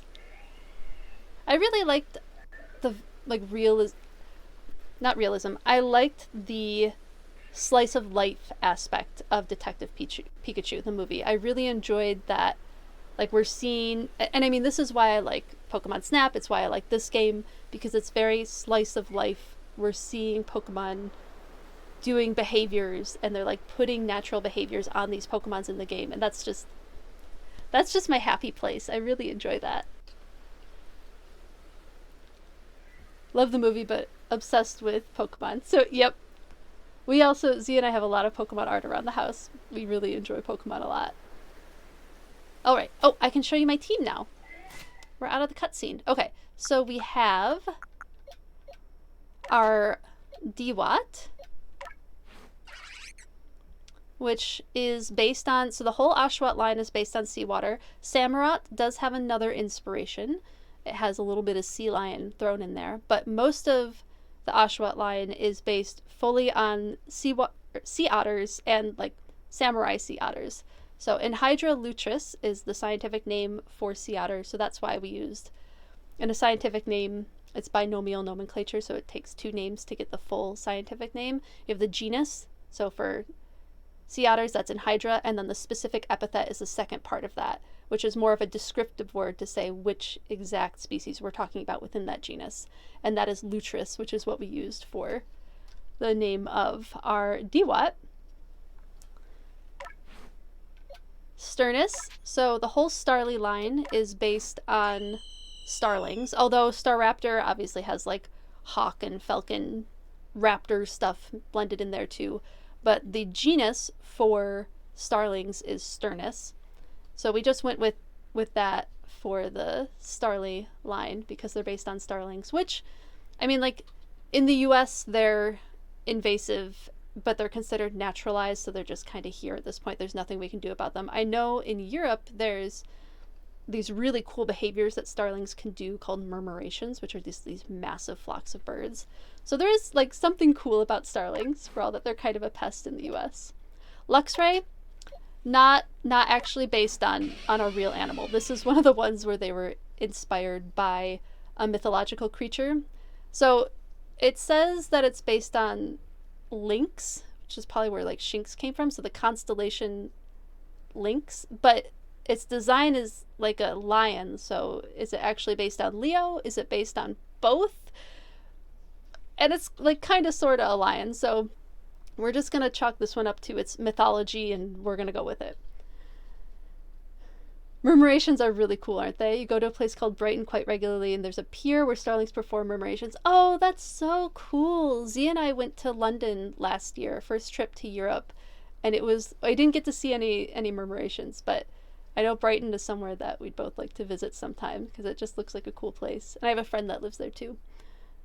Oh, that's so cool that you've gotten to see murmurations in person. That's amazing. So, fun fact, we'll go back to our Starly. Fun fact about murmurations is the birds in that flock, they're not actually following one creature, one like bird in particular. Each bird within the murmuration is taking notes on what to do based on the 7 birds around it. So it's only deciding what next move to make by looking at the 7 closest birds and making decisions that way. It's fascinating. The behavior is called flocking. So it's called within the murmuration, the behavior that they're doing to decide what direction to go is called flocking. Animals are so freaking clever, yeah. Brighton's amazing, and it's considered the gay capital of the UK. That's awesome. Yeah, Z really likes Fatboy Slim. Oh, that's so cool that you've gotten to see murmurations in person. Yeah, animals are freaking clever. They're so just amazing and awesome. But yeah, that's a fun, like, in the US, a lot of people go, starlings, whatever. But, I mean, that flocking behavior is just amazing. I would love to see it in person one day. One day I'll probably be able to. What's our next one? Equidae. So that's the family name for horses. Equus is the genus for horses. So, went with a pretty simple, but I liked Equidae instead of Equus for the name. I thought it sounded just a little cooler. We have our cordyceps. We have our mushroom. Although the actual mushroom that's on top of the Pokemon, cordyceps don't actually look like that. They're kind of long and stringy. They're fruiting bodies, it's called. This looks more like is it the fly agaric? I had it written down somewhere because mushrooms aren't my strong suit. Mushrooms, birds, and I'm iffy on plants. And I say this, I know more than your average person, but overall, they're not like my strongest suit. But the fly agaric is the shape of the mushroom that's on Paris, and on Parasect is not what cordyceps looks like. It looks to me a little bit more like the fly agaric, which is that really popular like fairy mushroom that you see everywhere in artwork and whatnot. But again, the body is a cicada nymph. In this case, a dead one, now that it's evolved. And then we haven't decided if Hippopotas is staying on the party yet or not, but obviously our little mud hippo. In hippos, I'm pretty sure the name comes from like water horse, but they're a very dangerous creature, one of the most dangerous creatures to be found around, because they don't want humans around. They'll just go for you. They had to make it more child-friendly, so the vibrant covers, yes. I would say that the mushrooms on Paris and Parasect are definitely more friendly than cordyceps mushrooms, which look kind of creepy. Especially when I was doing animal behavior research, we studied how cordyceps mushrooms, or when I was doing getting my animal behavior degree, in my degree program, we studied how cordyceps mushrooms affect ant behavior. And it's creepy when they do finally, the fruiting body emerges from the ant's body. It's not like a nice looking thing to see. Very fascinating, but kind of creepy. Knowing the lore behind Paris and Parasects makes you understand their behavior. Yeah, they're angry little critters, aren't they? They're definitely not. They're more like to attack than not. So yeah, that's our team so far. We're getting through all the research. I really love this game. I've played it before, but I never finished the storyline of it, so I'm hoping to finish the storyline on this playthrough because it's just been a really good time. What were you playing before you raided, by the way? I don't know if you answered that and I missed it. And how did it go? Were you enjoying your time playing today? You're playing this? Oh, that's amazing! Oh, that's so exciting! Here, before I forget, because it's been awesome chatting with you, I'm gonna drop you a follow. Because I really appreciate how excited you are about Pokemon too. But I haven't followed too many Pokemon content creators yet. So I have a couple that I really like. The Glitch City and Agent V are ones that Z and I enjoy watching.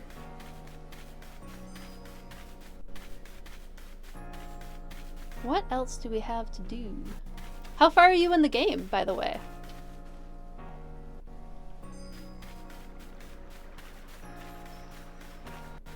Someone up here wants something?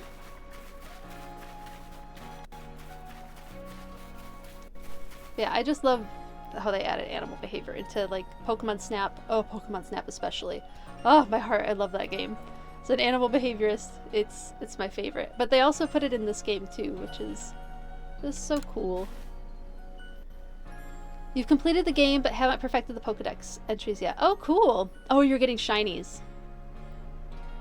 And getting everything that can evolve to prepare for Legends ZA. That's why I'm playing this game too, is I got excited for Legends ZA, and I am so excited for that game to come out. Did you see what just got dropped as the newest Mega Evolution? It's delightful as it is ridiculous, but I'm not sure if you've seen it yet. But they've released a new... Yes, it's so stupid and you love it. Yes, me too, me too.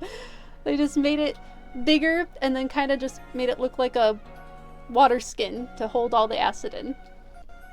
I was saying that it moves kind of like a sentient water balloon. She's repping for all the acid reflux curlies. Yeah, she is. I love that. It looks so good. I love the design. I love the Mega Dragonite design too. I think they're having fun with these Mega Evolutions. I'm really enjoying it. And I'm so excited to get back to Kalos again. That was my first Pokemon game, was X and Y. Even though I've like watched Pokemon since I was much smaller, I miss being in the X and Y world. I want to make the fields bigger again. Another water type move. Yeah, I should be able to do that. You think so? Yeah, Mega Dragonite looks so good. People are just always happy to hate on Pokemon. It's just what they do. I've learned to just kind of shrug it off and be like, okay, you don't like it, that's fine. Why are you playing the games if you don't like it so much? But I love the throwback to Dragonair and having the big wings and the pearl on the tail. I just love the design. It's very like magical girl Dragonite. Yeah, me too, Lucario. There are... it does seem, at the very least, I seem to be finding the people who enjoy the new designs. I've had to like go to bat for them in some of my like Discord servers that I'm in. Like, okay, come on now. Just because you don't like it, because you don't like girly things, doesn't mean it's a bad design. I think it's a great design. Yes, we do have Pokemon that can use water type moves. Maybe a Psyduck? Yeah, we'll give him a Psyduck. You're also looking forward to experiencing Kalos again. Even if it's just Lumio City. Yeah, but they've expanded it, so it'll be fun to explore Lumio City. And we'll get the fashion back. Ugh! We'll have good clothing options again. I'm so looking forward to good clothing options. Hoping you get to go into most buildings. Yeah, I do. I really hope that they've expanded to be able to go into more of the buildings again, too. Z and I have been finishing up the DLC for Scarlet and Violet. Just kind of wrapping up those games. I know. Are you excited for the frou-frous? See if they have more frou-frou designs this time? Yeah, I agree. I wasn't really happy with the clothing in Scarlet and Violet. I know, I do hope there's more frou-frou cuts. That would be amazing.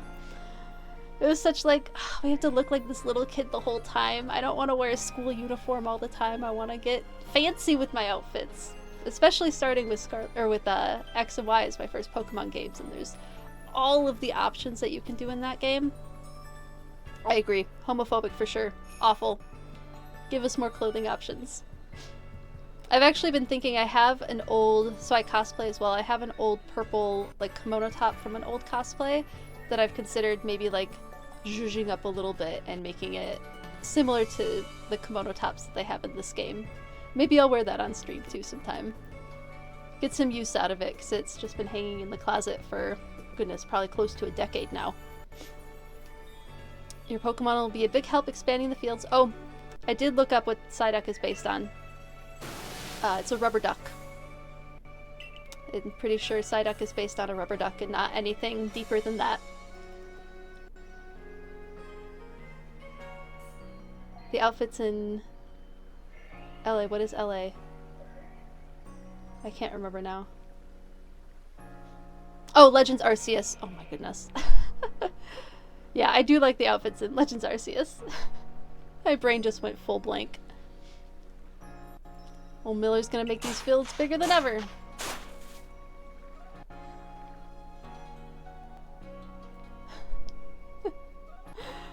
I know. That's just the ADHD that comes in every now and again. Just like mind blank while I'm reloading. I know.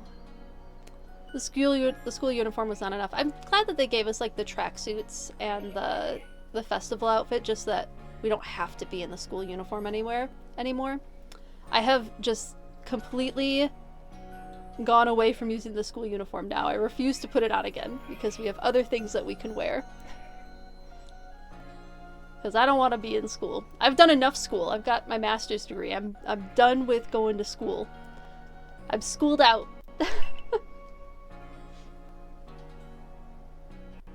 Some fine work. I'm not running around in Paldea in the same stinky shirt and shorts combo. Heck yeah. We'll keep your Pokemon here to help out in the field a little longer. Yep, they're good. They can stay there. They'll just probably live there now. I don't know that I've ever pulled a Pokemon out of work once I've given it to someone. Do you have a favorite area in Scarlet? Or, yeah, in Scarlet and Violet. A favorite area to run around in Paldea? I really enjoyed the terrarium area in the DLC, but I think the... oh, I can't remember what it's called now. The basically Japanese village that we went to. It starts with a K, right? Kitakami. I really enjoyed Kitakami and running around that.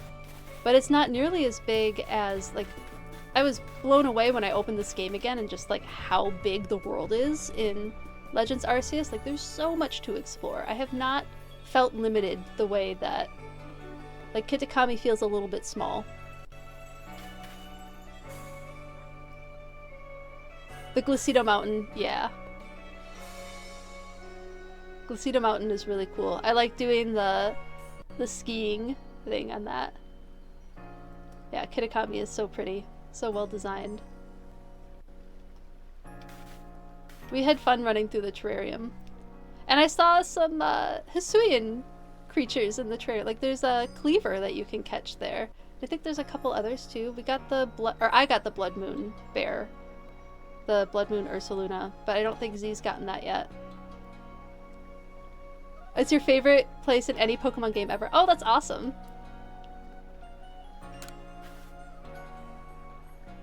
That's high praise. I also love when you're flying between the different areas in Paldea, there's a Dragonite that flies with you. Yep, I got the... Oh, you can get... Yeah, I got the Blood Moon Ursaluna, and we got Basket Legion as well. We got the Basket Legion from a raid, I think, but the Blood Moon Ursaluna you have to do through one of the quests, right? So I did get the Blood Moon Ursaluna, but Z didn't. Because he just hasn't finished the Pokedex. That's mostly the reason. We definitely got the Basket Legions. Were there any other history? Oh, the Arcanine. I got the... Or the Growlithe. I trained that up, because that was fun. Oh no, Tahhua's refusing to do business with Choi again. Pop Pods. I don't know if we've gotten to where we can get Pop Pods yet. I'm assuming that'll be the next region since this is opened up. Do I have a favorite Hisuian form? Oh, good question. We just battled Lilligant, and I was thinking Lilligant would be really fun to cosplay. So I do like Lilligant.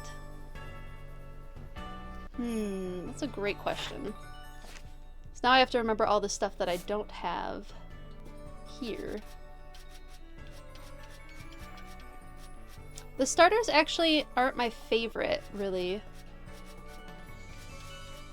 for Hisuian variants. I think they did a good job with the Ursaluna. I'll have to think about it more. So far, Lilligant. The Arcanine is really cute too, though. I do also like the Growlithe and the Arcanine. Lilligant is a diva. I was just like thinking it would be really cute to do like a little mini dress, some puffy shorts, some ombre tights, yellow boots, green wig. I don't think that would be too difficult to cosplay. I think that would be fun.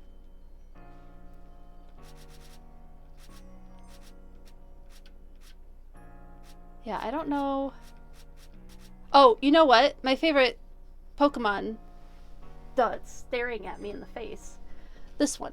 This one's my favorite. This is my favorite Hisuian Pokemon, is Weirdeer. My master's research was on elk. And while Weirdeer isn't itself based on elk, it's the genus for... Sorry, hold on. I'm assuming you're in Europe, in which case it's a different word. Similar to red deer. Red deer so the moose elk thing is a confusing deer issue with common names between Europe and the US. Similar to red deer, Cervus elephas is the scientific name for red deer. Sometimes Cervus elephas is also used for a deer in the United States that we call elk. Another better name for it would be wapiti, which is the indigenous Native American word for it. That's what I studied. Not moose, not Alces. In Japan, there's another Cervus species called Cervus nippon, and that is the Sika deer, and specifically the Yezo Sika deer is what Weirdeer is based on. And that is why it's my favorite Pokemon in the Hisuian region. Those darn, like, common names. This is why we have scientific names. Because I go to say elk and I'm like, wait, that doesn't mean the same thing. But yeah, Weirdeer definitely staring right at me this whole time. I even have a cosplay of it. Weirdeer's my favorite. Spell the name of the deer. I can do one better and drop it in chat for you. I can copy and paste it really quick. I did a whole write-up on it over here on my notes.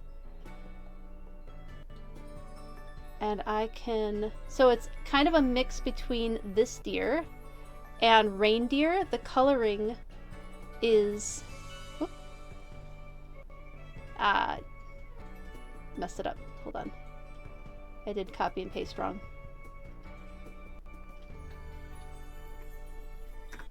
So, deer. Not D. So Yezo Sika deer is the correct one. Oh, thanks so much for the follow, Cozy Rose. I really appreciate it. I hope you're enjoying the game. Thanks so much for the follow. So, Yezo Sika deer is from the Hokkaido region of Japan, which is where Legends Arceus is based out of. Or inspired by. It's inspired by the Hokkaido region of Japan. And Yezo Sika deer are found there. The coloration for Weirdeer, the like light gray and white, of course you can't see it because it's too bright. Here we go. The like light gray white coloration for Weirdeer is based on reindeer, specifically their winter coat. So summer coat reindeer tend to have more of a brown color. Winter coat reindeer have some of them, not all of them. I think it was there's a few different subspecies of reindeer, also known as caribou. It's the same thing. The Labrador and Newfoundland caribou of Canada have a really bright white winter coat, and then the Norwegian reindeer has a darker gray winter coat, and those I think are what inspired the coloration for Weirdeer. And then like Santa's beard kind of thing for the big fluff. I would love to hear a fun life fact you have about reindeer. It is a really pretty deer, isn't it? Deer are just, especially service deer in particular, I really like the way service deer are shaped. They're really cool. But I would love to hear your life fact about reindeer. While I figure out what the heck I'm doing with my life in this game. Okay, new mission. We'll gather a couple more quests before the new mission. Shellos! Oh, cool. Yeah, we're gonna go to the new area. Neat. Although I'm wondering... Checking the time. Okay. Has different forms depending on where it lives, with different coloring too. Cool. If I could just compare its different forms, I'm certain I'd be filled with inspiration. Could you show me Shellos' different forms? It can be found in the Obsidian Fieldlands. And the other out in the Cobalt Coastlands. Oh cool, we can find it in both places. In 2009, your family went to Lapland, Finland. Oh, that's cool, for Christmas. Went snowmobiling on Christmas morning and saw a gorgeous herd of reindeer. Oh, that's amazing! You slowed down so as not to scare them away and just watched them for a while. That sounds magical. And I'm sure some of them still had those beautiful antlers still. Oh, that's so cool. That's amazing. What a good memory to have about reindeer.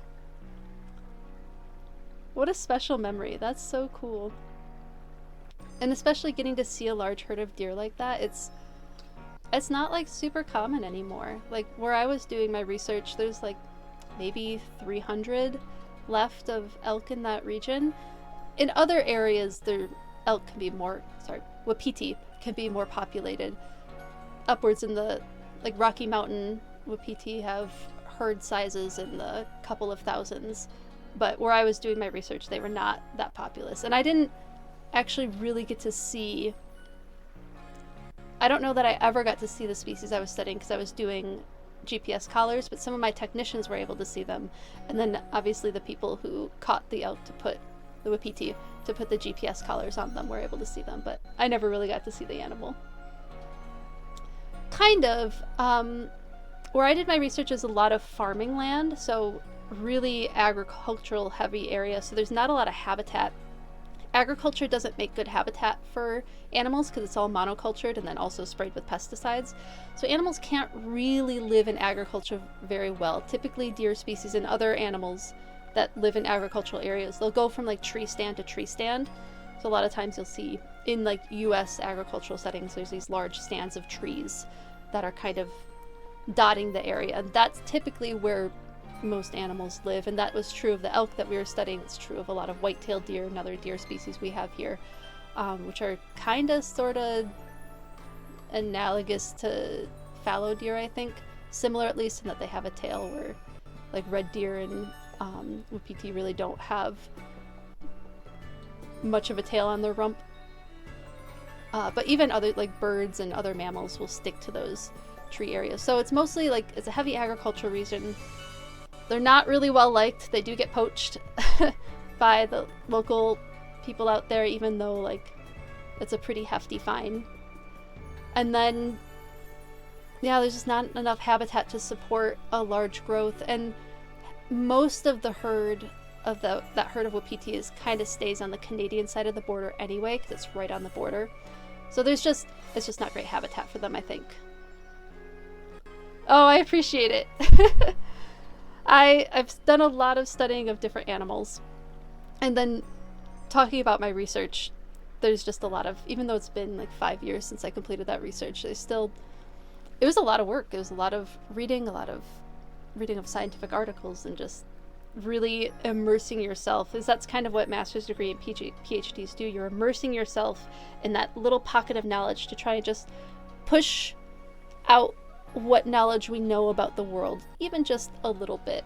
And while mine was a descriptive study, I wasn't discovering anything like new or crazy. It still pushed the knowledge on at least the elk that I was studying. But I love talking about animals. It's my favorite thing. I'm sure you have something that you're passionate about and that you know a lot of information. This is, like, this whole setup is designed so I get to, like, talk about animals as much as I possibly can. So I've designed this little bubble of internet to be all about me getting to talk about my favorite things and special interests. Any other quests to pick up? I'm kind of tempted to change my outfit because we've been in the Weird Ear outfit for a while. And I kind of want to try on... Oh, did we get a Lilligant outfit? Oh, do I spend all my cash on that? Pokemon, is that for you? That's awesome. And it's really cool when I've had people in my PokeBiology panels who have, like, just such a deep knowledge of Pokemon. I love hearing about it. I love it when they share stuff with me. Like, I got corrected on a Pukamyuku thing once. I guess Stomach's Out is an ability, not a move, and I had said it was a move. So, I mean, I love getting nice, not mean corrections, but nice corrections about things, because it lets me learn more, too. Hey, good to see you again, Squeegee. Welcome back to chat. How are you doing today? Do you have a favorite Pokemon fact? Stan Anonymous. Constructive criticism, yes. I am a fan of nice constructive criticism. In, like, certain areas. In areas where it's welcome. Not in, like, as a cosplayer, sometimes people will, like, give criticism that they think is constructive, and it's more like, I'd just rather not have it. Because I did what I wanted to do on this cosplay. But in, like, knowledge spheres like this, where it's like a knowledge-sharing environment, super welcome to have the constructive criticism and new info. Tired but good. Got more cards today. Oh, cool. Get any fun new cards? I'm doing pretty well. We had the pups down here earlier, but they're back upstairs with Z. Favorite fact is that all of the Ultra Beasts have stats that are exclusively prime numbers. Oh, that's cool. Ultra Beast is something I don't know a heck of a lot about. Ultra Sun and Ultra Moon was the only game that since X and Y that I hadn't played. That's neat. All of their stats are exclusively prime numbers. That's so cool. See, Pokemon is so clever. They do, like, really wild, clever things like that all the time.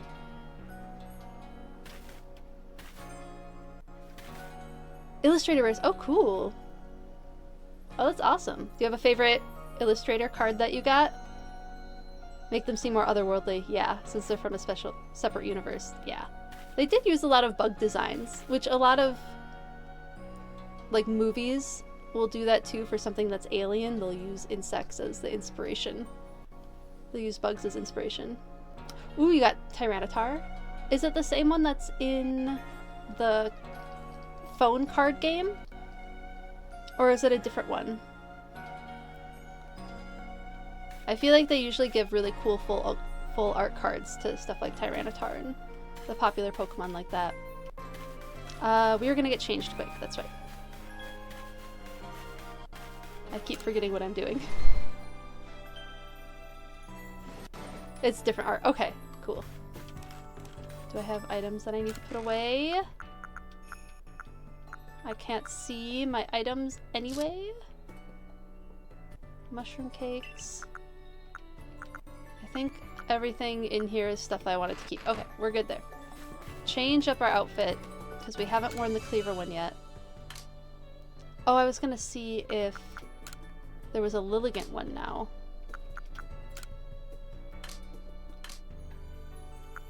Shoes. I think my modern sandals look cool with that. Yes, we'll wear the Cleaver outfit for a bit.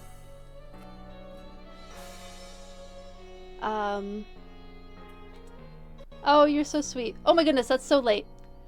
Go enjoy your sleep. Thank you so much for the raid again. It was so lovely talking to you. I'll have to check out your stream sometime.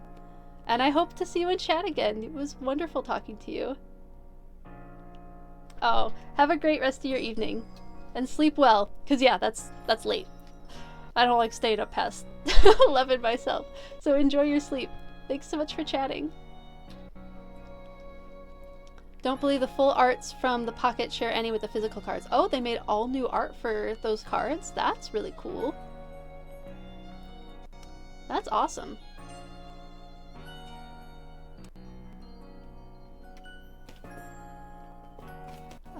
Yes, we changed outfits.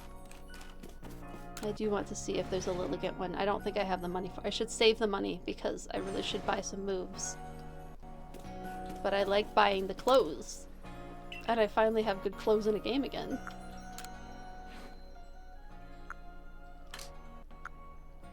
Nope, they don't have Lilligant yet. Yeah, like, let's see if there's a purple one. Oh, there's Ursaluna. Ah, that one looks cool too. Nope, there is Lilligant. Oh, and it's pretty. Okay, I shouldn't spend all my money on it, but I want it. Is there a purple one? Is there a purple kimono top? Oh, there's just like the indigo one. Maybe one day there will be some art from Pocket put on physical cards. Oh, I haven't seen the Shaman one. I really like the kind of, I don't know really how to describe it. They make it like slightly more like soft cartoony, or like, no, it's like the hard outline, like the dark outline, but like a little more cartoony shaped cards. I really like those ones. Those ones are really, I think, my favorite art from the game.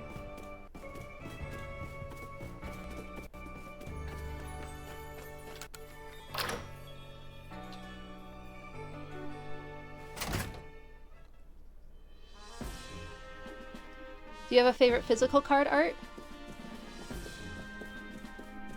I'm trying to think if I have a favorite one. We got a Ho-Oh card. I remember that. I'll have to look through the Pokemon cards that Z and I got. I know. Shaman is so cool. It's such a cute Pokemon. Literal, is it you, Lucario, who pointed out that it's literally a hedgehog? A grass hedgehog? Some requests. Croagunk. Pestle of the Medical Quartz intends to make some medicine. We'll get a couple more of these quests going. You could truly choose the illustrated Garudon. Oh, that sounds cool. Were you saying that, am I remembering correctly that Garudon was one of your favorite Pokemon, right?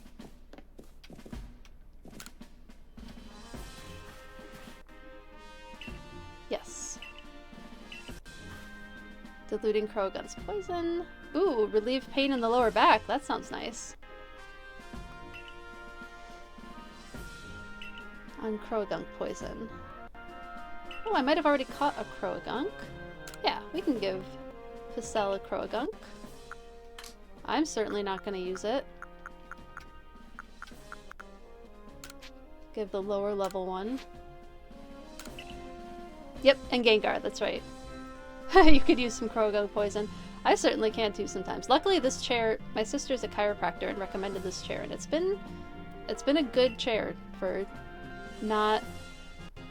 I can like game for a pretty long time in it without getting any back pain. It helps that it has a footrest that I can push out and just put my feet up.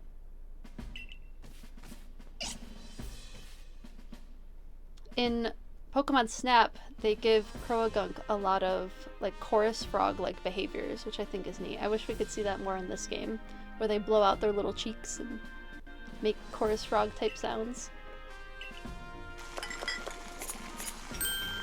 Oh, you lift boxes all day at work? Yeah, you definitely need some crow gunk poison.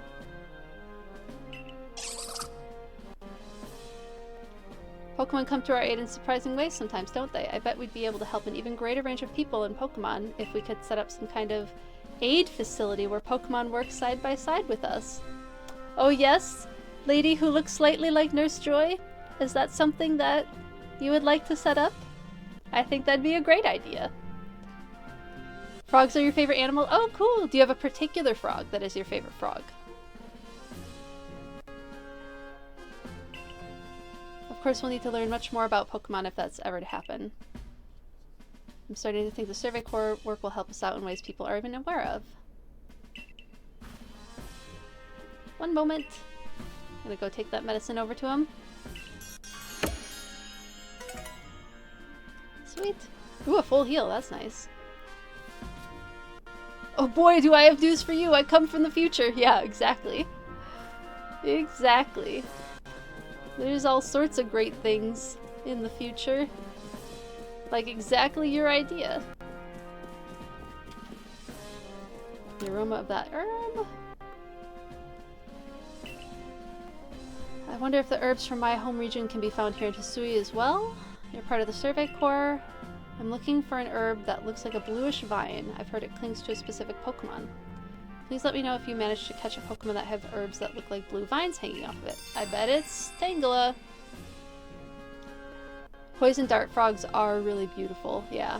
I think they actually get their poison from the insects they eat, because I have a friend who works at zoos, or who used to work at zoos, and their poison dart frogs, if I'm remembering correctly, were actually technically safe to handle. They didn't handle them because it's not good for the frogs, because they didn't feed them the insect that makes them poisonous. If I'm remembering that correctly. And of course, with beautiful coloring on animals, it's always like a "don't eat me, I'm dangerous" is what vibrant coloring on animals like that often means. My favorite frog, I really like spring peepers. I think they're really cute. They also have a crazy scientific name, and it's Pseudocris crucifer. I also really like Gray's tree frogs. I really like seeing those out and about. And I love listening to chorus frogs. I just think it's so pretty to go out to a pond and just hear a bunch of frogs going, making their music.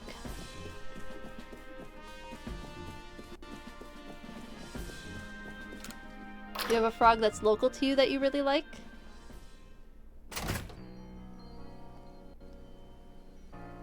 There's sea slugs that eat tentacles from animals to give themselves poison. Yes, that is, it's the blue sea dragon, right? Because they eat, it's actually nematocysts. And it was a hypothesis, I don't know if it's been confirmed, but I think it's the blue sea dragon, sea slug. I looked this up because I was looking up info for talking about Gumi and Gudra. Man-of-war jellyfish. They eat the nematocysts from man-of-war jellyfish and then reuse those. Nematocysts are, I don't know if you've ever been stung by stinging nettle before, but it's the same concept where you touch something and the venom sac like explodes, and like a sharp end goes into the skin, and it's very irritating, or it can be venomous. And I think they are technically venomous and not poisonous in that case. Someone to work. Oh, that's really cool. That must have been fun to see. Yeah, you're absolutely correct about the sea slugs. I think it's the blue dragon sea slug. I think I have it in my notes here because I was prepping to see Gudra. And Gumi. Nudibranch sea slugs. The blue dragon nudibranch sea slug, yes, is venomous due to nematocysts that it might acquire from eating man-o-war jellyfish. That's so funny that you mentioned that because I had just looked that up a couple days ago and I hadn't seen it on stream. Good knowledge. That's awesome that you knew about that. Gumi! Yeah, I can't wait to find a Gumi. I bet we find one soon. Oh, I should start the next quest, huh? Should probably do that. And then maybe we'll get a peek at the new region. take a good look. Because I've been pretty excited about the water region. I have an outfit all picked out for it. I got a new black milk dress that has octopodes all over it. A Gumi plush. Oh, that's a cute plush. I don't have a Gumi plush. I actually don't have that many.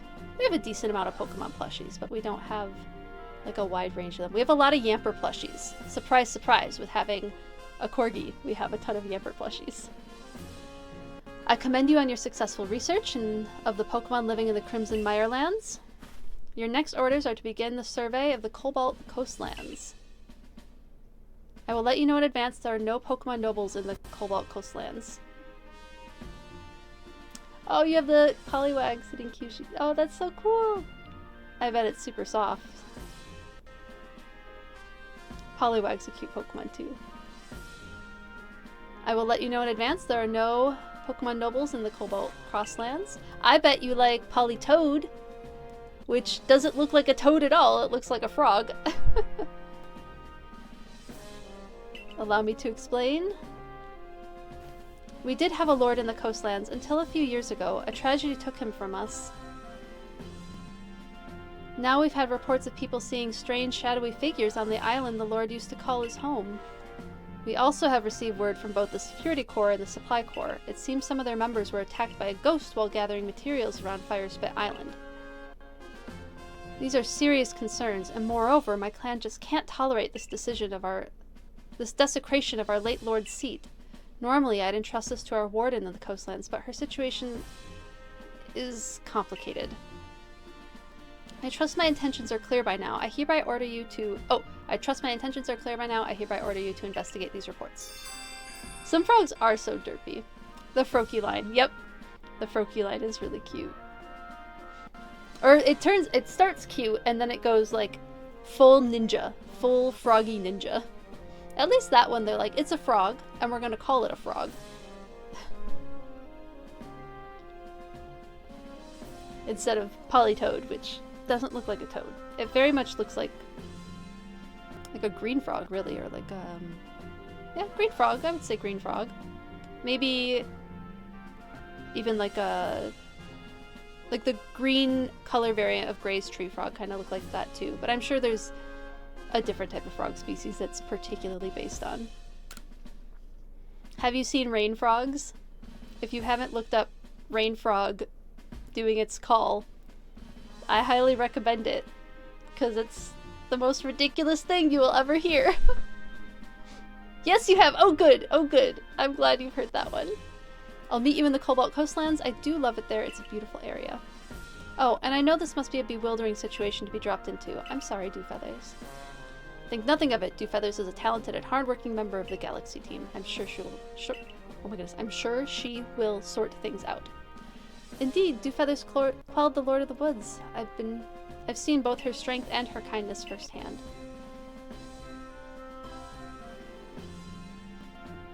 The next area for you to investigate will be the Cobalt Coastlands. Tongue twister, yeah. After talking for like, what have I been going for, 4.5 hours? Eventually, almost anything can become a tongue twister when you talk constantly for 4.5 hours. It's farther afield than Crimson Mirelands, and much farther, and the path is long and trying. With your current rank, you should be capable of braving the Cobalt Coastlands. You know your mission, investigate Firespit Island. And I think we had just leveled up. Yeah, we just got to 4 stars.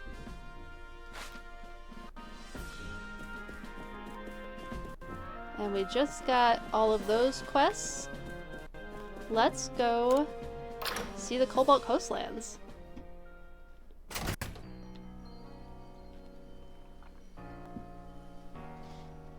See what's going on over there.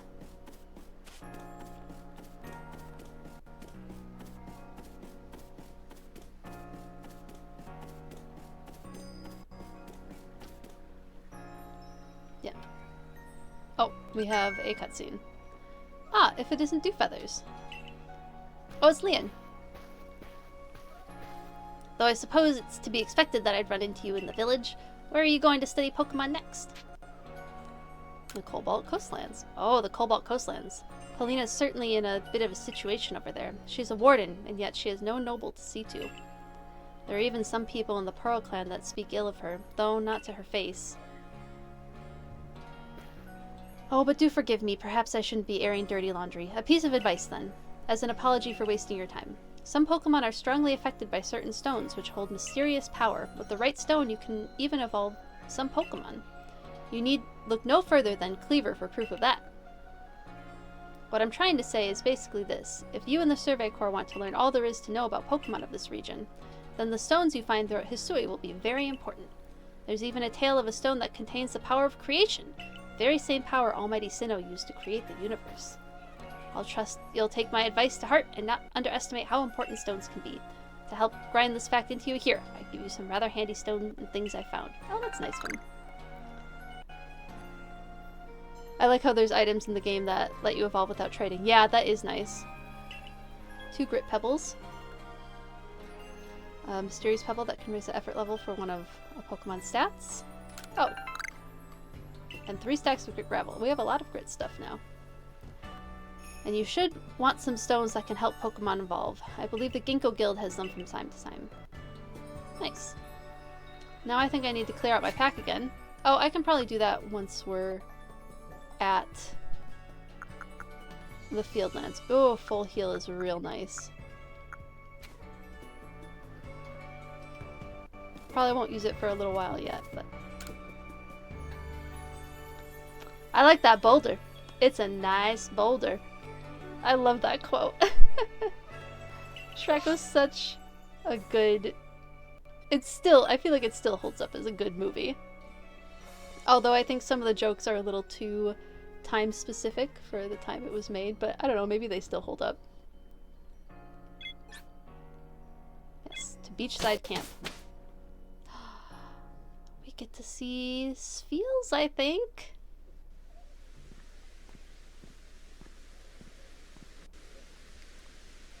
A cosplayer I follow just made an absolutely ridiculous Shrek outfit. So good.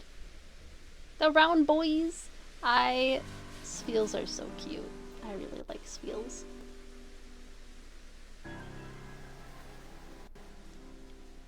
A whole line of pinnipeds. Ah, the Cobalt Coastlands. Simply a lovely corner of Hisui. Sea and sky as far as the eye can see. What kind of Pokemon await us here, I wonder? Water types or flying types, perhaps? Ooh, I simply can't wait to study them all. Gets his camera out right away. Now, I'm sure you're just as excited as I am to research this area's Pokemon, but let's not forget that you have a mission to accomplish. So any questions before you get started? Let's ask about the Warden. Wardens! In fact, here in the Cobalt Coastlands you'll find Polina of the Pearl Clan and Iscan of the Diamond Clan. Perhaps they'll be of some help to you as you dig into those curious occurrences.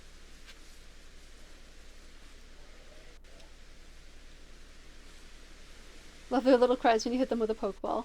Or, and hear me out, water and flying types. Both? How can that be?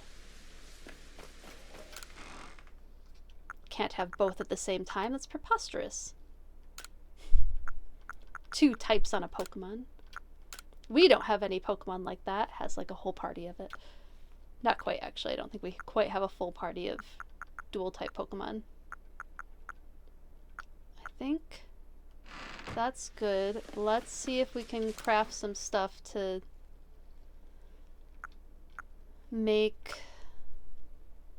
use as much of our stuff as possible. I don't think we can even do that. Oh, we can do some super potions. But we can't make a potion or that. Oh, we can make hyper potion though. Well, no, because then we'll have yet another thing in our pocket. We'll save our Vivichokes for our revives for now. Wingull and Pelipper, even though they aren't in the game. Gyarados, yep, Gyarados, water flying.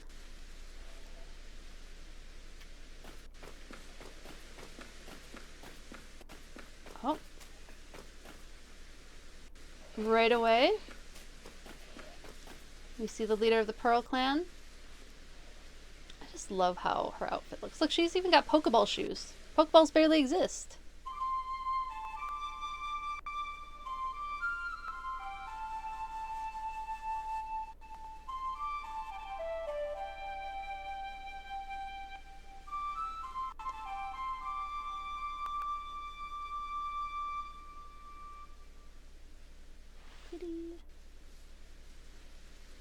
I do love the flute. It feels as if its tone carries to the very ends of space.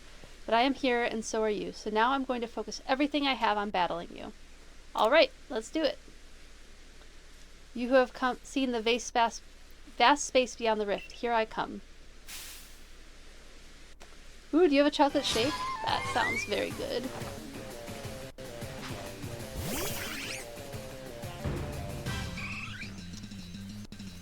Oh, we have an Eevee to fight now, too.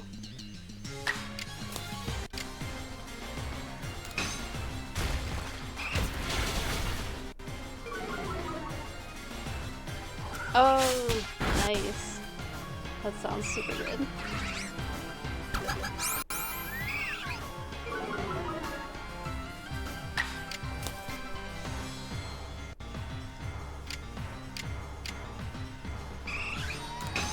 We'll just do that. Didn't do that much more damage than the Rock Smash. Ow.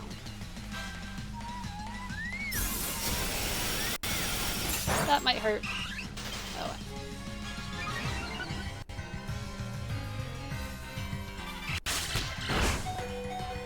Okay, time to switch out.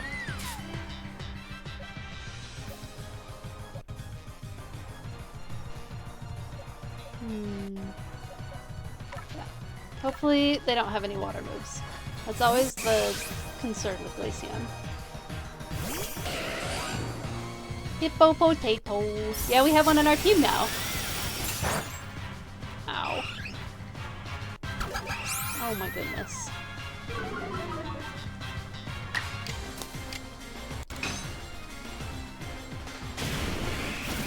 I really need moves that hit multiple Pokemon.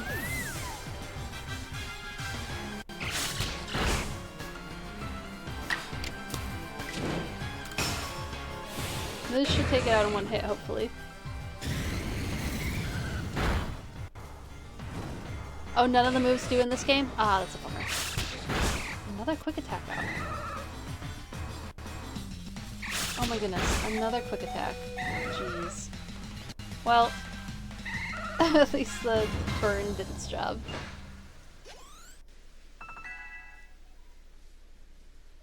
Ooh! Oh, that's exciting. It can evolve now! The world is vast and I am small within it. Thank you, allow me to heal your Pokemon. Eevee pretty much took itself out. Yep. That's what you get for hitting a fire horse. Alright, with you, I think I can be frank. I can't afford to look weak in front of the Diamond Clan's leader, or your commander, but in truth, sometimes I wonder how I've ended up with the burdens I bear. Yeah, thanks, Shiny Horse, indeed. You see, we have a warden in the coastlands, a lovely woman named Polina. But she tends no lord or lady, and she will not raise a successor to fill the late lord's empty seat either. Some people have started to question her worthiness to be a warden at all. But Lena, that is to say Polina, she's very dear to me no matter what anyone might say. We were both in the running to become leader of the Pearl Clan. We strove to surpass one another, but she taught me a great deal too. Having said all this, I have a favor to ask of you. Please help her raise the Pokemon she looks after into a true heir to his father, the late lord. With the help of your strength, I think our late lord's heir would grow into a worthy successor, and if he succeeds, it should silence Lena's naysayers. I don't know of anyone else I'd trust more to help with this than the person who helped the Pearl Clan by quelling Cleaver's frenzy. Need Tree Fitty. Pay up! You'll be able to find Lena up on the headland. Head down this hill and turn left. You should find a slope leading into the ridge. We're gonna catch some Pokemon and make some money first. That's my plan. Catch a couple of Pokemon. Ooh, right away.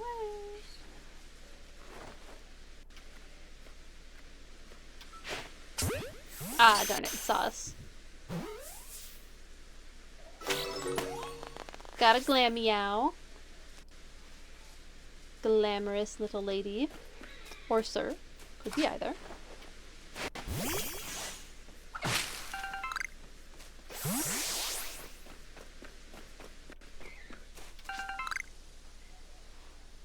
Another Glammeow. Yes, it is.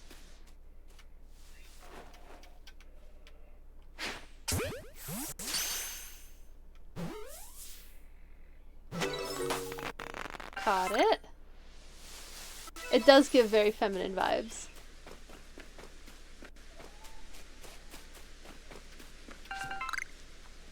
We have the beach down. I see a Spheal rolling around. Is that... Oh, that's a Starly. Ooh, I wonder what's gonna come out of the rocks here.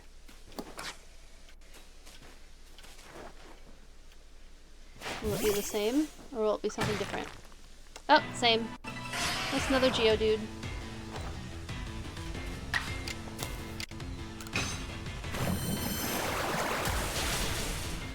Geography dude. Geode. It's actually, geode is a type of rock. It's a type of rock that has crystals on the inside. So they look kind of brown and craggly on the outside, but inside it's like a hollow rock and crystals form. Oh, we have another variant of Burmy. This one's pink. I wonder what they say it uses to make its casing to get it to be pink.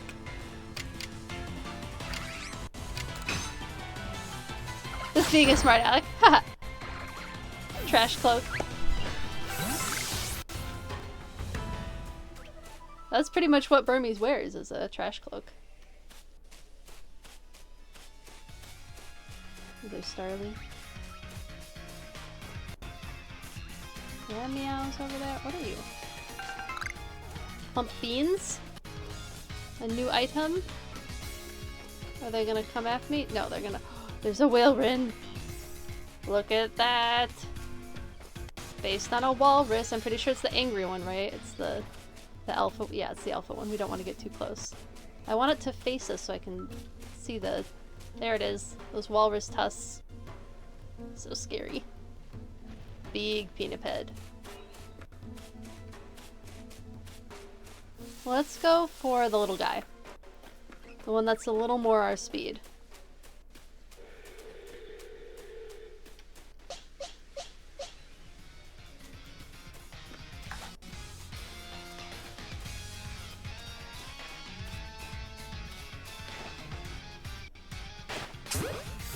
Somehow hadn't seen us yet. We got it! We got a Spheal! Oh, it's so exciting. Yeah, they do evolve into minis, aren't they? Yeah, the Starlies are pretty timid. I just didn't know if, since we were in a new area, if they would be a little more aggressive at a higher level, but it looks like they are, in fact, not that.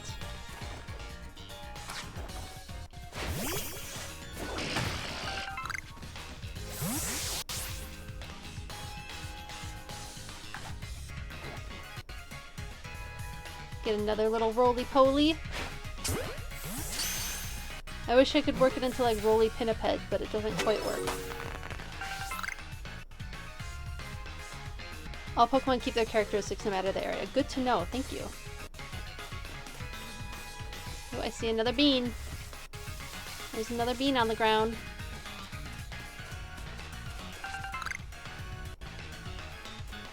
Oh, we do need to catch a Tangela for that one quest.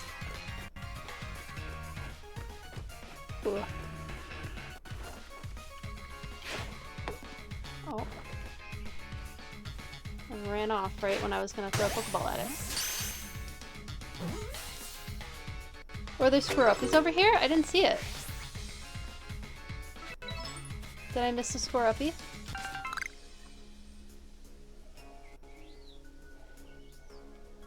And I see Mothra over here. That might be fun to catch. Angry Moth. I think this is what Burmy evolves into, right? Motham.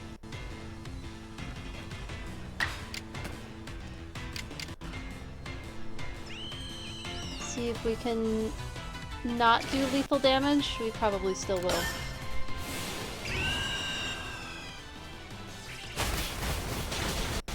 Yep. Oh no! We managed to not kill it. That's nice. Try and catch it now. Should be able to catch him in a Pokeball. Only male Burmy. Females evolve into Wormadam. Oh, that's a good reminder. Thank you. Appreciate it. Nope. Didn't catch it. We'll try again. Oh. We'll just use one of these then. Not gonna mess around with Pokeballs when we have plenty of access to Heavy Balls. Oh, it's still fighting.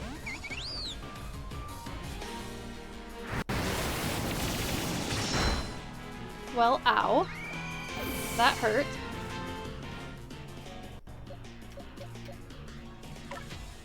Put our Luxray in.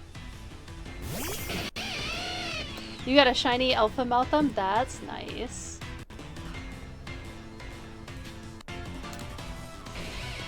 What does the shiny look like? What color is it? Alright, now we got it. Got tired from knocking out our Starly. Our Staraptor.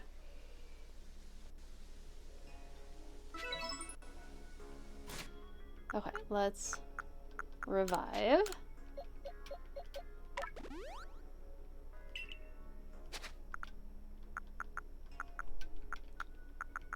And then I'll save evolving Lutris for next time. I think we are going to...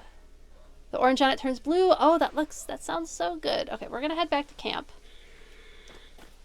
And then, oh, okay, we're gonna catch a Scoruppy really quick.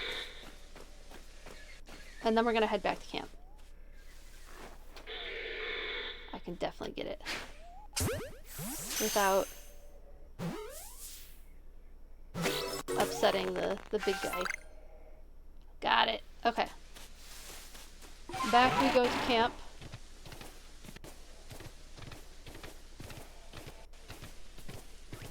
Up the hill. And then we'll find someone to raid.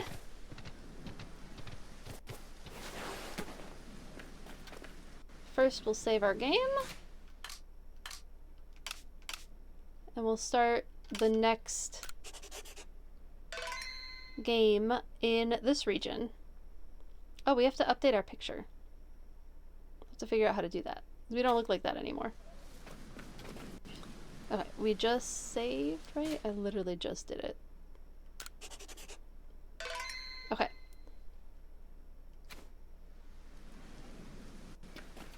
There's no music, but that'll just have to be okay. Alright, let's go to... Actually, we should head back to Jubilife because I like having the music on my videos. We'll just go through this really quick. We got some money. And then we'll go find someone to raid. You're about to go to the card shop. Wonderful! I hope you find something good there. Or get some new packs. Turn to the village really quick. So we can get that music for the outro. There we go. One more save. Save progress. And then let's find someone to raid.